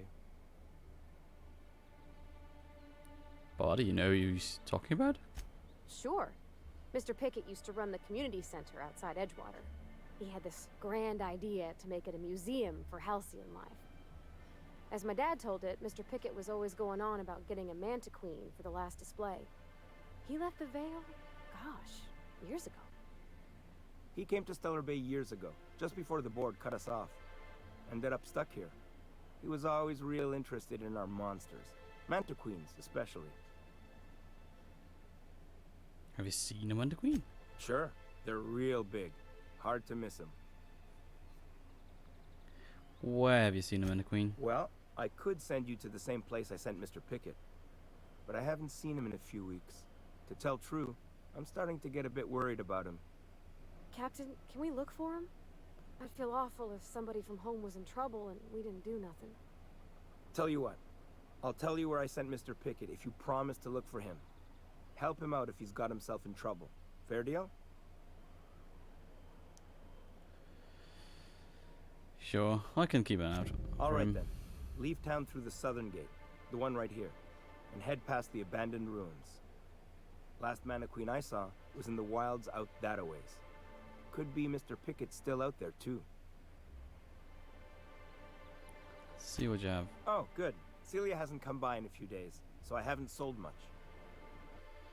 Was hast du denn? Sister Pig Tumors.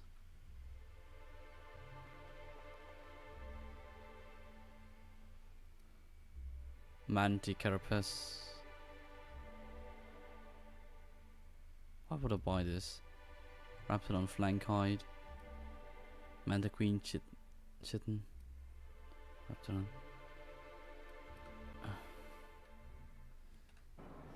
Okay.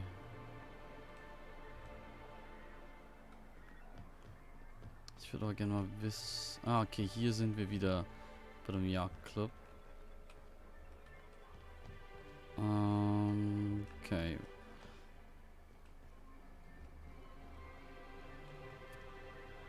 Okay, das ist hier die Dings hier in der Mitte. Was ist sonst irgendwas Interessantes hier? Das ist eigentlich schön. Okay.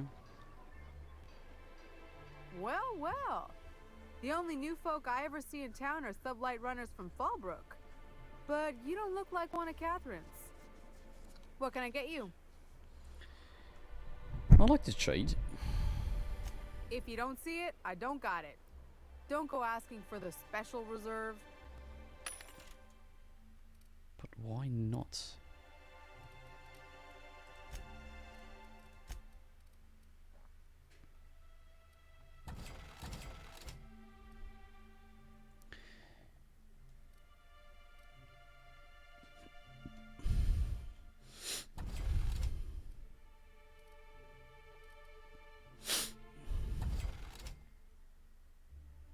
Schluck auf, ey.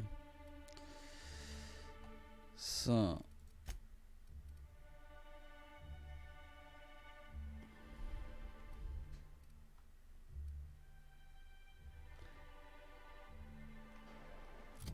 We can section game.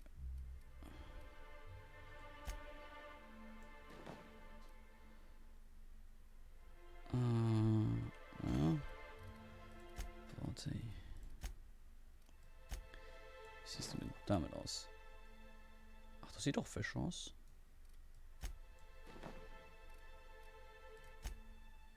Ellie kann das aber hier tragen. Das hier bekommst du. Das sieht gut aus.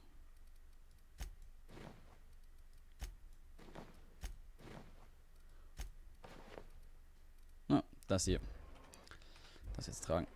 Sieht gut aus.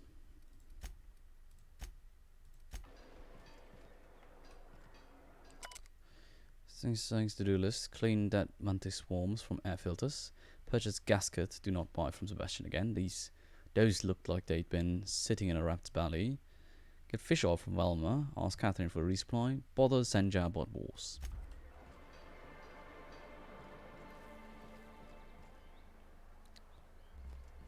He was just some resident.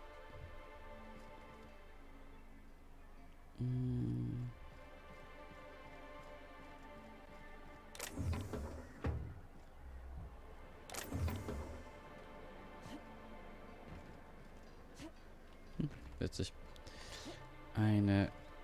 Diese kleinen Gassen hier.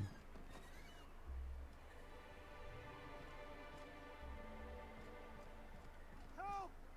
Someone's been killed! I think I'm gonna be sick.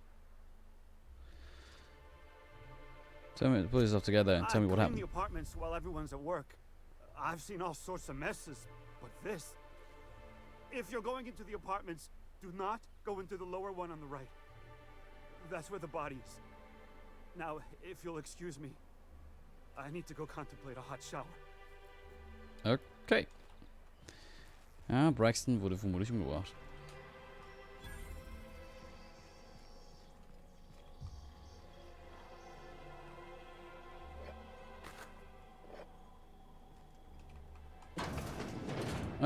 Yep.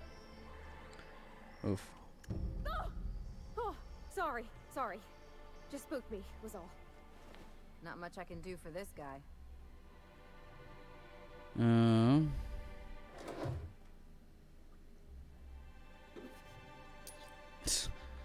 Erstmal alles ausräumen hier.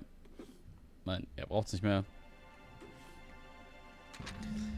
This betting slip lists some increasingly bold wagers made for a team called Mostly Colonists. It's from left field tossball betting. Okay. So, erstmal die Tür so machen. Nicht, dass noch vorbeikommt. Examine. Hastily packed suitcase. Several ragged outfits, all of the same cut and color, was stuffed into this suitcase. Der... Oder sich aus dem Stadt machen, der Junge.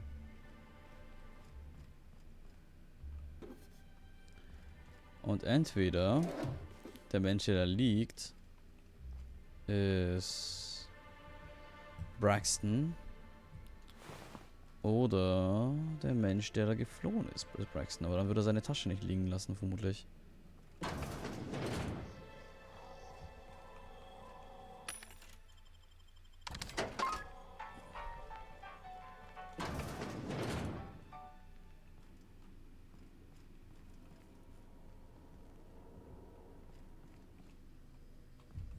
Okay.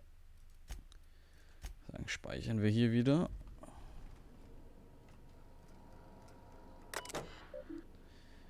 Nandi, sorry to bother you about this, but something foul is leaking from the apartment upstairs. I don't know what Celia's keeping up there, but she works for you, right? Do you think you could talk to her about it? Isaac, can you please try to keep your windows shut? I've tried to explain, leaving them open, especially when you've got food out, invites mantis swarms, and a mantis swarm infestation is everyone's problem. Braxton, I know you keep odd hours. I know because I've heard you coming and going at all times of the night. Day, night, haha, but maybe you could try to close your door a little more quietly. I've rather sensitive nerves, and every time I hear your door, I think we're in the middle of another Amber Heights. Okay.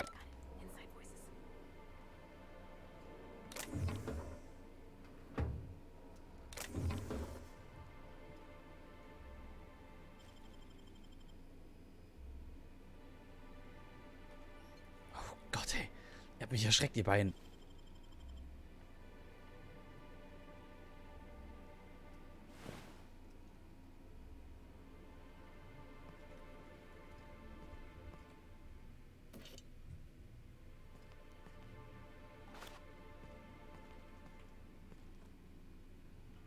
Ich dachte gerade, wir haben uns erwischen lassen.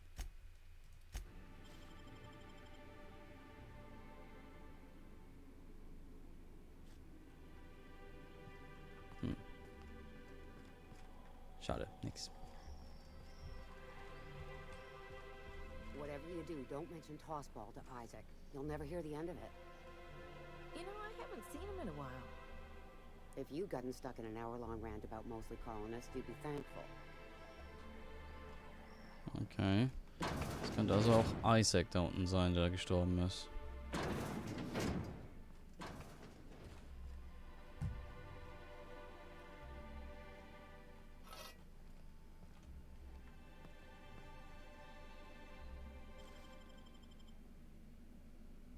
Schauen. Können wir hier was? Nein.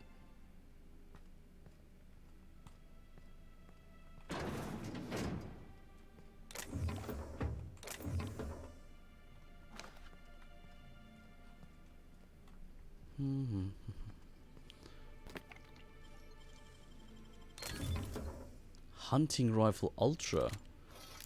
Das hört sich gut an.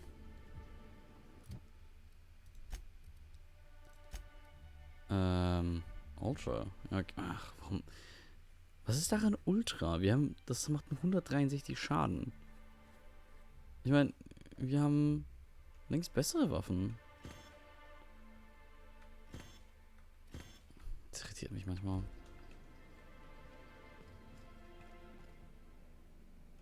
Wo bist du denn? Was ist denn? I don't have time for this.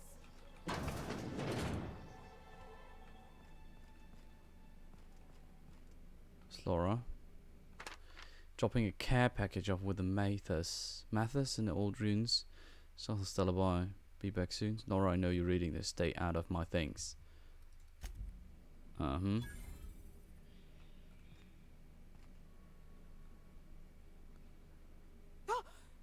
You startled me. Don't sneak up on a person like that, huh? Didn't mean to scare you. I'll go. Dude. Du bist in einem Zimmer, in dem du nicht sein solltest, weil es nicht deins ist. Und du willst mir Dinge vorhalten. Das finde ich stark.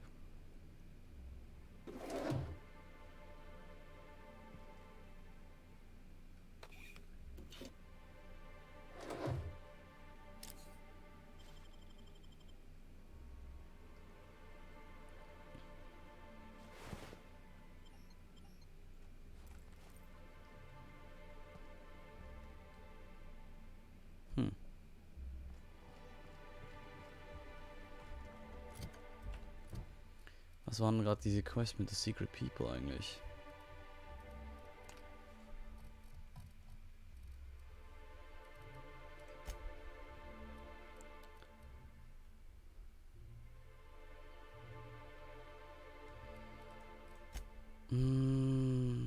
Okay.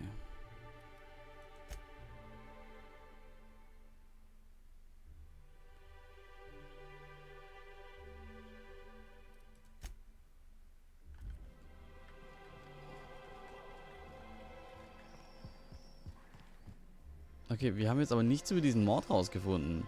Oder? Doch, warte, das ist eine Stainless Steel.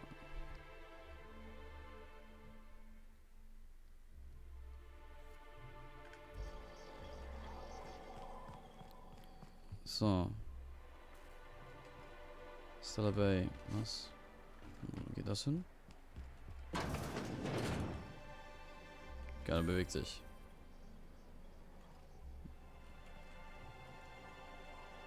Okay. Kein kümmert's. Sehr gut. Chef Raymond. Oh, Chef Raymond! Whoa, by the stars, my poor heart. I just about pissed my jumpsuit.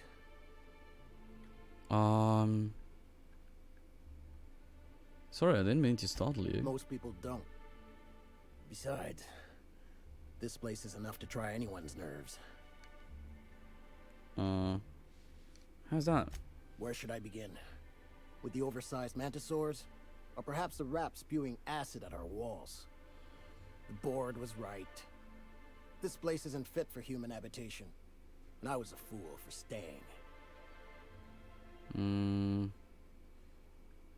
Why did you decide to stay in the first place? Sanjar, of course. He had all these glorious ideas about how he'd run Monarch. Rest periods between every work shift. No shift more than 10 hours long. It all sounds wonderful, until you realize there's only a few centimeters of repurposed steel between you and the deadliest creatures in the galaxy. Seems like you want more than centimeters. That's what she said. There's truly no end to my suffering. Oh, Ellie. Oh, Ellie. Ever thought about leaving Stellar Bay? Only every day. But in case you haven't noticed, we don't exactly get ships on a regular basis, yours notwithstanding. And even if I did scrape together enough to buy passage out with sublight, which would mean reaching Fallbrook without getting eaten, shot, or dissolved into green goop, what then?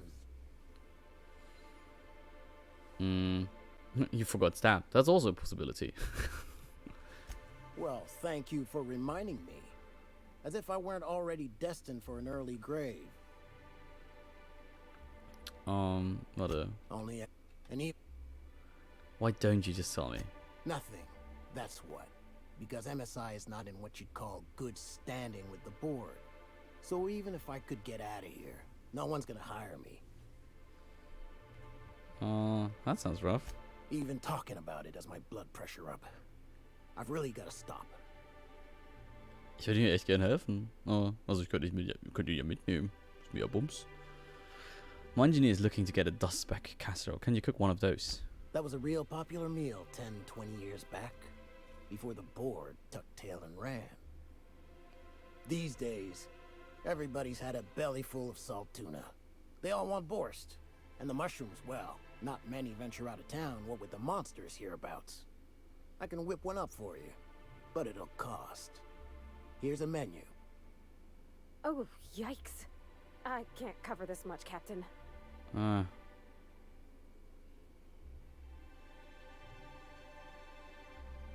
55.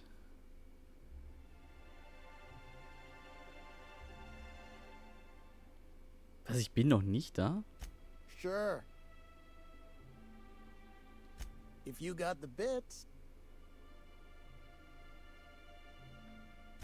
Sure. Lucky. Warte, ich bin noch nicht bei 55 mit Intimidation?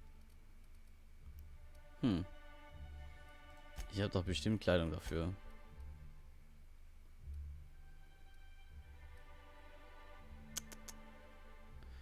Ne, dafür sollte ich echt noch ein bisschen Kleidung bereithalten.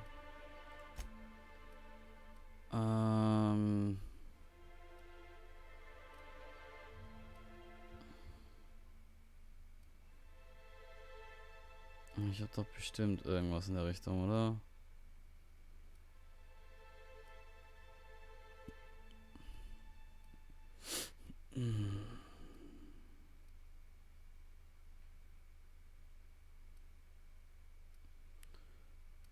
Ne. Dafür bräuchte ich tatsächlich.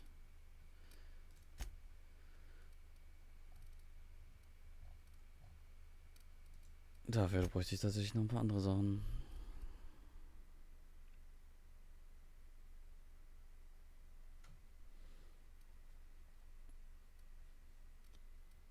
Okay, das heißt, wir brauchen nochmal ein Level Up. Das ist jetzt auch nicht so weit weg.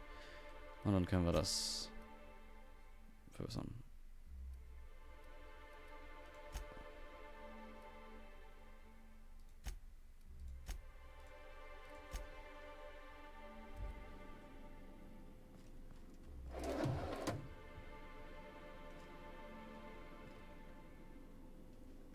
Sieht mich irgendwer?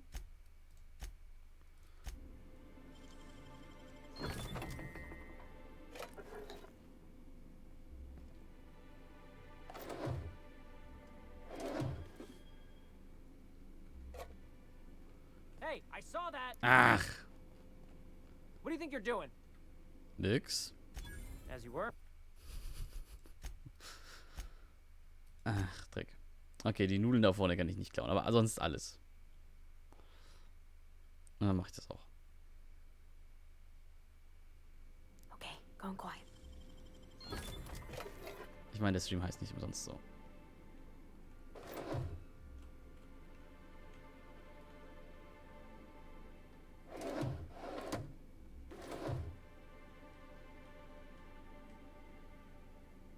seht ihr mich?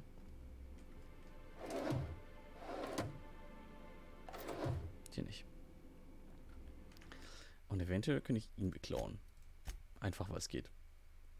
Ey, 3000 Bits von mir, ey. Das ist eine ganze Menge.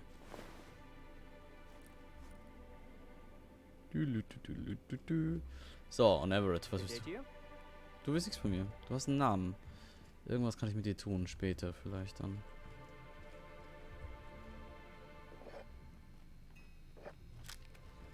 Ein paar Klo-Energiezellen. Die waren bestimmt für die Lampe. Jetzt, so unpraktisch für die. Und jetzt gibt es nicht mehr.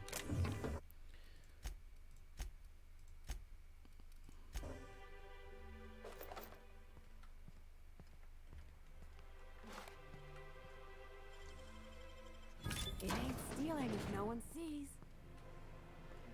So ungefähr.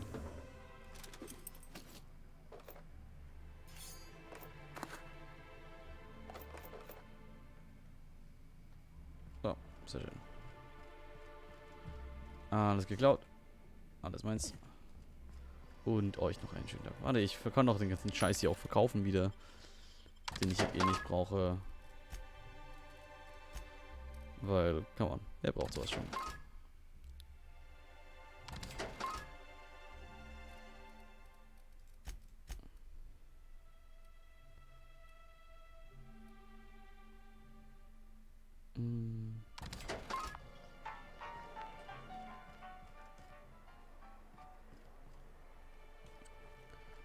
Okay, von da drüben kam ich ja. Und hier muss ich rüber.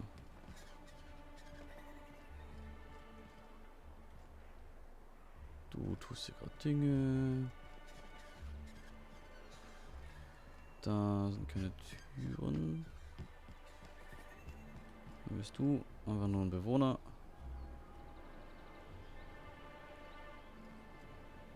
Was ist das da? Ist da dabei? War ich noch nichts, glaube ich.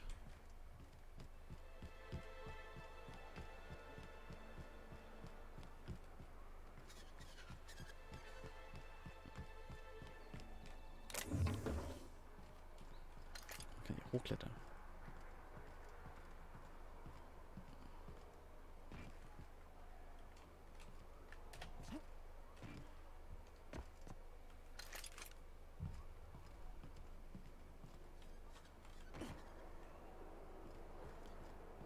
Orte, an denen wir sonst nicht gekommen wären. Plasma Carbine, yes. Das ist doch das, was ich hier gerade habe, ne? Ja.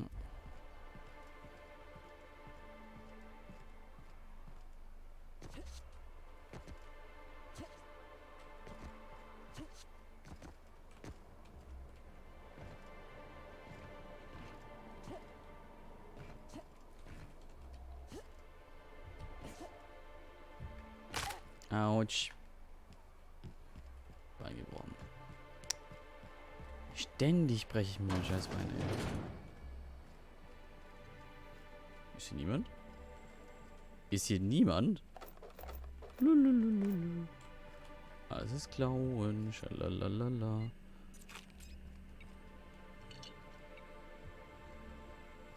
Schalalalala.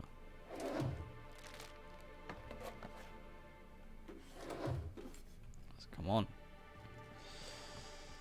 Ah ja, apropos klauen. Habt ihr in eurem Leben eigentlich schon mal irgendwas geklaut? Ist irgendwas mitgehen lassen?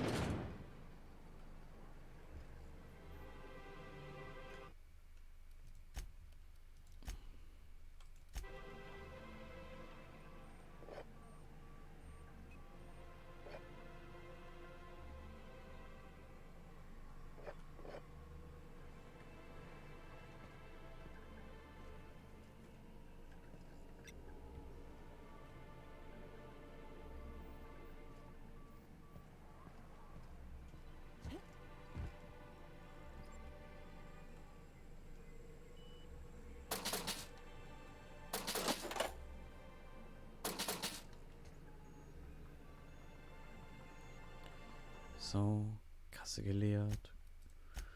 Dülülüd.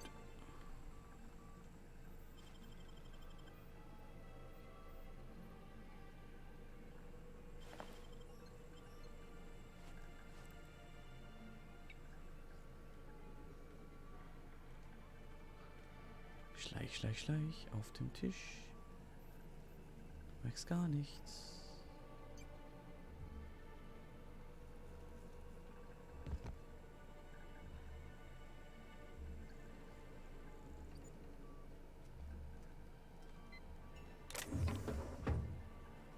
Das jetzt vermutlich schon. Ooh, you're the new face. Wow, you must be up on all the latest tossball games. Totally. I So know who do you all about follow? it. Wait, don't tell me. You look like a Hammersmith Thunder fan. No, Glacial H Mammoths. Oh, wir können sie anlügen. I play for Auntie Claire's Darlings. Don't you recognize me?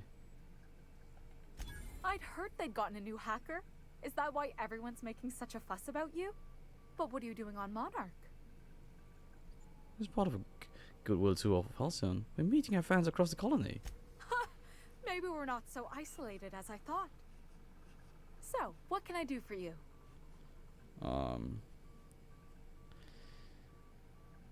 You said you were having trouble receiving the tossball game transmission. Graham's always filling the airwaves with this propaganda. Like it's done him any good. All it means is the tossball games get to us in fragments. Makes them real hard to watch. Okay. I found his betting slip in a dead man's apartment. Any idea what might have happened to him? Poor Isaac. I was wondering why I hadn't seen him in a few days. I'd really like to help. Isaac was a sweet fellow, even if he did have terrible teeth. Interessanter Aspekt. What do his teeth have to do with anything? They were pretty distinct. Monarch doesn't exactly have a thriving dental industry, and Isaac seemed to get stuck in all sorts of bad habits, dietary and otherwise. Sometimes he'd drink purpleberry punch by the liter, other times he'd keep betting on a losing team, started owing the wrong people money. So who did he owe? I don't know for sure, but I saw Elijah and his buddies pushing Isaac around. They're hooligans from Fallbrook. They sweep into town, drop supplies off behind the warehouse, and spend the rest of their stay getting rowdy over tossball games. They usually loiter in the alley behind the yacht club. They're not allowed in the bar anymore. I bet you anything Isaac ran into trouble with one of them. Thanks for the tip. Mr. Sanjar will be pleased to hear about it when you're done. I know he gets fed up with the Fallbrook bullies, but there's not much he can do. Okay. Gut zu wissen. Danke dir. Bist ein Schatzi. Es fühlt mich hier fast schon schlecht, dass ich ihr Stuff geklaut habe.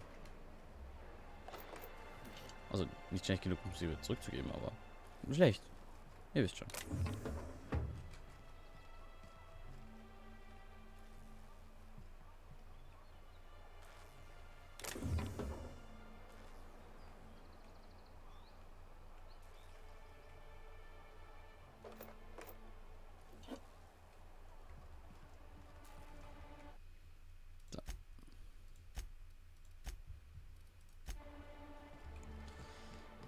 So, wo geht's denn hier lang? Irgendwo rein, wo man was hacken kann. Hallo.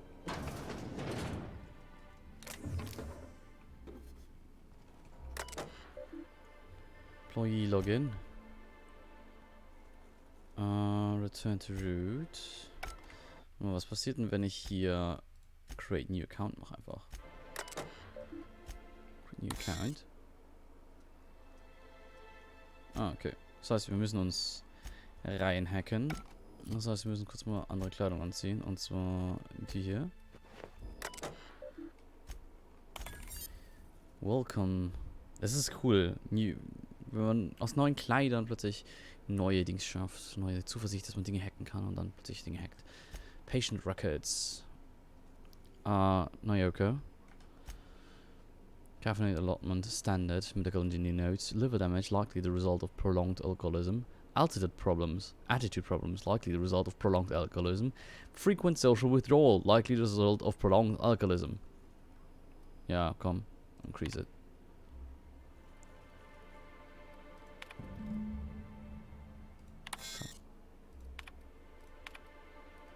Data storage, Williams E.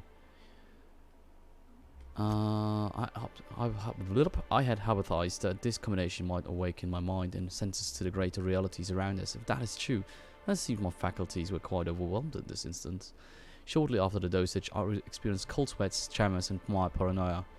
It is perhaps due to these latter facts that most of my notes from the episode are of little use.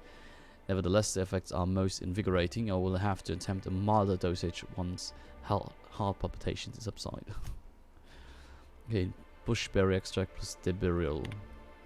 After my previous experiment, I theorized that deadening the external senses might allow the mind's eye to glimpse the internal. Alas, I was only partially successful. The combination of substances quickly rendered me both blind and feeble, so much so that I soon fell into a stupor. Awake some hours later in a pile of my own sick and of most curious craving for tilleritas? Okay. Costellarine and triple dosage, okay. Searching, file empty, oof. Edwards E. Work in progress number 1. 24,000 words. Stella Bride. She's a white-eyed colonist from Earth. He's a hard-working Saltuna farmer from Monarch. Their attraction blossoms into a whirlwind romance that transforms Stella Bay. Chapter 3. A long way from Arkansas. Genau, witzig, damals haben wir mal eine Aufgabe bekommen zu Arkansas, ein Referat zu halten. Ich dachte, das heißt Arkansas oder so. Aber nein, es wird Arkansas ausgesprochen. Ich war auch sehr überrascht davon. Vor allem, weil ich hier dann ein W erwartet hätte, wenn es dann Arkansas ausgesprochen wird. Und Nagori, schön, dass du da warst. Genau, bis bald. Schlaf gut, traum was Schönes. Hoffe, du hattest Spaß heute. You can put your things here, Miss Elliot said, leading Abby into a dim apartment. The place was small, but it had a certain cozy charm. Abby set her bags on the floor and loosened the straps of her jumpsuit. Mr. Elliot coughed, his face suddenly red. If you get warm, you can always crack the window. Breeze from the bay is real nice, just be careful about mantis worms. As Abby went to take the room key, her fingers brushed his. He had a strong, rough hands. A Saltuna farmer's hands. She felt herself blush. You've been ever so kind to me, Mr. Elliot. Call me Archibald, he said. So good. The Passion Broker. A renegade iconoclast driven by his ideals finds love in the arms of a mysterious man with a tortured past. Will he follow his head or his heart? Chapter 2. Tall, dark, and handsome. Come up, he said the voice on the comm. It was dangerous and smooth in a way that reminded Broderick of iceberg-aged whiskey. The door slid open with a whisper of perfumed air. The hair rose along the nape of his neck and he proceeded up the stairs. The broker sat with his back to a top-of-the-line, mostly charcoal personal heater, slender fingers tented. So this was the mysterious recluse who manipulated Monarch from afar. Broderick could feel the warmth of the heater from across the room, but it was the look in the broker's eyes that had him feeling feverish. The broker produced a pair of glasses and a bottle of something that looked expensive. He poured it off and held one of the glasses out to Broderick. For me? He asked, trying to ignore the man's smouldering gaze. Indeed, the broker purred. I hear you're a man of bold tastes. Broderick took his glass. The broker continued, dark hair falling over darker eyes. That's why I've got a rare proposition for you. The glass nearly slipped from Broderick's fingers. He drank it in one gulp to hide the tremor in his hands. It burned all the way down. All the way down. Oh Mann, das dritte hat sogar 146.000 Wörter. Clinic of the Heart. A battle-hardened young Earth Directorate soldier visits a remote clinic on Monarch to heal his injuries. But when he meets Gale, an elegant older nurse, she goes to work on his heart as well. Heart as well, nicht Hearts. Es hat nicht 2 Herzen. Chapter 34, Healing Touch. Fletcher held her tightly. His strength had returned. That much was clear. Yet here he remained, at the clinic, with her. He shook his head as if he'd read her mind with his perfect green eyes. Gale, the Earth Directorate's calling me back. They want me protecting Byzantium. But I don't know how to leave, not after what we found together. Then stay, she whispered, letting her breath warm his ear. I can sadly find a position for you here. Oh, loss, he moaned, pulling her closer. She pressed a finger to his lips. Shh, the only law here is love. Ist das gut. Genau, also, der Typ hier ist auch noch großer Fan, also der Williams ist großer Fan von romantischen Geschichten. So. Caffeinoid.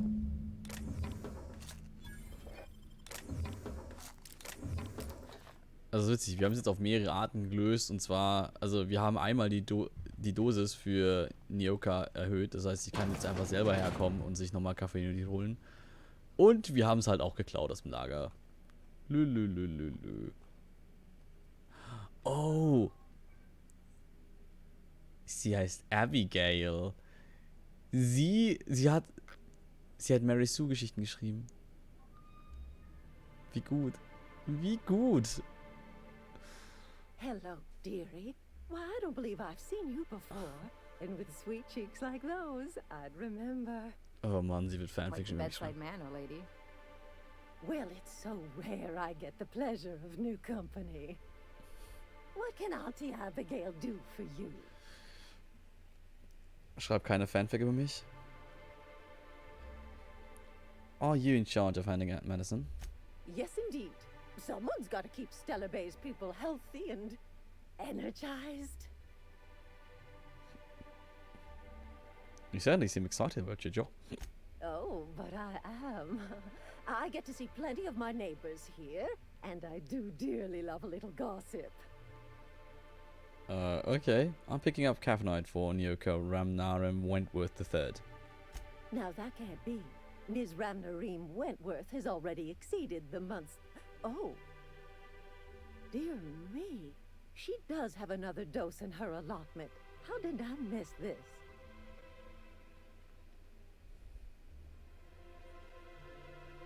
Don't worry about it. I'm sure you've been busy. My, but you are a doll. Here's Nyoka's caffeinoid, and if I know her, she's probably ready for it by now. Do take care of yourself, dearie. Okay.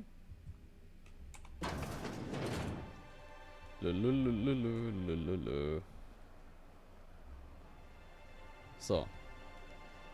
Okay, das heißt, wir waren hier, wir waren da. Jetzt müssen wir eigentlich nur noch hier so rein.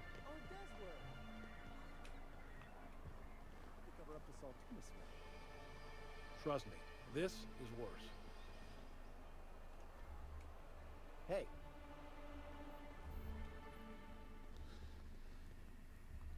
Okay. Dann lass mal hier noch reingehen. Could I get another advance, Mr. Nandi? Just make sure it's properly logged. I'll note it next to the others, sir. Celia.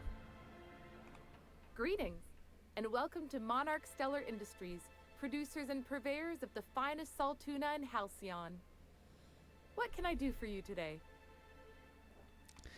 Grim asked me to check with you about his tossable poster. You know, sending you is the first bright idea I've seen from that man, because I told him to stop bothering me about it a week ago. I still don't know anything about it, but if you want to help him, Velma's the one to ask. She's in the warehouse. Alright. But I'll warn you, Grimm wore her patience thin a long time ago. Okay. Earlier I overheard you say you were having money trouble? Or is he not paying you on account of how he tried to fix the thing his own self and busted it even worse, and then said you wasn't fixing it fast enough, so he's docking your wages again? Not that I got any prior experience with such. Not at all. Mr. Nandi treats us all right and pays us well. I just spent most of my paycheck on Raptidon acid. Why would you do that? Do you normally blow your money on Raptidon parts? Laws, no. Sometimes it's canid teeth, or a mantis worm wings. Whatever Sebastian has in stock, really. Why? Why are you buying so much from Sebastian? So I can talk to him, of course. He doesn't get going about much else. I reckon she's got a little bit of a squish on this fella. He's sort of the strong, silent type. Unfortunately, my apartment's kind of filling up with his stuff. And some of the neighbors are complaining about the smell.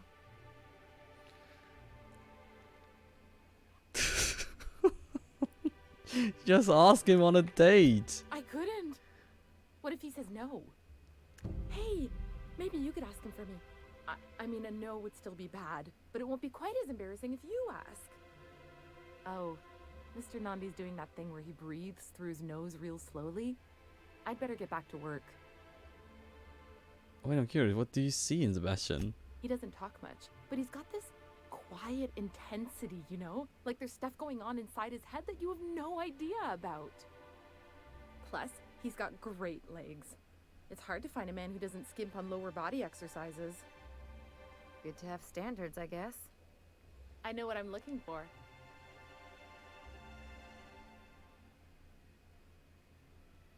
You really want to be with someone you can't talk to? You think that's what I'm looking for? You're funny. A lot of fish in the seas here. Not in Stellar Bay. Everyone else who isn't taken either smells like salt tuna or they're my boss. Besides, a man with a good smile and a proportionate upper to lower body ratio isn't something to pass up. That's all I need to know. Sorry, sometimes I get carried away. I'll talk to you later. Alright, so... Warte, wir machen das jetzt erstmal. Ist ja nicht weit. Hier, komm. Also einmal hier mit der Dings noch reden, weil ich will eigentlich die Geschichte wissen, warum sie das Poster hat. Warum hattest du das Poster? I'd give you a friendly... Ach. Ich krieg's jetzt nicht mehr raus, was hier, weil ich die Question getan habe. Dang it.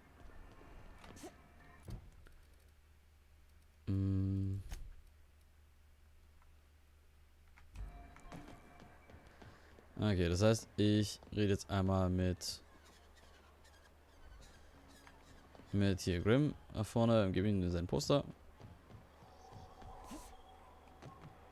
Have you had time to check on that poster? You really are a little too persistent about this. Sorry, I just get so excited, and I always feel like I miss everything that happens in town while I'm up here. Okay. Would you look at that? The Rizzo's logo is nice and bright, and you can still smell the ink on Mr. Holcomb's signature. I can't thank you enough. Still, you can have the bits I was going to spend at the bar this week. And you know what? Take my old tossball blocker, too. Never get the chance to use it these days.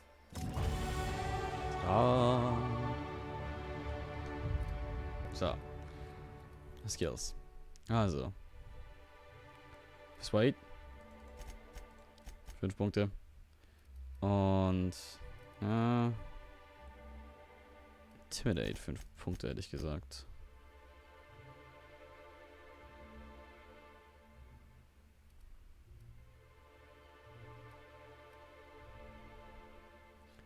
Warte mal, warum habe ich jetzt...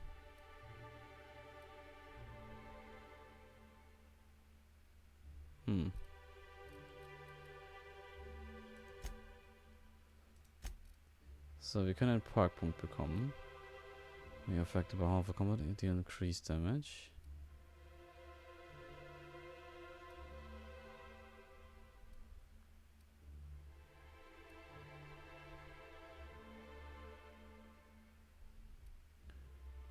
Kann noch mehr tragen.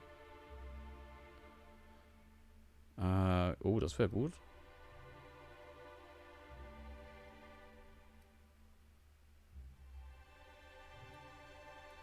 Something about blood and violence that helps you focus. That's not disturbing at all.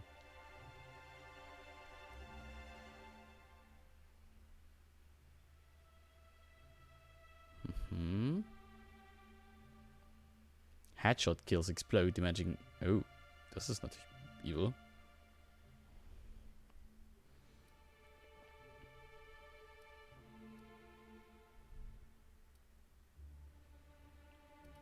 Ich würde sagen. Nee, mit diesem Hoarder-Perk ist eigentlich schon voll okay. Wir nehmen jetzt einfach dieses Don't Go Down on Me. Oder? Ja.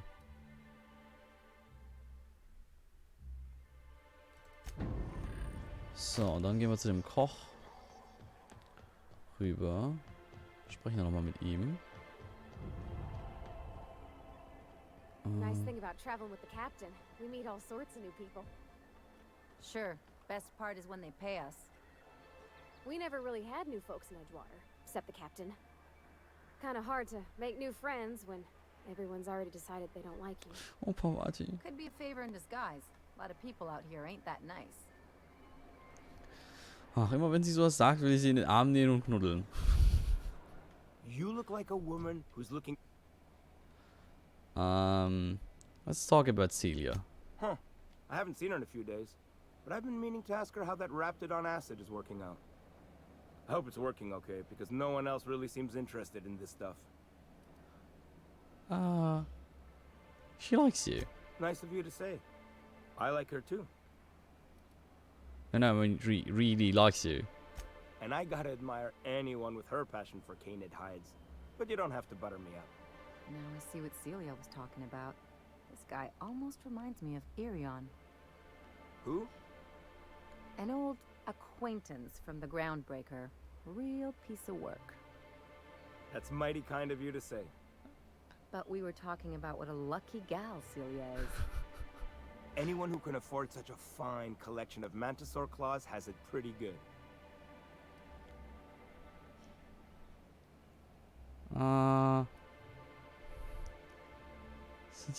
You idiot, I'm trying to tell you she wants to date you. Wait, I see what's going on. She put you up to this so she could get a discount, hmm? Oh, no, that's not it at all. She's smitten with you. You smited her. Smote? Smoot? Don't get me wrong. I'd like to give her a discount. She's a real fine lady. Always talks nice and slow, so I understand. But if I give her one, I won't hardly make a bit, on account of no one else having any use for Raptidon tongues.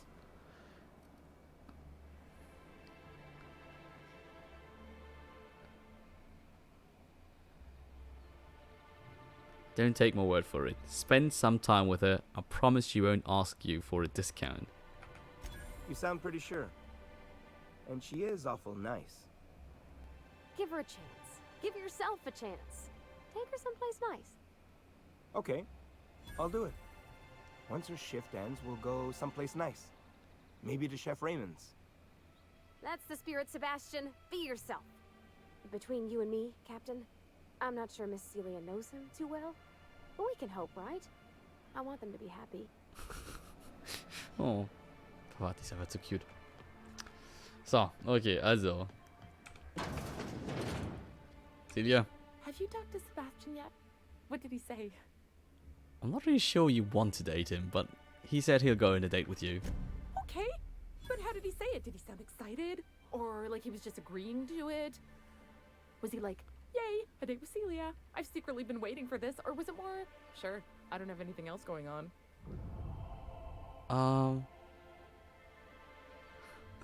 He likes you, Celia. Just don't ask him for any discounts. Not to worry. If I never buy another Raptidon tongue, it'll be too soon. Ah, look at me going on. I'm sure you've got other things to do, and Mr. Nandi's giving me that back-to-work look. Anyhow, thank you. Wait, you've given me money that you can't afford because you're broke anyway. That's the reason why you're a poor lady. That's the reason, and because you have weird It just... Vermutlich haben sie sich einfach nur falsch verstanden.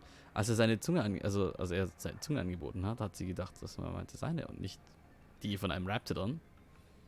Because who fucking would imagine that? Going on for annual self-review. Select font for annual self-review. Format annual self-review. Schedule time to write annual self-review. Write annual self-review. Tell Celia she's doing an excellent job. Das ist, okay, cool. You're doing an excellent job, Celia. Aha, the helpful stranger I've heard so much about. Here to do business, hmm? Yes. Clear my schedule. This newcomer has a meeting with me. Ich hätte es so witzig gefunden, wenn sie jetzt aus dem Off gesagt hätte, naja, Schedule ist eh frei. That's very generous of you. Celia, will you make a note of that for my self-review? Very generous. Noted. But not so generous I can't drive a good bargain. Now, who sent you? Rizzo's, perhaps? Or Auntie Cleo herself? I'm just looking for me. I'm charting my own path, going where the wind takes me. What a charming notion. One doesn't meet many free spirits in Halcyon. Not outside Tartarus prison, anyway.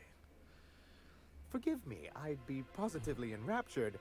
Only, I take it this means you aren't here for Saltuna. No. If I have to eat one more weird science project based off as food in this sprat-fucked colony, I'm going to stab someone. Hey, it could always be both. Now, there's no need to humor me. I'm used to this particular letdown. Seems like you're having a rough time, Mr. Sanjar. Are you doing quite all right? Oh, don't worry on my account. This is merely the latest in a long line of professional erotic and athletic disappointments. I had hoped that livening up our advertisements with enticing figures would draw the other corporations back to our bosom, but it seems we're back to the drawing board.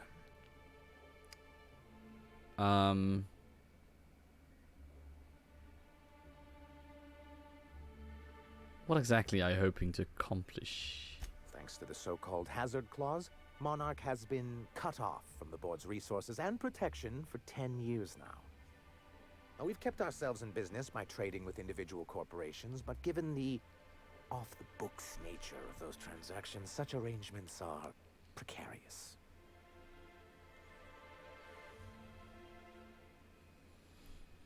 Sounds like you're freer than anyone was in Halcyon. Why don't embrace it?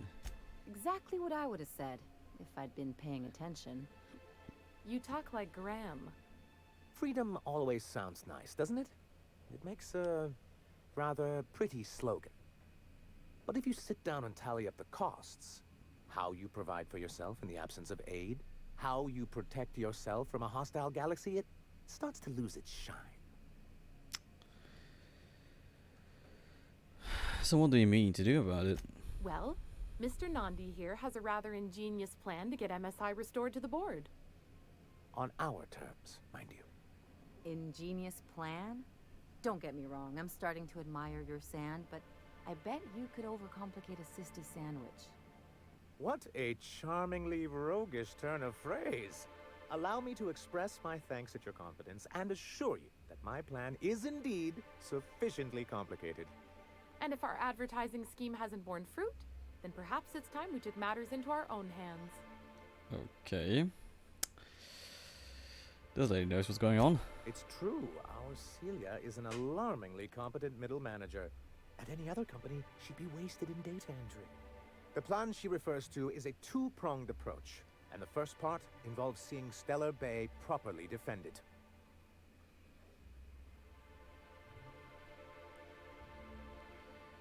How long did it take you to figure out you need to defend your city? You do seem to have you do seem to have a bit of a Raptidon problem. And a Mantisaur problem. And a Marauder problem. Many problems, but they can all be solved with a Bolt 52 cartridge.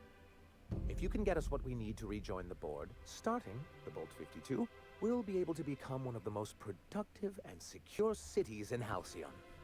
And you'll have a powerful ally on the board. You mean this Bolt 52?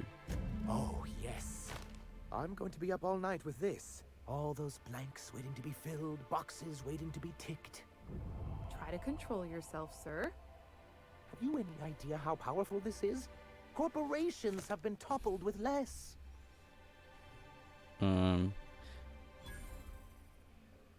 Made it sound like you were sending me after a weapon. But that's exactly what this is. The world isn't changed with guns and speeches, much as Graham and his followers would like to think, but rather with meticulous documentation. And the Bill of Liquidation/Transfer Form 52 is one of the most formidable pieces of data entry in all of Halcyon. One false stroke can invalidate the entire document. It's true. One of the old execs gave herself a stroke trying to fill out the exemptions section.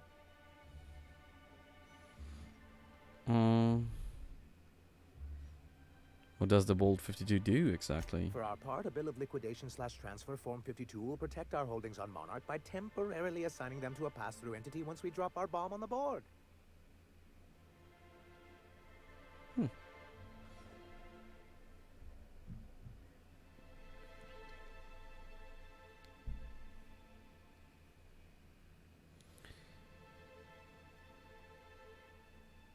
So you do want to go against the board, don't be ridiculous. What Mr. Nandi means is that we have some rather momentous information to deliver to the board. Or we will, with your help. I'm listening. I have reason to believe that one of the other corporations is operating on Monarch, illegally and in secret. Really? Most of the time they do illegal stuff out in the open. Cheaper that way. If we can find proof, I can use that as leverage to encourage certain powers that be to accept our Bolt 52 and reinstate us on the board. Sanja, you sly dog. You really think so? Don't encourage him. I admit I'd been hatching this scheme for quite some time. I just needed someone capable to help me carry it out. If someone is operating here, then Catherine's almost certainly supplying them out of Fallbrook. Perhaps she could be convinced to tell you where they are. Sounds like you know her well enough yourself. That's part of the problem. She has certain ambitions for Stellar Bay, and I fear my asking her would give her the leverage she's been looking for. Don't get yourself worked up, sir. It's perfectly natural to have a healthy fear of her. We really don't need to discuss this now, Celia. So go to Fallbrook and get the location of an illegal corporate facility then. Once you, subtly work out where this corporate facility might be, bring back proof of its operation. Maybe some nice letterhead. Or someone working there. That would do it. Infiltrate a secret corporate base and kidnap the staff. Sure, easy. A foolproof plan if I ever heard one. I'll leave the execution to you. Uh-huh.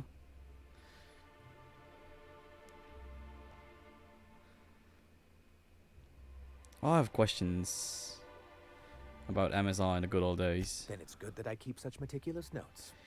Well,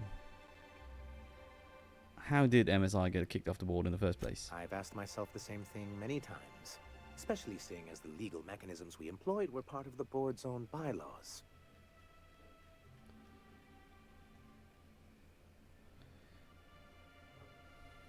Do you mean that you initiated your own removal from the board? Not intentionally, though that's technically true. For many years, this planet was home to as many corporations as Terra 2. But back then, it was known as Terra 1.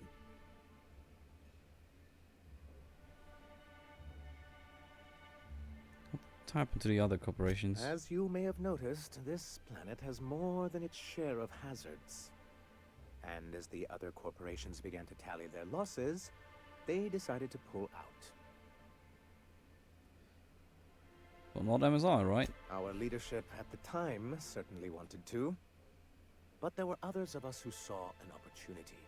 The chance to improve working hours and conditions, to reform MSI from the ground up.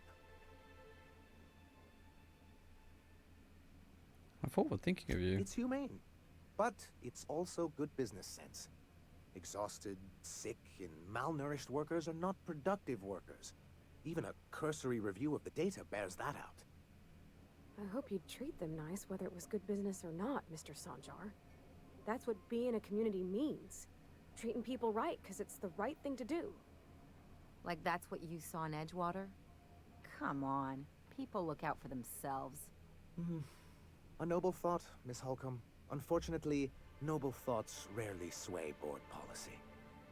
Anyway, we learned of a loophole in the corporate bylaws that would allow MSI to claim ownership of the entire planet once the other corporations pulled out, creating the perfect environment for us to enact these new reforms.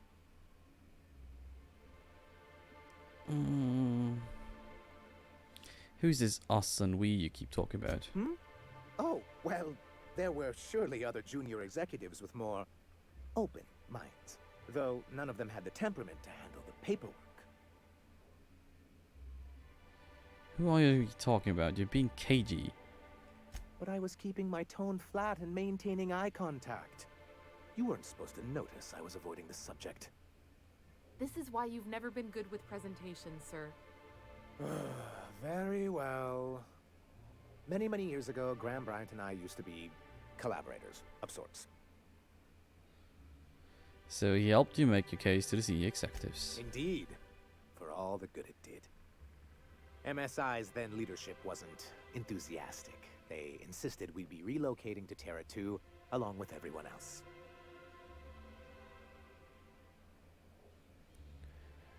Good to hear you are. Yes, some of us stayed behind, and as the most senior executive remaining, I ended up in charge of what was left of MSI. Must have pissed off some real big suits to get stuck with that. On the contrary, I wrote lots of very important reports on behalf of top MSI officials before I was able to achieve this position. I moved forward with our planned reforms, as well as our strategy to assume ownership of the planet. Yet not long after I renamed it Monarch, the other corporations dislodged us from the board and began an official campaign to paint us as lawless savages. But why would they do that? I don't know. Everything we did was legal and above board. We followed their rules, and yet they still found reasons to declare us outlaws. I do think there's something useful in a governing body like the board. Something that keeps us from anarchy, but I dearly wish it functioned differently. What exactly do you want back on the board? Why wouldn't anyone?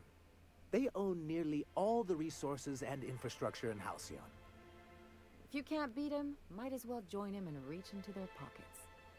To be on the board is to be part of the colonial community, and being cut off means slow strangulation.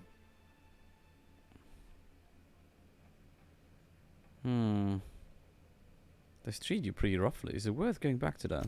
I'm not a man to put pride before progress.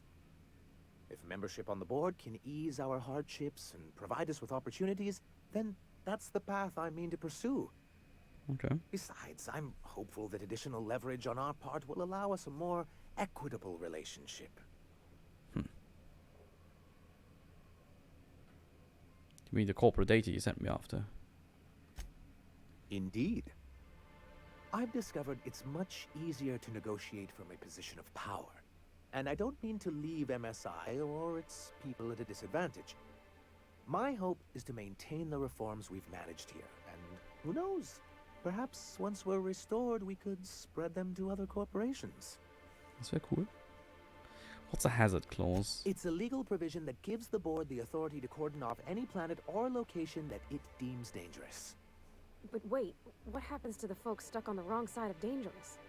Well, I'm afraid the welfare of a few hundred people is too minor a figure into the board's risk assessments.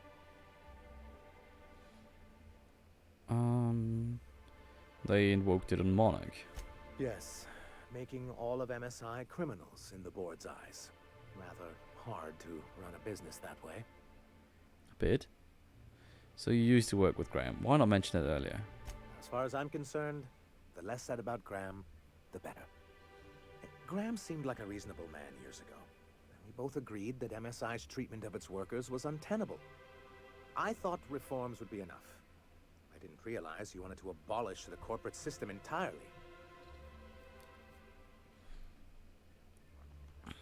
Okay. What can I do for you? Reden wir mal was anderes. I met Grim, the landing pad I guy. see. And was his delivery of the MSI authorized greeting up to snuff? He did a bang-up job. Well, that's excellent. I'll see that your feedback makes it into his review. What else can I do for you? I'm looking for an information broker. Hiram? Why, he's probably still out at Devil's Peak. Not that he's had the courtesy to notify me, at any rate. How do we get to Devil's You Peak? head south along the road and look for a mountain to the west. Not that I'd advise it. It's a terribly dangerous trek. But if you insist on going, I'd recommend taking a local guide. Nyoka would be a prime candidate. If you can keep her sober. Find a review in the terminal in the arms building. This has been my albatross. The great shame of my career. I give MSI everything. My work, my youth, my left kidney, and for years, I was a joke to them. Your left kidney? One of the executives required a transplant. He's lucky they didn't want a liver or a heart. I thought volunteering to donate might improve my prospects. Did it? Apparently not. Guess what they think? You're in charge now. Yeah, in charge of a scrap heap of a city. Abandoned by the board and surviving only through the hypocrisy of our trading partners. You've made it work. That's more than anyone can say for those execs. I hadn't thought of it that way. But perhaps there's something to that. Yeah, we're supposed to do Thank it. you for that. Was there something else? Alright. Good.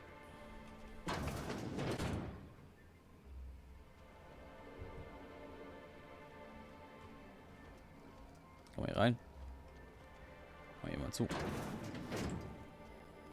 Dann gehen wir hier so runter. Damit es keiner sieht. Und dann sind wir ganz leise. View data. Okay.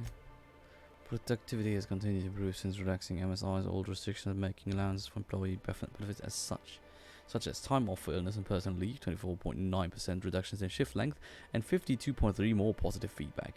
Fishery output is up 15.2% this year, showing a continuing but slowly growing trend. Decreased gains compared to previous years are likely due to the deterioration of materials and morale, occasional shortfalls in our supplies, and a gradual loss of personnel to marauders, 7.2, hostile wildlife, 10.3, and iconoclast recruitment, 17.4. Reconciliation with the board remains a long-term goal, but the immediate concern is defending the city from hostile elements. Repairing damage to the city walls consumes approximately 32.8 of our annual budget. The best solution would be an influx of skilled defenders and weaponry, but given the aforementioned factors and their effects on the local population, such a solution remains unlikely. MSI has profits a margin stellar. MSI Saltuna 43.28% more nutrient dense than the leading brands. Stellar Bay, a tolerable center of commerce and hostile karate galaxy. Ich würde an denen nochmal arbeiten. Executive. Thank you for your efforts on MSI's behalf. This company owes you a debt. Report looks excellent. Numbers are front and center, and you highlight our recent production gains nicely. One small adjustment: could you increase the page margin by 7.3%, or want to match the formatting of our other reports for maximum readability? Dude. Also, ich verstehe schon, aber dude. Otto, I've been checking your hours and you're well past due for some time off. Why don't you take a few days? You spend entirely too much time staring at that terminal. So in Sanjay. Okay, ich mag Sanjay. Wir werden Sanjay unterstützen. Mit allem. I don't care. Wir werden ihn unterstützen. Der seinen Wunsch bekommen. Und wenn sein Wunsch halt ist, hier wieder Corporate zu sein, dann meinetwegen ist es wieder Corporate. Was ist das denn? Ein OSI Puzzle Cube. Das ist vermutlich irgendwas, was man den Leuten irgendwie mitgeben kann.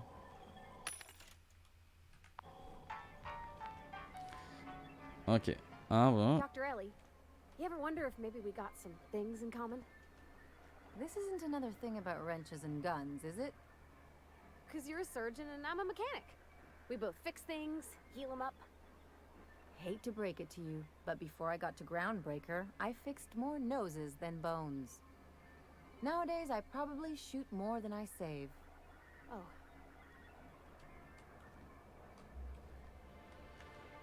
Naja.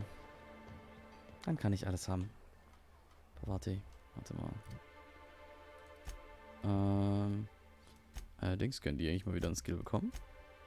Nee. Hm.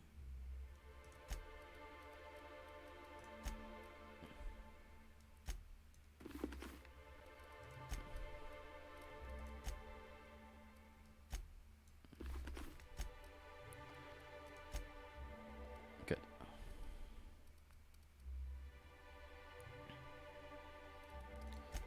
Achso, und ich kann mal wieder meine richtige Rüstung anziehen. Aber ich wollte vor allem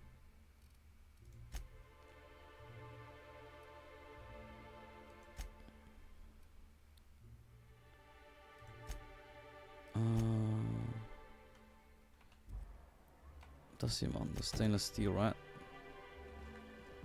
Das da drüben. Ah, hier ist das.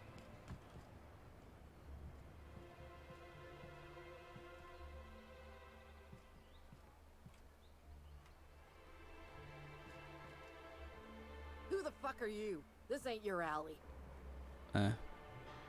Hey, what are you doing here? This is our secret alley.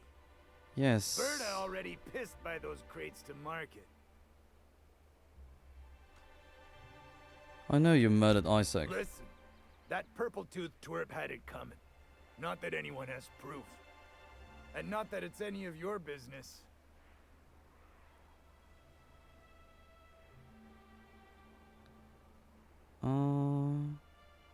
Schade. Ich hätte gern das hier gemacht. I don't think... Ach. Okay. Warte, wir müssen nochmal hier hin. Können wir hier hin?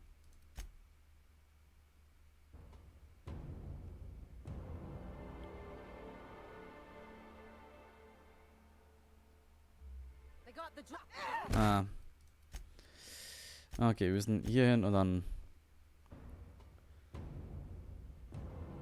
Intimidate auf 5 auf jeden Fall 5 erhöhen. So, Intimidate auf 5 erhöhen. Ja. Okay, going quiet.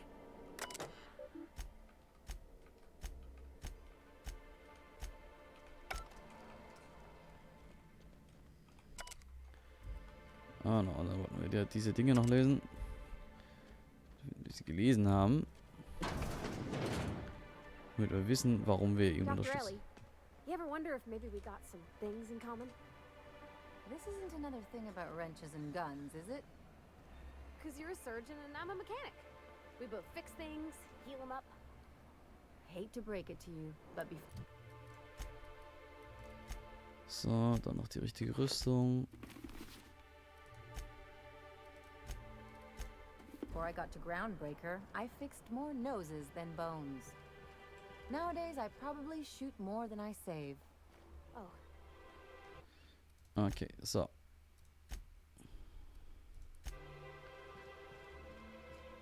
Hey, what are you doing? Yeah. And I'm making it my business. oh yeah? What are you saying exactly?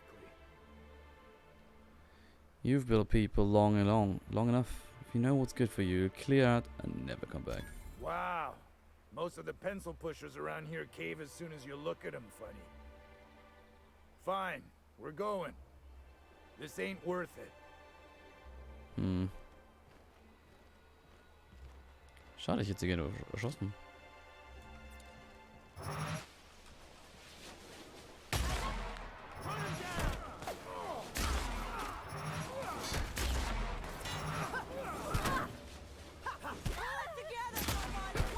Ach so, ja okay, wir dürfen... Ah, weil wir sie jetzt angegriffen haben. Vermutlich, wenn die uns angegriffen hätten, wäre es okay gewesen. Naja. Na? Wenn wir den jetzt sagen, so.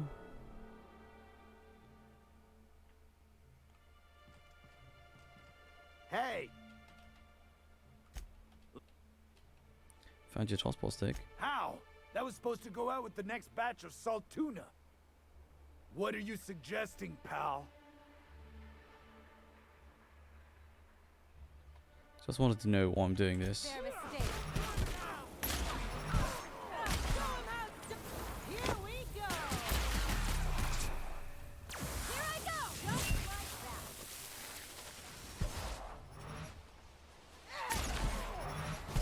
that. Oh, what the hell?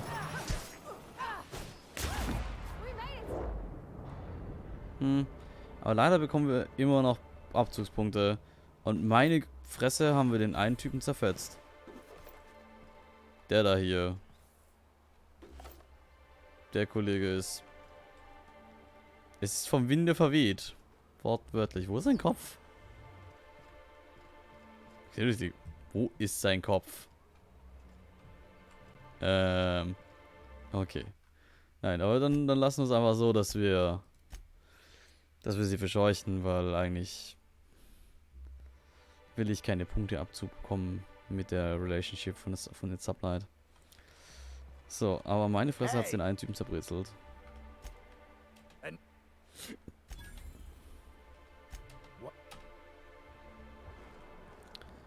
So, lass mich raus. Dann gehe ich jetzt zu Sanja damit. You don't much like me, huh, Dr. Ellie? It's nothing personal. I'm just not the touchy-feely type. It's just... You seem fine with the others. Did I do something to make you unhappy with me? You gotta stop taking things so personal. You're setting yourself up for a letdown. Oh. Thank you again for retrieving the bolt. It's every bit as complex as I'd heard, but I'm up to the challenge. Anyway, what can I do for you? Isaac Rose is dead. I found the people who killed him. But that's terrible. What happened? Was a liar and his hooligan friends ran them out of town. I'm glad to hear you've dealt with them. They've been causing quite a bit of trouble around town. I've been consumed with other matters of late, but I would have dealt with them eventually. Of course you would have. Of course I would have. Still, your intervention in the matter is much appreciated. Please consider this payment for your services. So.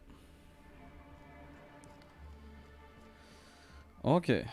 Dann haben wir das erledigt. Dann würde ich jetzt sagen, Journal, führe uns doch nochmal bitte zu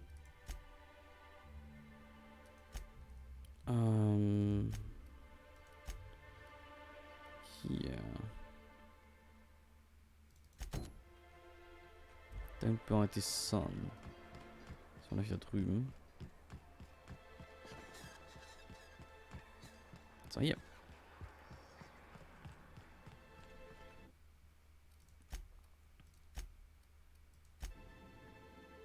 I see you stuck around. If you got the... So, you can take me for an idiot. No damn casserole's worth that much. Try again, try harder. What? No, Captain, I don't want you to do it this way. It's all right, miss. I'm a coward at heart. Made that clear from the outset. Look, Captain, this is the best I can do without putting myself out of business.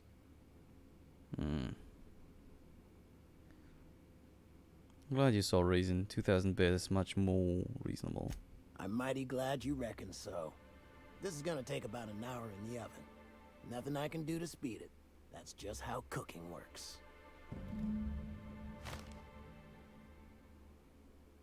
There we are. Now, if you don't mind, I really need to take a leak. My belly's gurgling just to smell it, Mr. Raymond. Thank you so much. A pleasure to help such a charming young lady. You're a gentle soul, miss. Be careful with this one, all right? She's kind of a brute.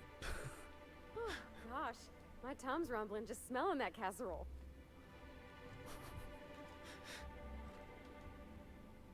I'll keep it down.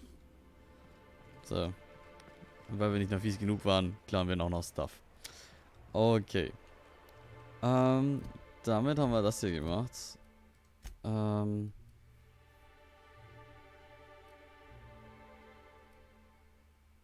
Ich sagen, Karte schickt uns hier raus. Für den Rest. Achso, wir können jetzt aber mal die Passion Pills mal überreichen an Nyoka. You and your pen pal seem to be getting along. Don't make it small. When you say it like that, it sounds stupid. Whoa, take it easy. Didn't realize you were so wrapped up. You're doing it again. Ach, Ellie. Jetzt tease ihn nicht so. Eh schon unsicher genug, die Frau.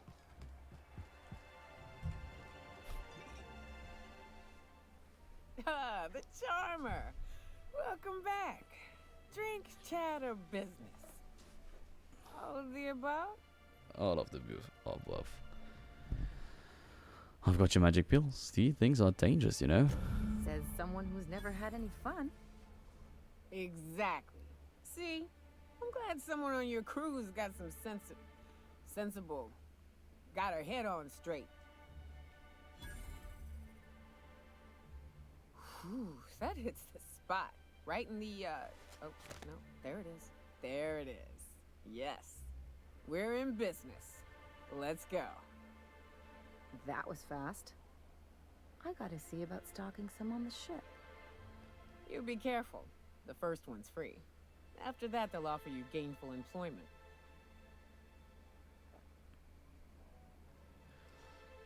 Glad to have you. Great. Where to? Oh, Hiram? I ain't checked in on that man in an age. He's running the giant radio tower we lovingly call Devil's Peak. We'll be going south and west, mostly along the road till we're past Fallbrook. Out there, there's a western slope that'll lead us through some fun. You like hunting, right? That's fun. If you're more of a spelunker, Rotting River will take you into the mountain caverns. We can discuss options when we get closer. That said, 3's already a crowd. I don't mind waiting somewhere until you got a spot open. I'll leave word on the ship. We need Nyoka's help for now. Mighty big gun you got there. I'm looking forward to seeing you use it.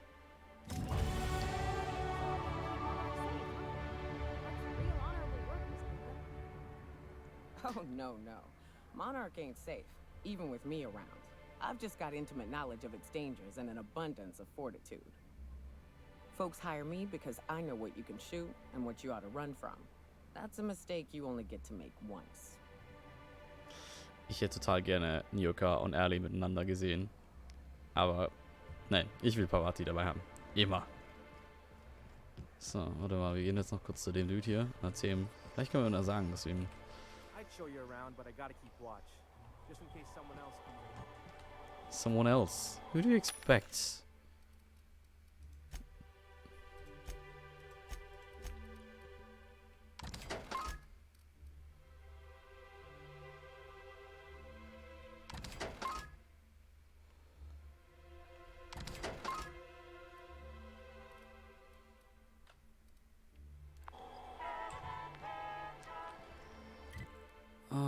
Okay, dann würde ich sagen, gehen wir jetzt mal raus hier.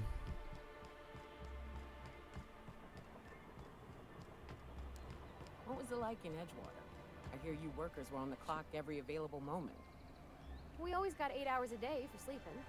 Just not always consecutive. My condolences.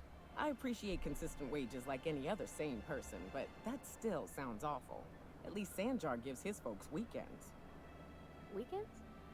Hand to the void. I used to drop by the bar in Stellar Bay to knock a few back with the folks who had Saturdays off. Don't know what I'd have done with that much time. I was always behind schedule anyhow. Knowing you, you'd sit and be alone with your thoughts.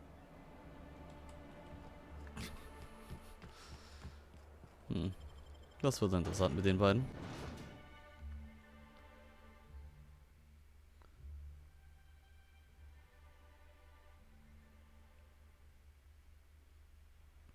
Captain, let's talk.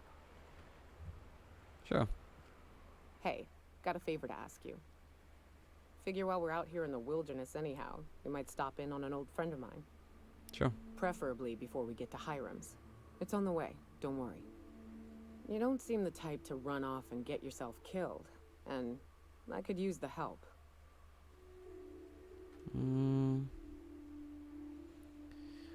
Thanks for the compliment, I think. I'll be upfront with you. I hate asking for help. I hate it.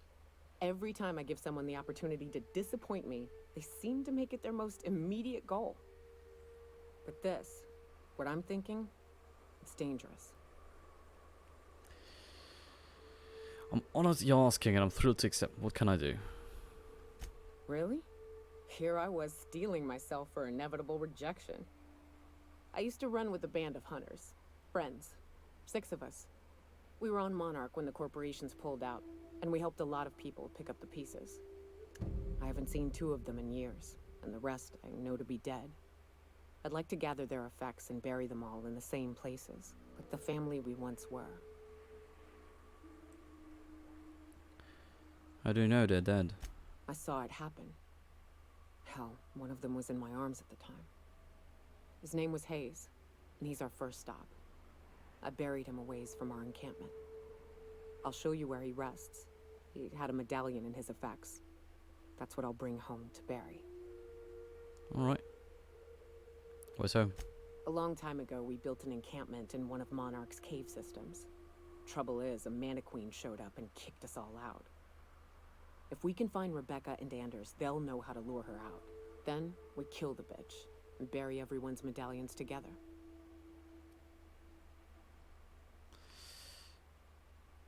Sounds fun. Let's go. Thanks, Cap.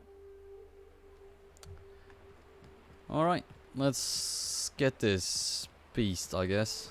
Good old Stellar Bay. Only place on the planet that don't stink of sulfur. On account of it stinking like fish and stuff. Right. Here's the road. Follow it south. Okay.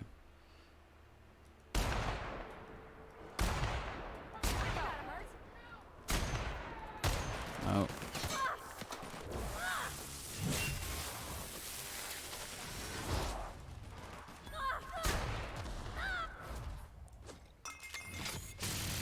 Oh, nice. Covering you, Mrs. Brown!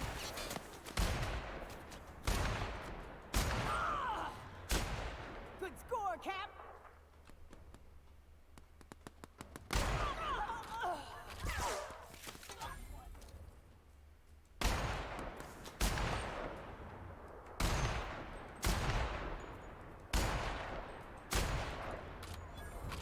Okay.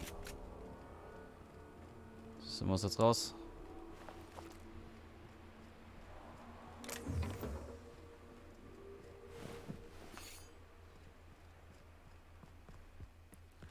Hey, gut, dass meine Leute nicht sterben können, ey. Die wären sonst wirklich, wirklich tot. Und den hier hat es auch irgendwie ein bisschen zerfleddert. Oopsie Daisy.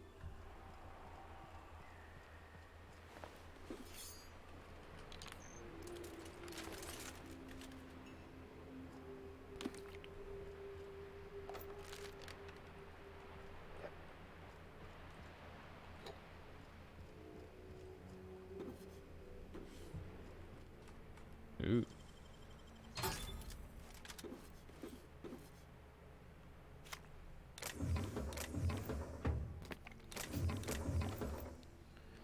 Ein Save, der viel zu leicht aufgeht. Genau, Nioke. Oh, die hat eine Axt. Das ist ja schick. Light Machine Gun. 1000 Damage. Wow, nice. Das ist eine krasse Waffe. Was zur Hölle? Okay. Ja, ich kann dir auch nichts Besseres gerade geben, ne? Ist okay. Damit kann ich, glaube ich, leben. So. Add to junk, add to junk, add to junk. Ja, komm, das ist auch Junk. Okay, warte. So, warte mal, aber für Nyoka sollten wir noch Rüstungsdinge bereitlegen.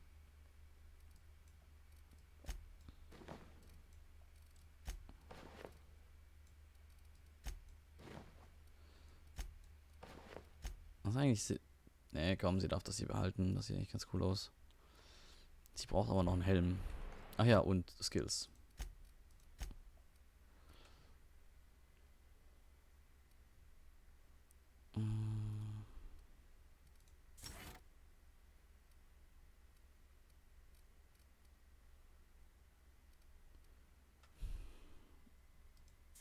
Sehr gut.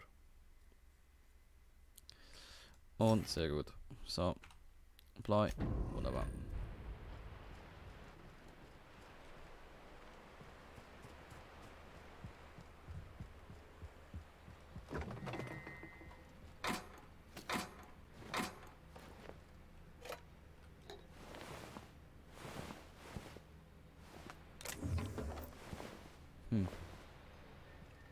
Ist gestorben. Mit einer Ratte im Arm.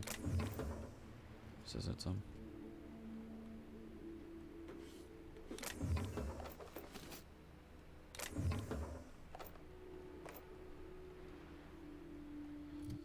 Bisschen traurig. Aber Nyoka hat jetzt einen Helm.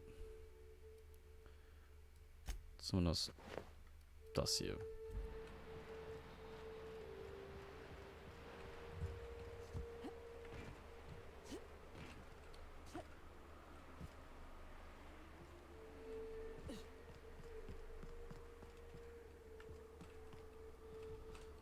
Gut, dann machen wir doch mal die Quest von Nyoka.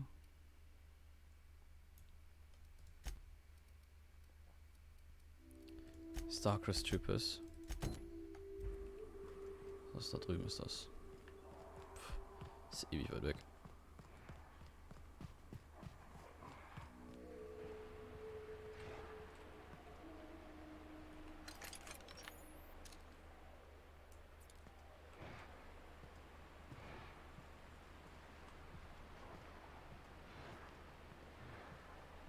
Der einzige Gegner, den ich da gerade sehe.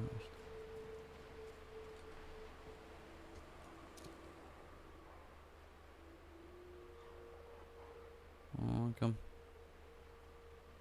Das Gesicht. Okay.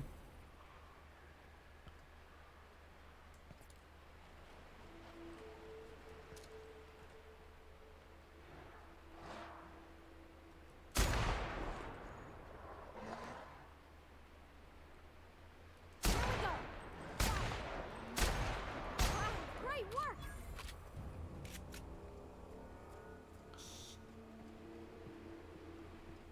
Was ist hier? Ist hier noch jemand?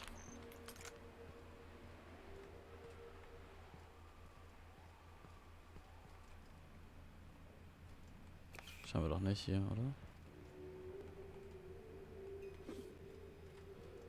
Oh, hier könnte ich eigentlich mit dem Wicker hingehen. Um mal seine Meinung zu dem Ort zu hören, weil er könnte noch was dazu sagen. Ist ja auch eine Kirche wie die auf Dings. Pick up a nice hat.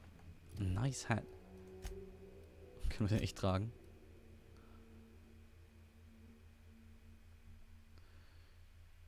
Alright. Kennen wir tatsächlich. Super witzig.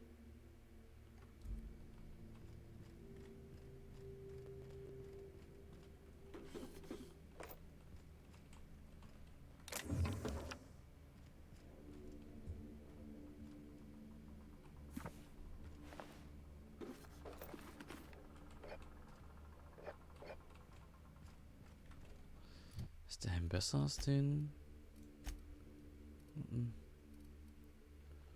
Ne.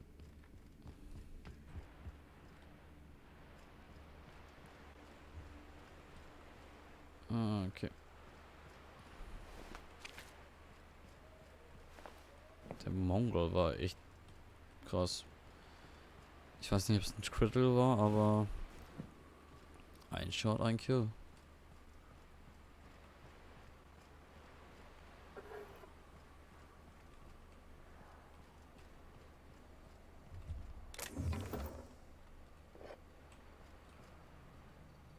Okay, niemand da.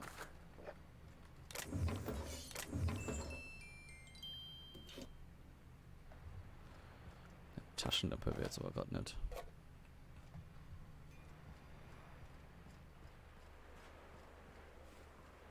Careful. Only things you'll find in the ruins are liable to shoot you or eat you. Or both. Or both. I wonder who used to live here. Do you suppose anyone remembers anymore?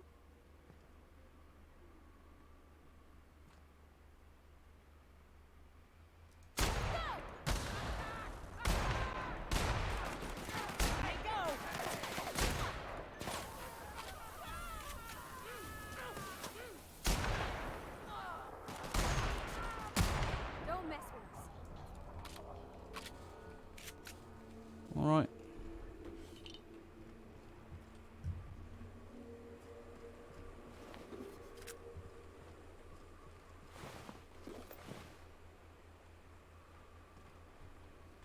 So, der andere hat nichts zum Looten. Skandalös. Skandalös.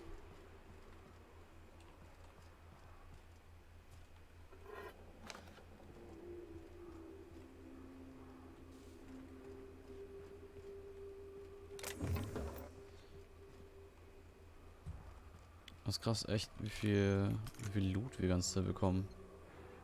Wie viel Munition wir die ganze Zeit bekommen. Das ist total. Ja. Also hier ist die Mather Residence. Das ist das, wovon. Also wo der Braddock sein sollte. A visitor? What an unexpected surprise! Please, come in. Come in. I'm getting real bad fight or flight right now. Watch your step. People ain't this friendly outside city walls. The Edgewater deserters were perfectly nice, and they lived outside the city walls. Well, maybe not Adelaide, but everyone else. That's the spirit. Now come in. Make yourselves comfortable. Thanks, don't mind if I do. Excellent. You've arrived at just the right time. Oh. My wife is putting the finishing touches on dinner. Oh. Please, make yourself at home until it's ready. Oh. Something ain't right about this. I have an idea what's not right about this. Das sind doch bestimmt Kannibalen. Ich hab's im Urin. Das sind so 100% Kannibalen.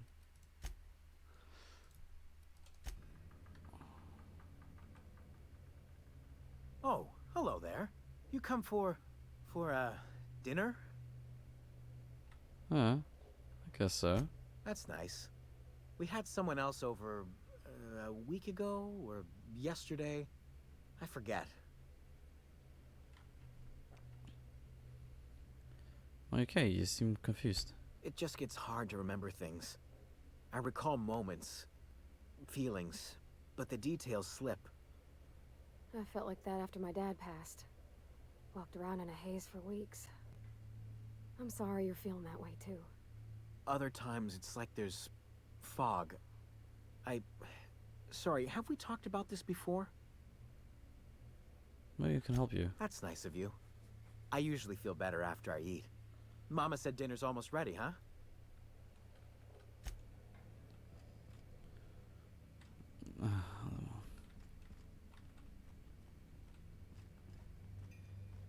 Ich geh mal nach oben. Lizzie Mather, ja.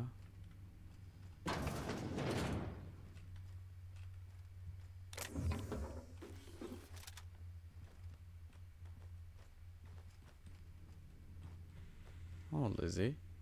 Hey, what are you doing in my room? Sorry, I was just looking around. Liar!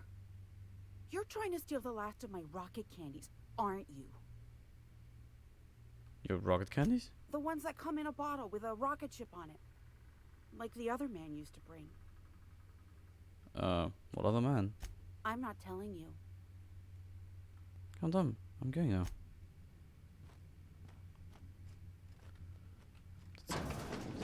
eigentlich die Leute? Ja. Also, ja, also das ist...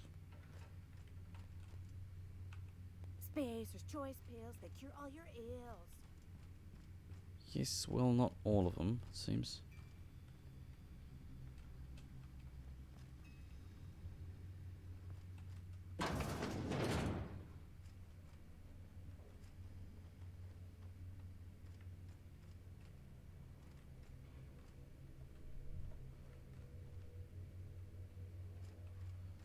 Ich weiß nicht, ob mir das einfach jetzt hier so sehr auffällt, dass die so Reinigungs-Stuff haben.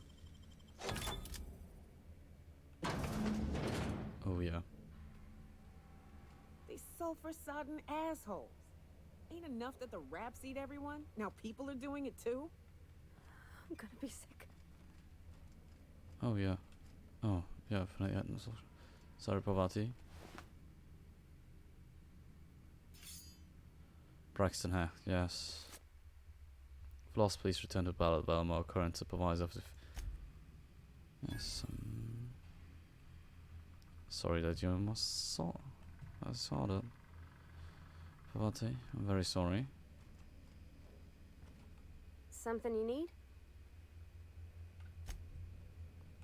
What's up? Can I ask you something? What's with the pleasantry? You want to know something?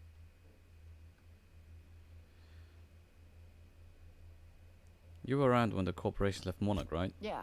At first, we all thought it was about damn time. I don't know if you've noticed, but Monarch ain't exactly easy on the spirit. Then it got uglier than a rat eating a sour grape. I had a lot, but what happened exactly? Everything that could have gone wrong did. Townships were promised evac shuttles that never came. Overland routes were attacked by marauders and wildlife. Supplies went missing, our equipment started corroding on account of the sulfur in the air. It was a fine mess.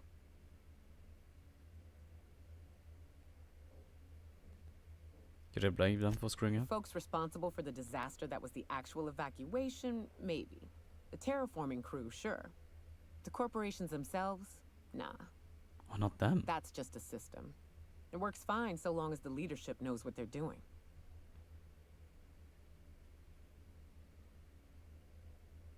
You're not good enough. Halston should be thriving, but red tape holds him back. Don't be naive, Captain. We'd still be on Earth if the corporations hadn't ponied up to the bits to get us out here. Progress requires structure. Nobody's gonna build a sewer pipe or a road if they don't got a boss telling them to. The bureaucracy's necessary. Understanding.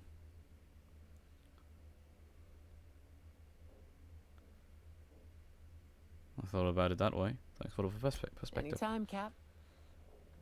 Cool. Understand.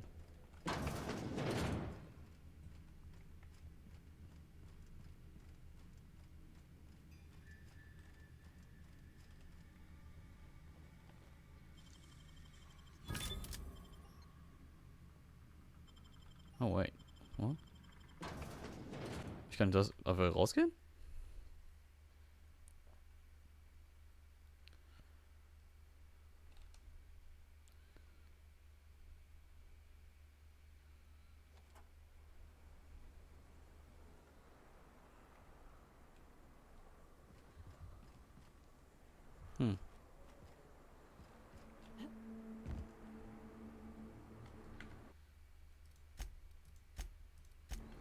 Ich frage mich, was es bringt, wenn ich jetzt zum Beispiel das da drüben abschieße.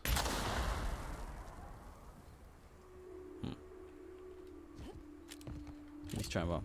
Aber. Autsch. Das Witzige ist, dass wir einfach hier unten wieder reingehen. Sie überraschen. Ich sagte überraschen. Going silent. But what's this? You're tracking blood into the kitchen. Oh dear. You've been nosy, haven't you?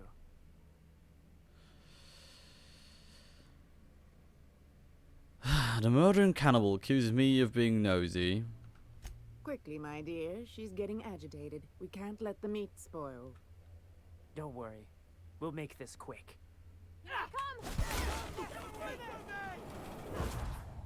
Alright.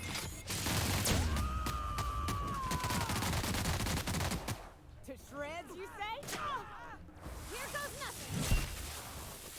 Yep. I ain't letting you die on my watch, kid.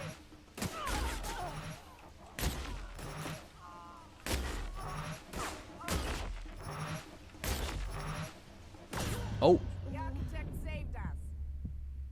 das hatte ich nicht erwartet. Muss ich zugeben. Ah, ne, müssen wir nochmal reingehen.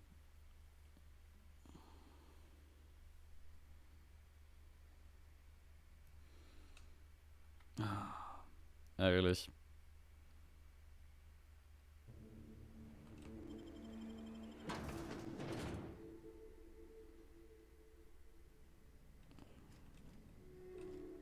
But what's the...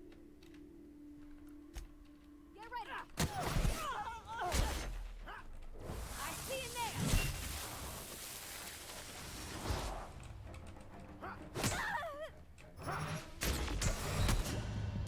Oh, was? Das war ein schnelles Ende, leider. Ich sollte drin speichern. Ich hätte jetzt nicht damit gerechnet, dass wir jetzt so schnell wieder sterben. Hm.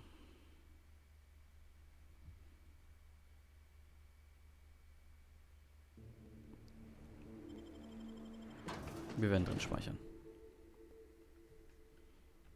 So.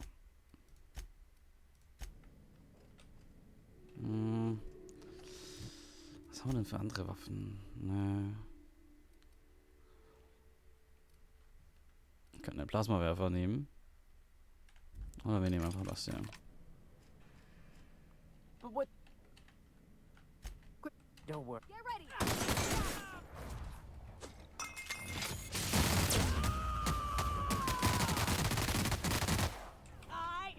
Here I go. Okay. Ah.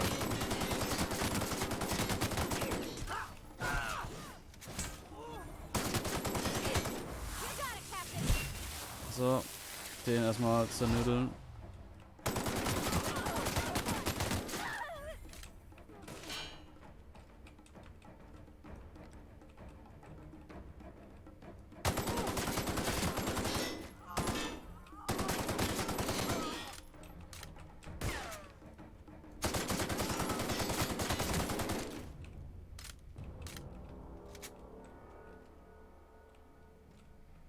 Haben wir alle? Ist da noch einer?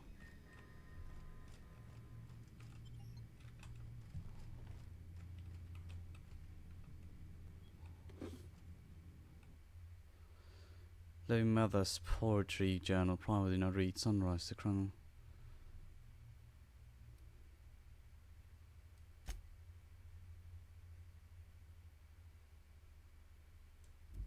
Okay, sie war mal poetisch, aber jetzt ist sie eher so, ja, nicht so healthy.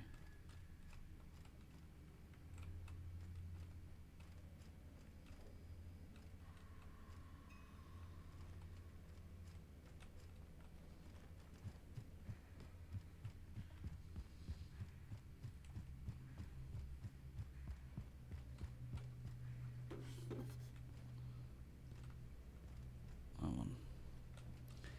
Wir hätten das Schwert nutzen sollen. Eigentlich tatsächlich.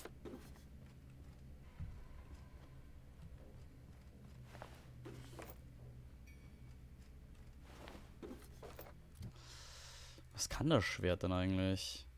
Supper Time 151. Nur. Ist ja lächerlich.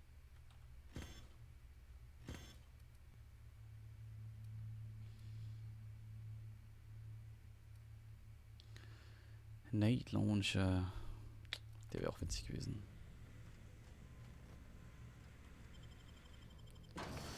Ah gut, dann wissen wir wenigstens, was mit dem Kollegen auch passiert ist. Ich frage mich nur, warum er da freiwillig hin ist.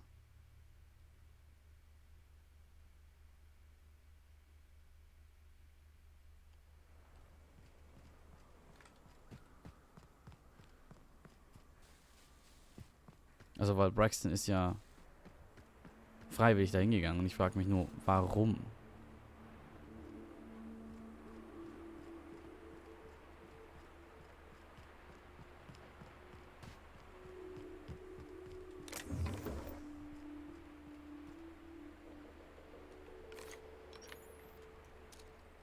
Okay, going quiet. Here we go.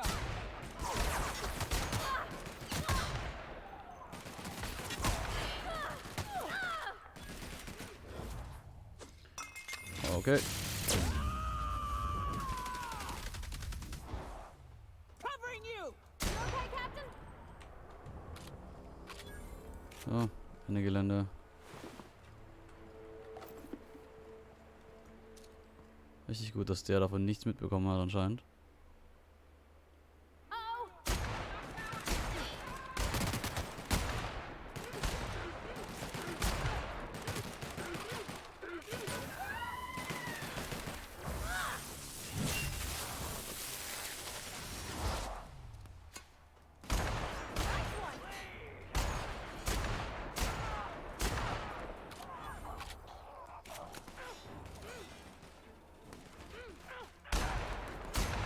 Don't mess with us.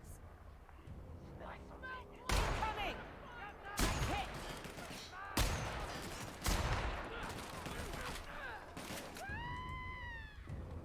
Okay. Ich würde sagen, ist alles geregelt.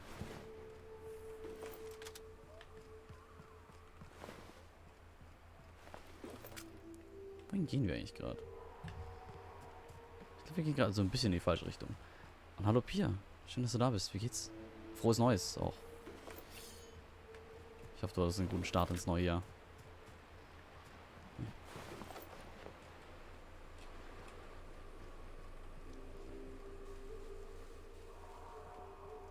Dankeschön.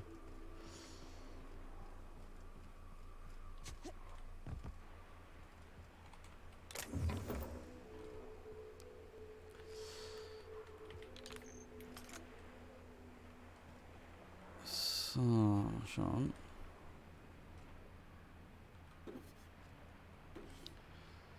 Was kann man denn hier so finden? Ah, cool. Da war ich schon. Ich muss echt mal das hier aussuchen.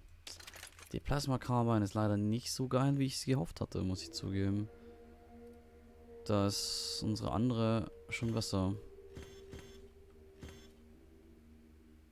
Light Machine Gun Mark II.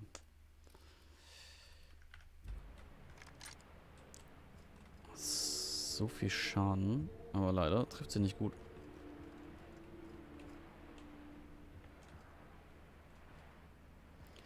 Genau, ich glaube, genau hier waren wir nämlich schon und haben hier das Bolt 52 Dings, die Cartridge gefunden. Und wir haben jetzt hier drin das eine Mädel da gefunden von Iconoclasts, die wir befreit haben. Oh. So.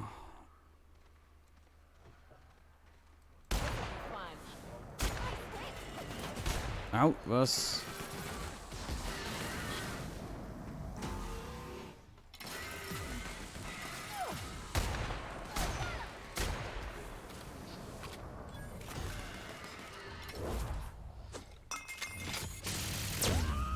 So. Darf die mal so ein bisschen ausrasten mit ihrem MG.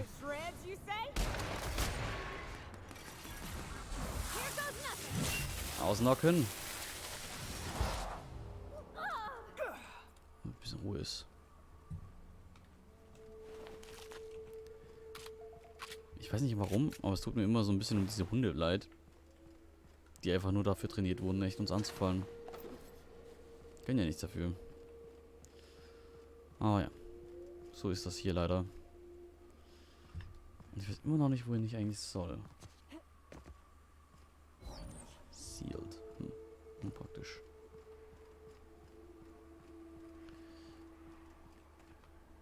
Ah ja. Wer hast du eigentlich denn Neujahr gefeiert? Was Besonderes gemacht?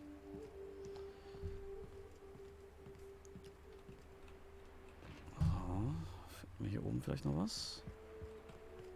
Irgendwas Spannendes?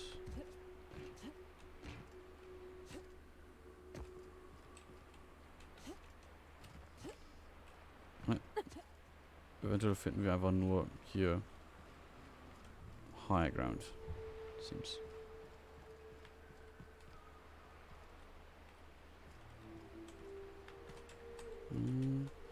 Ob wir den Sprung darüber schaffen, ist die Frage. Nein, den Sprung schaffen wir nicht. Autsch. Ja, das, nein.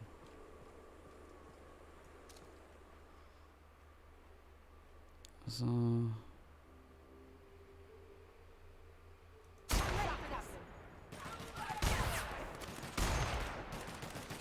versteck dich nicht.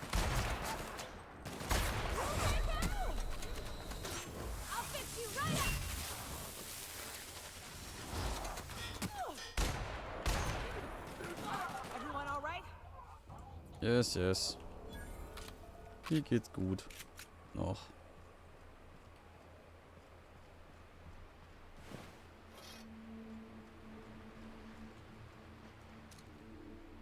Mehr noch von den Leuten, ey. So, ich sollte mal noch was trinken. Was trinken.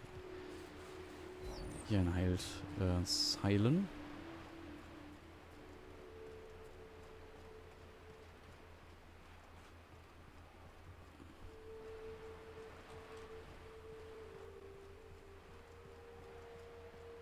Oh ja. Freut mich sehr, dass du da bist, Pia.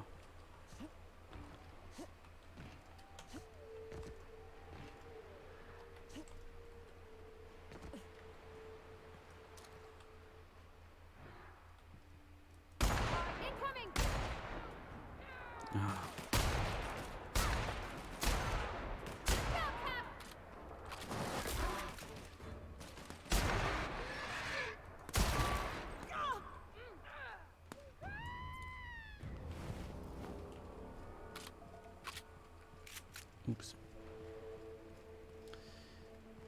Ja, das hat nicht so gut funktioniert, mit denen hier zu schießen, ohne dass Leute was mitbekommen.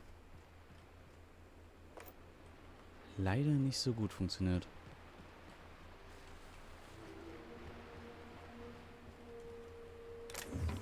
Ach witzig, ich finde gerade einfach nur die andere Tür zu Stellar Bay rein.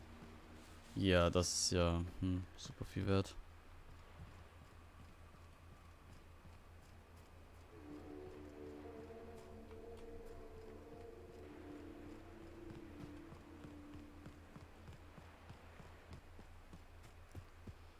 Aber hey, hier steht ein Raumschiff rum. So, klaubereit und so.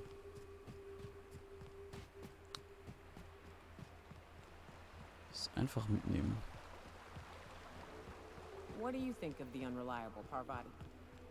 There's always something to fix, and it's neat working in the Aether. I always took Atmo for granted. Now, if I drill through the hull, we all suffocate. Exciting, you know? I'm not sure I wanted to know that. Being in space sets me on edge enough. You know about stellar emissions? Actually, I probably shouldn't tell you about those. I mean, not unless you want to know how we're all likely to get spacers lung. Right. Okay. When we get back to the ship, I'm drinking this conversation right out of my recollection. Okay. Ach ja.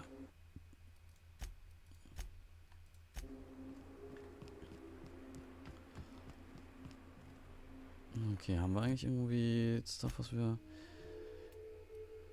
Ja, wir könnten ein paar so Dinge abgeben, weil... Wir müssen irgendwie nicht allen Bahnen mitschleifen. Ja, dann gehen wir kurz das Stellar Bay rein. Verkaufen ein paar Dinge und dann gehen wir wieder raus.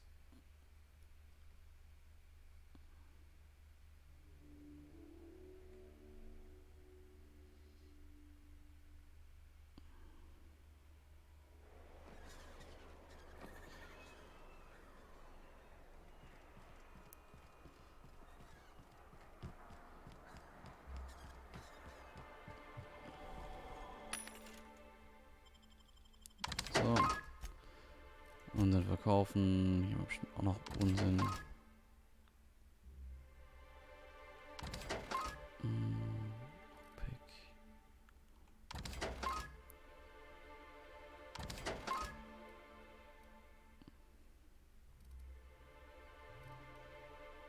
Okay.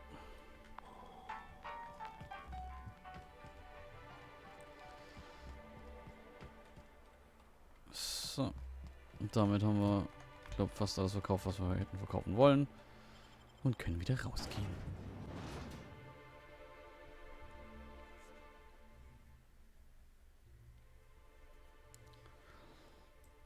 Und dann können wir mal wieder raufschauen, wo wir hin wollten. By the way, mir fällt gerade ein, eigentlich ist jetzt schon nach 12 Uhr und wir sollten hier Schluss machen an dieser Stelle. Leider.